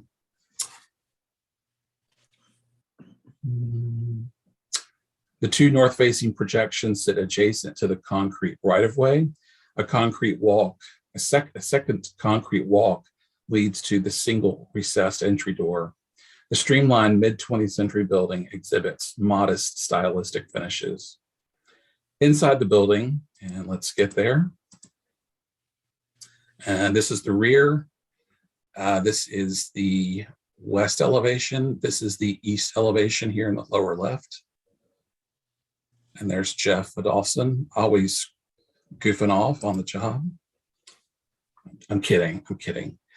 These are some floor plans, and I do apologize, but I could not for the life of me get these floor plans to line up straight on the slide. But it basically just shows that, I mean, the interior configuration is virtually unchanged. The hallways have not been interrupted. The staircases are in their original location. The buildings, or the apartments and the rooms themselves, it's all unchanged. So inside the building, the first floor houses a former beauty shop and an office space, 15 single rooms, 3 apartments, and 3 common baths. The second floor houses 15 single rooms, 4 apartments, 3 common baths, and a light well. 5 single rooms, a kitchen, the boiler, and 2 hall baths are located in the basement. Interior finishes include painted concrete block walls and original terrazzo flooring. Located in what has been historically referred to as Black Wall Street, the Simmons Tourist Inn is one of the buildings that remain intact in this 3-block African-American community that thrived during the 1940s and 50s. Prominent Sanford African-American physician and community member, as well as resident of Wall Street, Dr. James S. Simmons recognized the need for housing for local teachers of color. Originally, the Lee County Training School, which was listed individually in the National Register in 2000, became known as the W.B. Wicker School, and it was located about a quarter of a mile west of Simmons Teacherage. Dr. Simmons hired his aforementioned brother, Ben Simmons, to construct the building. Sanford city directories from the late 1950s through the early 1960s list the Simmons Tourist Home, and the 1957 directory specifically lists the Community Beauty Salon and an office of the North Carolina Mutual Life Insurance Company as commercial tenants, as well as a live-in housekeeper, a Miss Lillian Thomas, and she resided in the building. Although not included in the Green Book, the building served to provide safe housing for out-of-town teachers while they taught at the Wicker School. According to the civilist application, the building also served as a gathering place after school was done. The building eventually became obsolete as a teacherage in the late 1960s, but continued to serve Sanford's Black community in the form of affordable housing. The Simmons sold the property in 1988, at which time the building served as housing for homeless veterans. So I'll go through some more slides again to show you some of the interior features. This nice arch walls. And there's just some really nice details. The light well. I'm not really sure. I didn't get a lot of information from the applicant so far as distinguishing the difference between an apartment and a single room, but this is just some examples of some of the interior spaces. A bath. These are the common baths, common showers. This was the beauty parlor. You can see these, not exactly a knee wall, but like a 2/3 partition, kind of separating, each hairdresser. I thought those were really slick, the little mirrors that are cabinets. So far as looking at comps, there were no other tourist homes in Sanford. I looked at the North Carolina African American Heritage Commission's website for other tourist homes that were listed in the Green Book. And there were 6 in the coastal plain area. And when it lists status unknown, I just couldn't, it's not been determined whether the building still stands or not. But this is just an example of some of these buildings that served as tourist homes. Despite a loss of some original materials, staff is of the opinion that the Simmons Tourist Inn retains sufficient integrity and is a significant resource in the area of African American heritage and recommends placement on the North Carolina study list. So I think that, yep, that's it for me. I will take any questions. I hope I didn't go too fast, but I wanted to go fast enough. Thanks, Jeff. Sure, you're welcome. Comments, questions, or motions?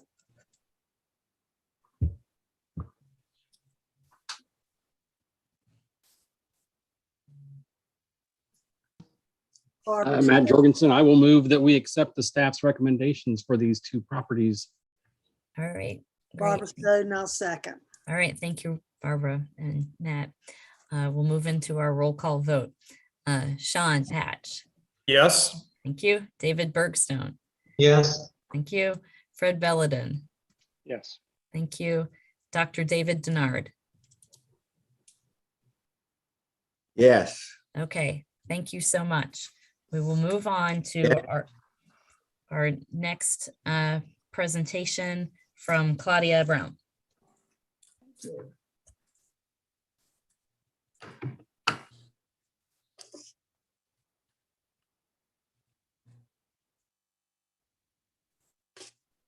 Okay, can you all see that? Yes. Okay, good.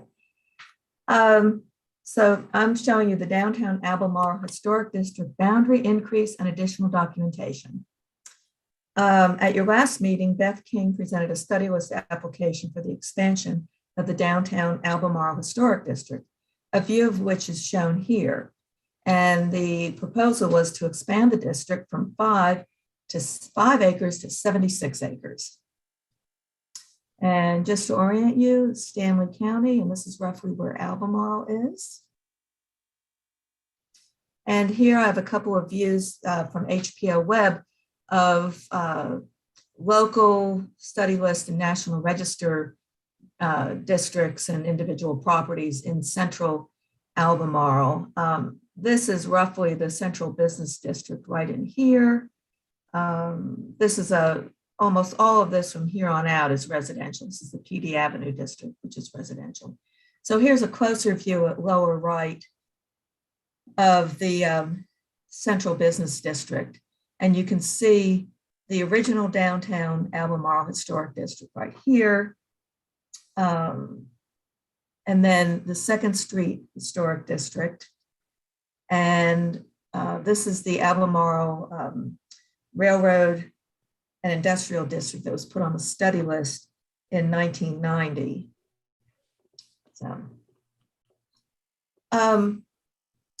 So this is what was proposed. And if I just go back, you can see it really includes most of the locally designated historic district, which is shown here and up here in this sort of pink or purplish orchid color.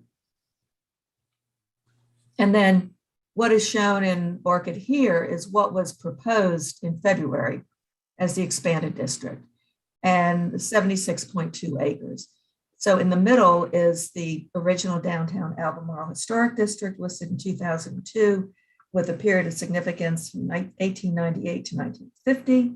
And then the 2nd Street Historic District, also almost all commercial and institutional, was listed in 2005. And that period of significance is 1903 to 1955. Then there's the individually listed Albemarle Graded School up here at upper right in here. Then the Suggs House. And again, I mentioned this is that study list district. So there were a lot of questions. So here I'm showing you, this is the school that's individually listed. This is right up here. This is not listed. This is the old Albemarle High School. And it's not individually eligible because the interior has been so altered. But it could potentially be in a district. And then here, this is the Suggs House I mentioned. Other important properties that would be included that were noted in the original study list application are these 3 1972 modernist buildings, the former Home Savings and Loan down here, the the latest recent Stanley County Courthouse, and then the Stanley County Public Library, all from 1972. Staff had concerns because this appears to include areas with a significant concentration of non-contributing resources, such as this area here. And there were also concerns about where you would stop this district. This is the Wiscasset Mills, which is individually on the study list. It's right up above this high school up here. And you could keep going. These are houses all along here and here, and all of this is residential. Where do you stop? And the same goes for here. This is residential, and driving around this area, this all looks like it could be a potential district. So the application came in shortly before, either at or just after the deadline for receiving applications to present at the February meeting. And in light of all of these questions and the fact that there was not time for staff to make a site visit, which we usually do for historic districts, propose for the study list, you determined at the February meeting to defer consideration of this application pending the site visit. So in March, Beth made the original presentation, but this is not in her territory. And when I was working full-time and had a territory, Stanley County was in my territory for several years, and I was quite familiar with Albemarle. So in March, I made the site visit with restoration specialist Brett Sturm. On site, we met with the consultant who had prepared the application for Preservation North Carolina back early this year, and that was Heather Fernbaugh. And together we walked and drove the district, and we made numerous adjustments to the boundaries. And what you see on the right is the revised proposed boundary, encompassing 53.5 acres rather than the 76.2 acres. The application, it was presented by PNC, submitted by PNC, but with the endorsement of the town. So when we made our site visit in March, after we drove around and settled on what we think are defensible boundaries, likely to encompass a district likely to be eligible for the register, we also met with the town planning staff, and they agreed with our assessment at the time. So here is that original, the background in Orchid, and overlaid are the new proposed boundaries in red. So what I want to do quickly is just show you also that would be an additional documentation nomination, because there have been so many changes over the last 20, 25 years in downtown Albemarle, including in the existing districts. And so all of it merits reassessment. And the proposed period of significance would be from about 1898 to 1972. So what I want to point out is what we decided was to keep this primarily commercial, industrial, and institutional.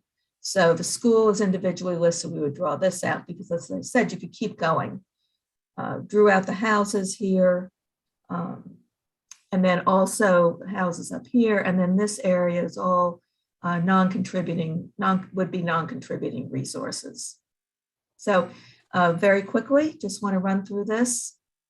A couple of views of the original downtown Albemarle Historic District, which retains a high degree of integrity. And then these are some views of properties in the 2nd Street Historic District with these 3 really wonderful churches, and then commercial area, commercial buildings along here, and the City Hall right here. Or let's see, I think the church, I might be off. The church is up here and City Hall is here. Anyway. No, this is City Hall. So then to show you briefly the areas that would be added to this district, which would subsume the 2nd Street Historic District. Showing you, this is the newspaper building from, I believe it's the 1950s or 1960s. This early 20th century complex of 3 buildings, 2 retail buildings and a livery stable right here, and then another, I think circa 1940s building here that would be pulled in. Moving around, showing you the Winston-Salem southbound depot right here, and then this row of commercial buildings. And then here's some other commercial buildings here on West Main Street, including the Stanley Theater to the left. And then along Depot Street, the Albemarle Grocery Company, which is pretty sure it's individually on the study list. And then there is one residential building we would propose pulling in, and this is this 5-acre property, the Hearn House from 1909. Here, there's not an issue of where to stop because it's very clear the boundaries would end here. This property has been in the Hearn family since the early 19th century, and Thomas Hearn, for whom the house was built, was a real estate developer, and they gave the land for the courthouse.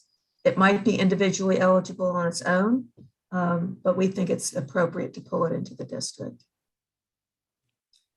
And then here are some other views of properties that would be added. And down here at the south end, this is one of those 3 modernist buildings. I put 1971, I think it was completed in 72, but the Home Savings and Loan Association. This is believed to be the first brick building commercial building constructed in Albemarle. And then this wonderful First Lutheran Church down here would be pulled in. And finally, the Stanley County Public Library. And this shows you some representative commercial buildings that would be added between the 2nd Street District and the downtown Albemarle District. So we recommend placement of the expanded district and additional documentation on the study list. We think it likely meets criterion A for commerce, entertainment and recreation, industry, politics and government and transportation, and criterion C for architecture, and likely would have a period of significance of 1898 to 1972. Do you have any questions? Thank you, Claudia. So, Ms. Claudia, Yes. you are recommending this to us with those stipulations that you noted, correct?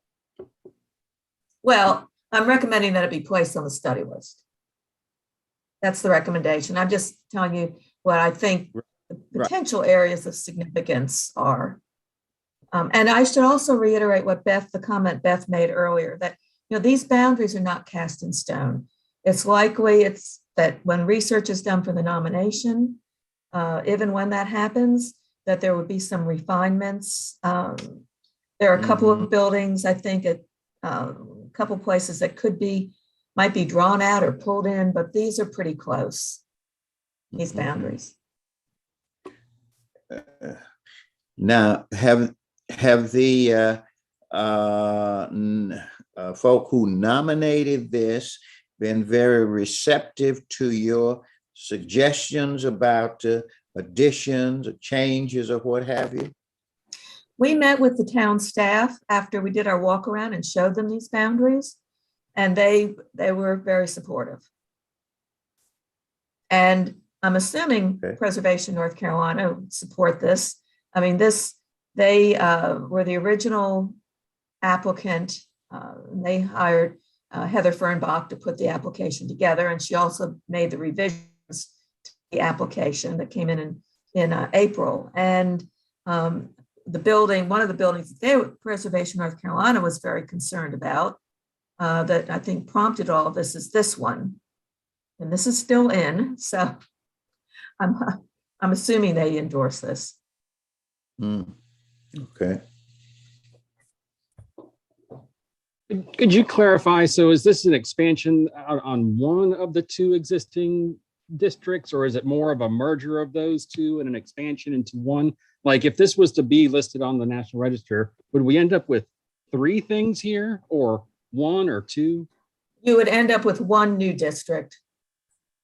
And we're calling it the downtown Albemarle expansion because basically this is all downtown Albemarle. I don't think it would be appropriate to call it the Second Street Historic District expansion because it encompasses so much of the downtown.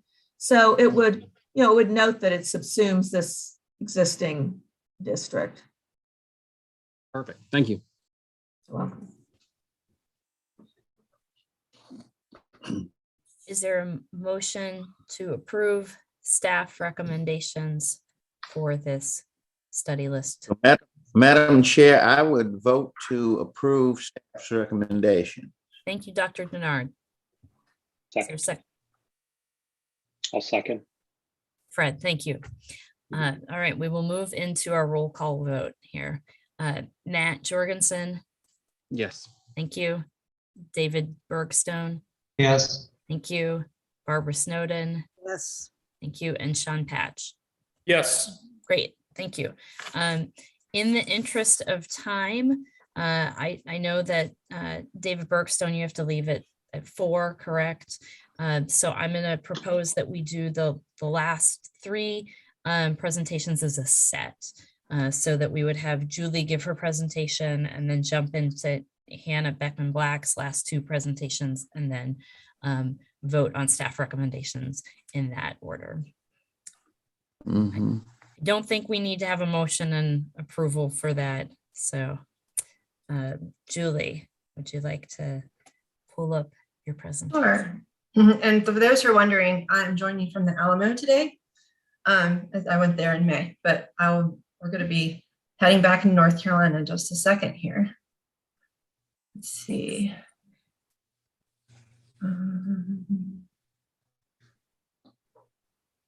I gotta bring up the right PowerPoint first.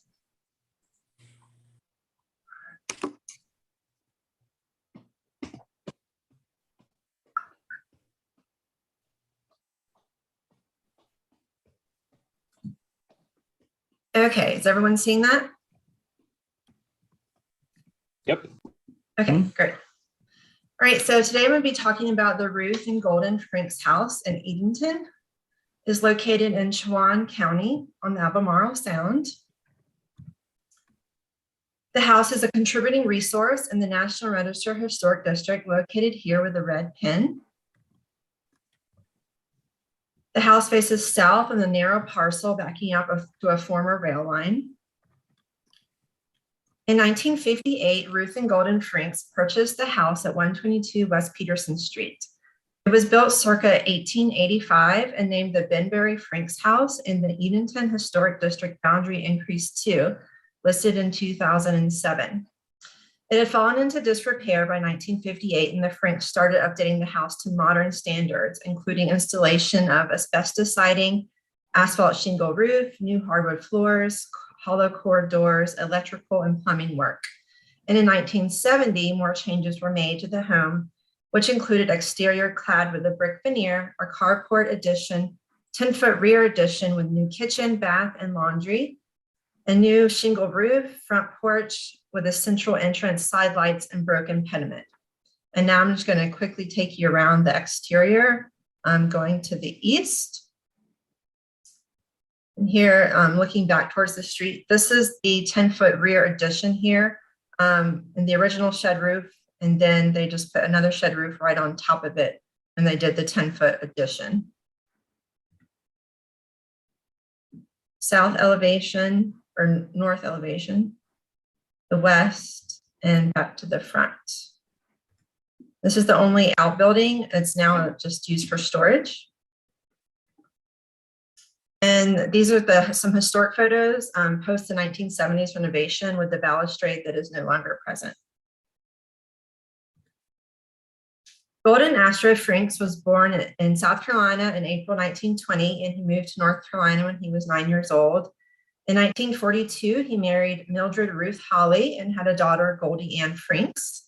He voluntarily enlisted in World War II, then attended school and lived in DC from 1948 to 1954. When the Franks moved back to Edenton to be with his family in 1954, he became actively involved in the Chowan branch NAACP. In 1960, children asked elders for support to enter Edenton's movie theater from the front instead of the side and back doors. Franks realized the youth had a strong role to play in toppling Jim Crow. The Edenton movement of nonviolent protest and picketing successfully desegregated the courthouse, library, sponsored a large-scale voting registration campaign, and helped recognize a successful petition to the Edenton Public School Board to let 10 Black children into the white high school. Mr. Franks entertained and strategized with many civil rights leaders in the home while working out odd jobs. He invited Dr. Martin Luther King Jr. to visit him in 1962 and 68. He came to the house and held speaking engagements. In 1962, Dr. King appointed Golden Franks as the North Carolina Field Secretary of the Southern Christian Leadership Conference, the SCLC, a position he held until 1977. The Atlanta-based civil rights organization elected Dr. King as the first president in 1957. As a foremost civil rights organization, Frank's position led him to be one of the main organizers of the 1963 March on Washington.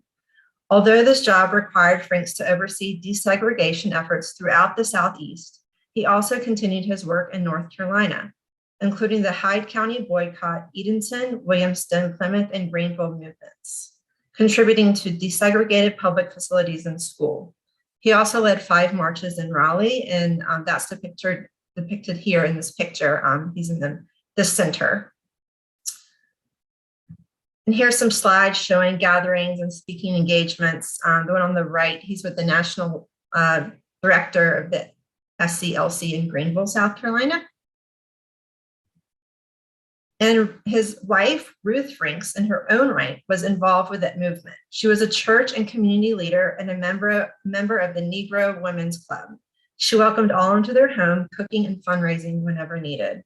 The house on Peterson Street was nicknamed the Freedom House, as many would come there to seek help, strategize, and organize nonviolent protests and efforts in the civil rights movement. Now we're going to take a look at the interior of the home. These are current floor plans. On the left side, you have the living room and dining room. And then the right, you have the study and a bedroom. And then on the rear is the 10-foot addition with a bathroom, kitchen, half bath, and entry into the carport. And the second floor is mostly the same. So here we have the living room and dining room looking into the kitchen.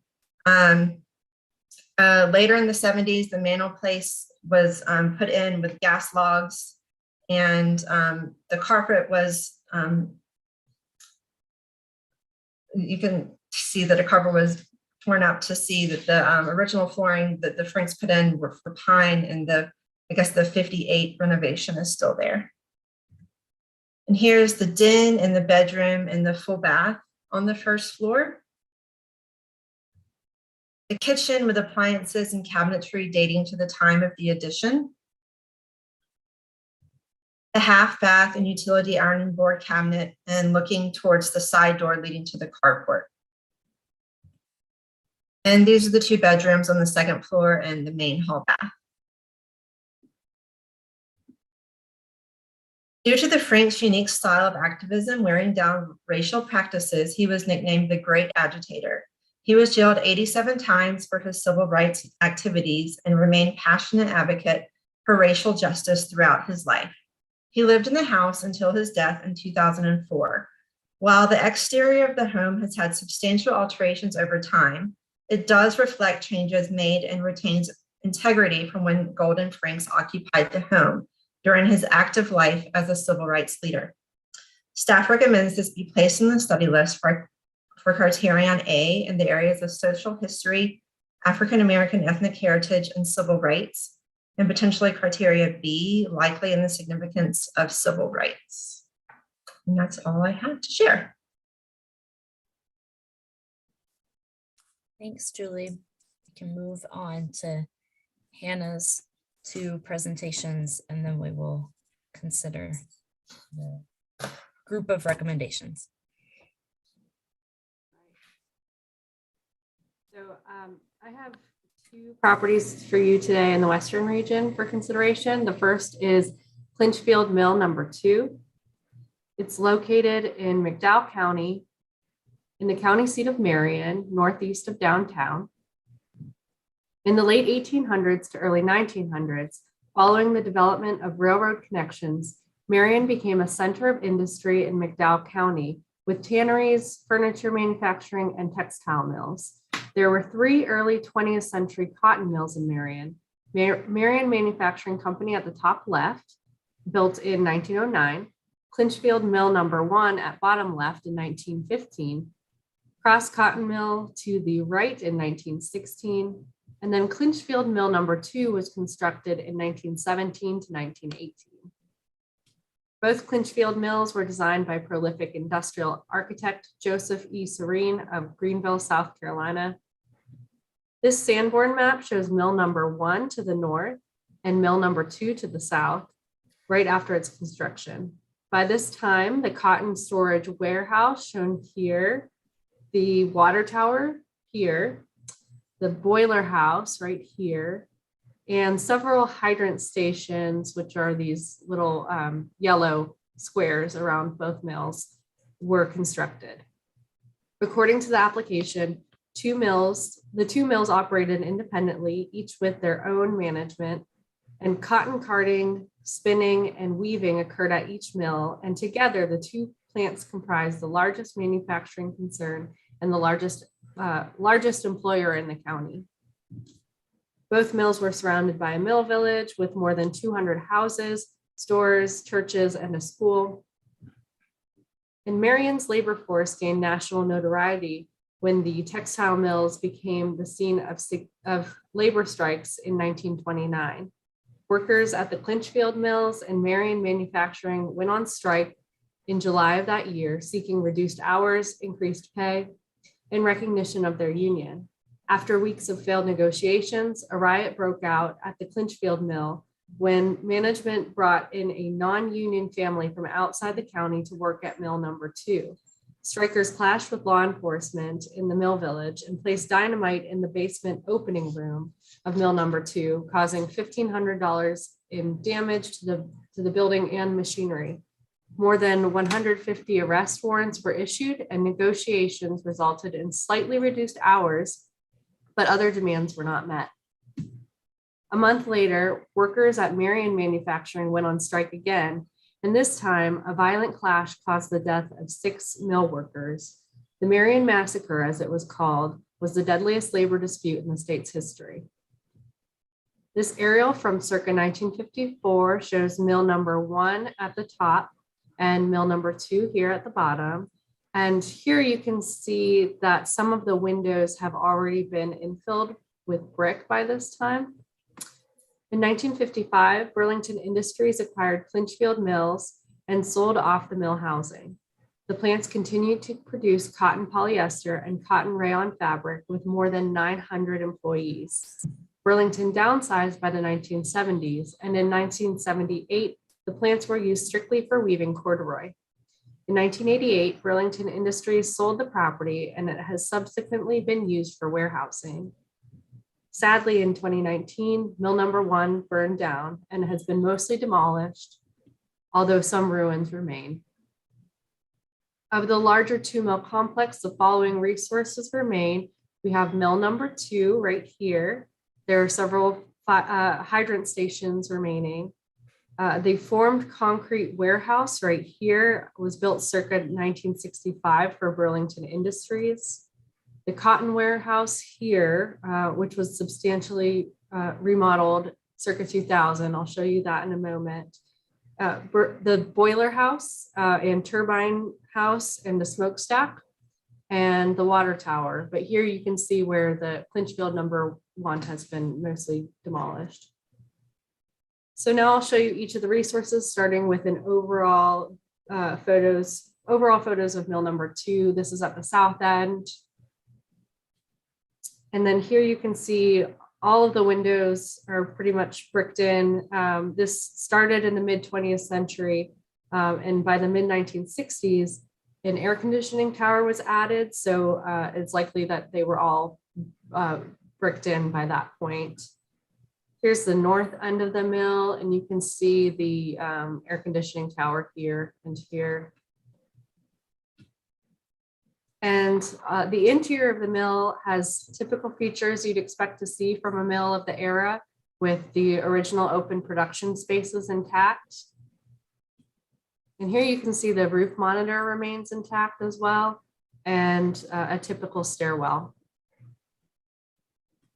Here are some of those hydrant stations. This is the circa 1965 Burlington Industries warehouse. Here's the cotton warehouse, which, as I mentioned earlier, was substantially altered circa 2000 with a new steel structural system, which you can see that in this photograph, as well as covered in metal sheathing, although the original brick firewalls remain. Here's the boiler house and smokestack. And here's the water tower. Of the other local textile mills from the era, Clinchfield Mill No. 2 is the best remaining example. Marion Manufacturing Company was mostly demolished in 2010 to 2011. So on this Sanborn, you can see that original main mill, and these are some cotton warehouses. Those cotton warehouses remain here, but as you can see, the main mill has been demolished, and there are some later additions that remain, but not part of the original mill. And that's what it looks like today. And then this is Cross Cotton Manufacturing Company. Here's the outline of the main mill. This is where that main mill was. It has been demolished also in recent years. And that's what it looks like today. Staff recommends adding Clinchfield Mill No. 2 to the state study list, potentially significant at the local level under criterion A in the area of industry as an important local industry and the site of significant labor disputes in 1929, and criterion C in the area of architecture as a good example of an early 20th century textile mill in Marion. And due to their close proximity and association with mill No. 1, as well as some integrity challenges, staff determined that the boundary should be drawn to exclude the resources north of mill No. 2, and the possible inclusion of the circa 1965 warehouse within the boundary should be determined with further study during the preparation of a future potential nomination. And last but not least, we have the Dirty Dancing Steps. Located in western Rutherford County along Lake Lure, these steps are the last vestige of one of the major filming locations of the iconic 1987 dance flick, Dirty Dancing. The movie was set at the fictional Kellerman's Resort in 1963, and the plot of Dirty Dancing centers on Frances Baby Hausman, played by Jennifer Grey, as she spends the summer at a resort with her family and falls in love with the camp's dance instructor, Johnny Castle, played by Patrick Swayze. A large portion of the movie was filmed at the Chimney Rock Boys Summer Camp on Lake Lure. The camp opened in 1918 and closed in the early 1980s. The other major filming location is the Mountain Lake Lodge in Pembroke, Virginia, which is still extant. Filming wrapped in 1986, and all of the major dance scenes were filmed at the Boys Summer Camp in the mess hall and the gymnasium or boathouse. Other resources on the property used in filming include several cabins, a bridge, and a set of stone steps which connected the mess hall and the cabins to the gymnasium and the water below.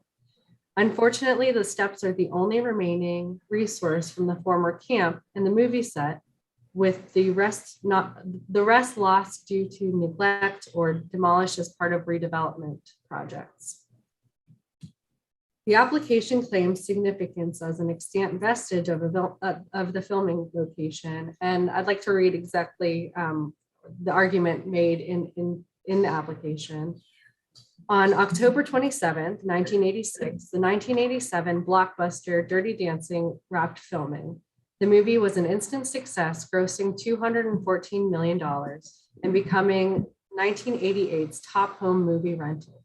Bolstered by its multi-volume, multi-platinum, Academy Award-winning soundtrack, The movie is widely considered to be the ultimate modern dance movie, which continues to resonate with multi-generational audiences. The 1987 film was the catalyst that turned Patrick Swayze into a cultural icon. Unfortunately, he, along with actors Jerry Orbach, Sam Weston, director Emily Ardolino, and tap dancing Hall of Famer Charles Honey Coles are no longer with us. The annual Dirty Dancing Film Festival, now in its 12th year, was created as a direct response to the outpouring of grief exhibited by the passing of Patrick Swayze. An unexpectedly large crowd of mourners gathered at the film site and caught the attention of local officials. At this exact moment, the public's connection to the site became clear, and the festival was organized to reconnect the public to this revered and idyllic setting. Dirty Dancing is a period piece set within New York's Catskill Borscht Belt Jewish resort community of the 1960s. The movie pays homage to the American history of the 1960s while making cultural history of the 1980s. The resulting masterpiece was a movie that forever linked New York's Catskill Mountains to the Blue Ridge of Virginia and North Carolina. So that was the argument made in the application. And I'll go through each of these resources, showing what they look like at the time of the summer camp, during the movie, and what they look like now. So this is the mess hall during the camp era. Here are some stills from scenes shot in the mess hall in the movie. And unfortunately, it burned in 1998. So all that remains are some foundation walls. This is the counselor in training cabin in the camp era, which was Johnny's cabin in the film. And it was demolished in 1999, so there are no current photos. These are the cabins during the camp era. Here are the cabins in the movie. You can see them at the top of the steps in this screenshot from the movie. And those were demolished in 1987. Here is the bridge during the camp era. The bridge and some movie stills. And the bridge was removed in 1999. Here's the boathouse and gymnasium during the camp era. Here it is in the 1950s. Here you can see it at the bottom of the stairs. Here are some scenes that were filmed in the gymnasium. And unfortunately, it was demolished in 1999, and any remnants of it are ruins at this point. Last but not least, we have these steps. From the camp era, there were log railings at that time. And here are some stills from the movie. And this is what the steps look like currently. Because of the demolition of the majority of the resources, the site no longer retains integrity necessary for listing for its association with the boys' summer camp. The same issue arises when we consider the stone steps for their association with the film Dirty Dancing. It's only a vestige of a larger film set and alone does not rise to the level of significance needed for listing. Also, because it was filmed in 1986, even though the steps are more than 50 years old, the association with the film is not yet 50 years old. Also, there are likely other resources out there that would better represent significance related to actor Patrick Swayze and the history of New York's Catskill Borscht Belt Jewish resorts. So although this is an interesting resource and one that seems to be very special to many, unfortunately, staff does not find it eligible for listing and does not recommend it for the state study list. And I'll stop sharing. Thanks, Anna. Questions, comments, or motions on our last, regarding our last three presentations?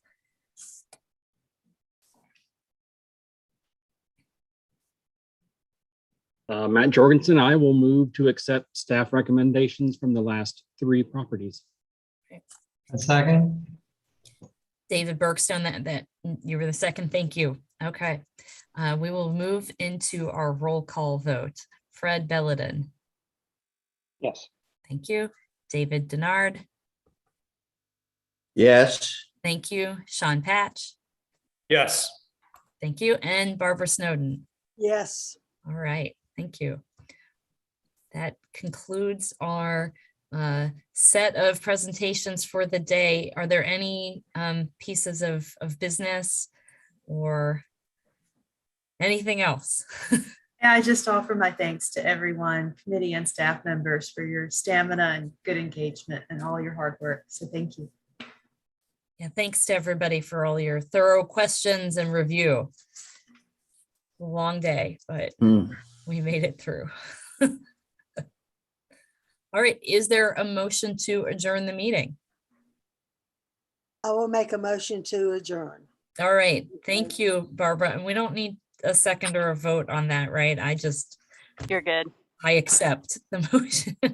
All right, thank you, everybody. It's been a pleasure to work with all of you, and I'm sure I will connect with many of you in the future, and look forward to following all kinds of developments with the National Register. So Thank you for your work. thank you. Yes, thank you. Yes, thank Thank you. you, Dr. McGill, and everybody. We thank you and back soon. Yes, I'm sure I will be. I can't stay away long. So have a great summer, everybody. Thank you. You too. Bye-bye. Bye.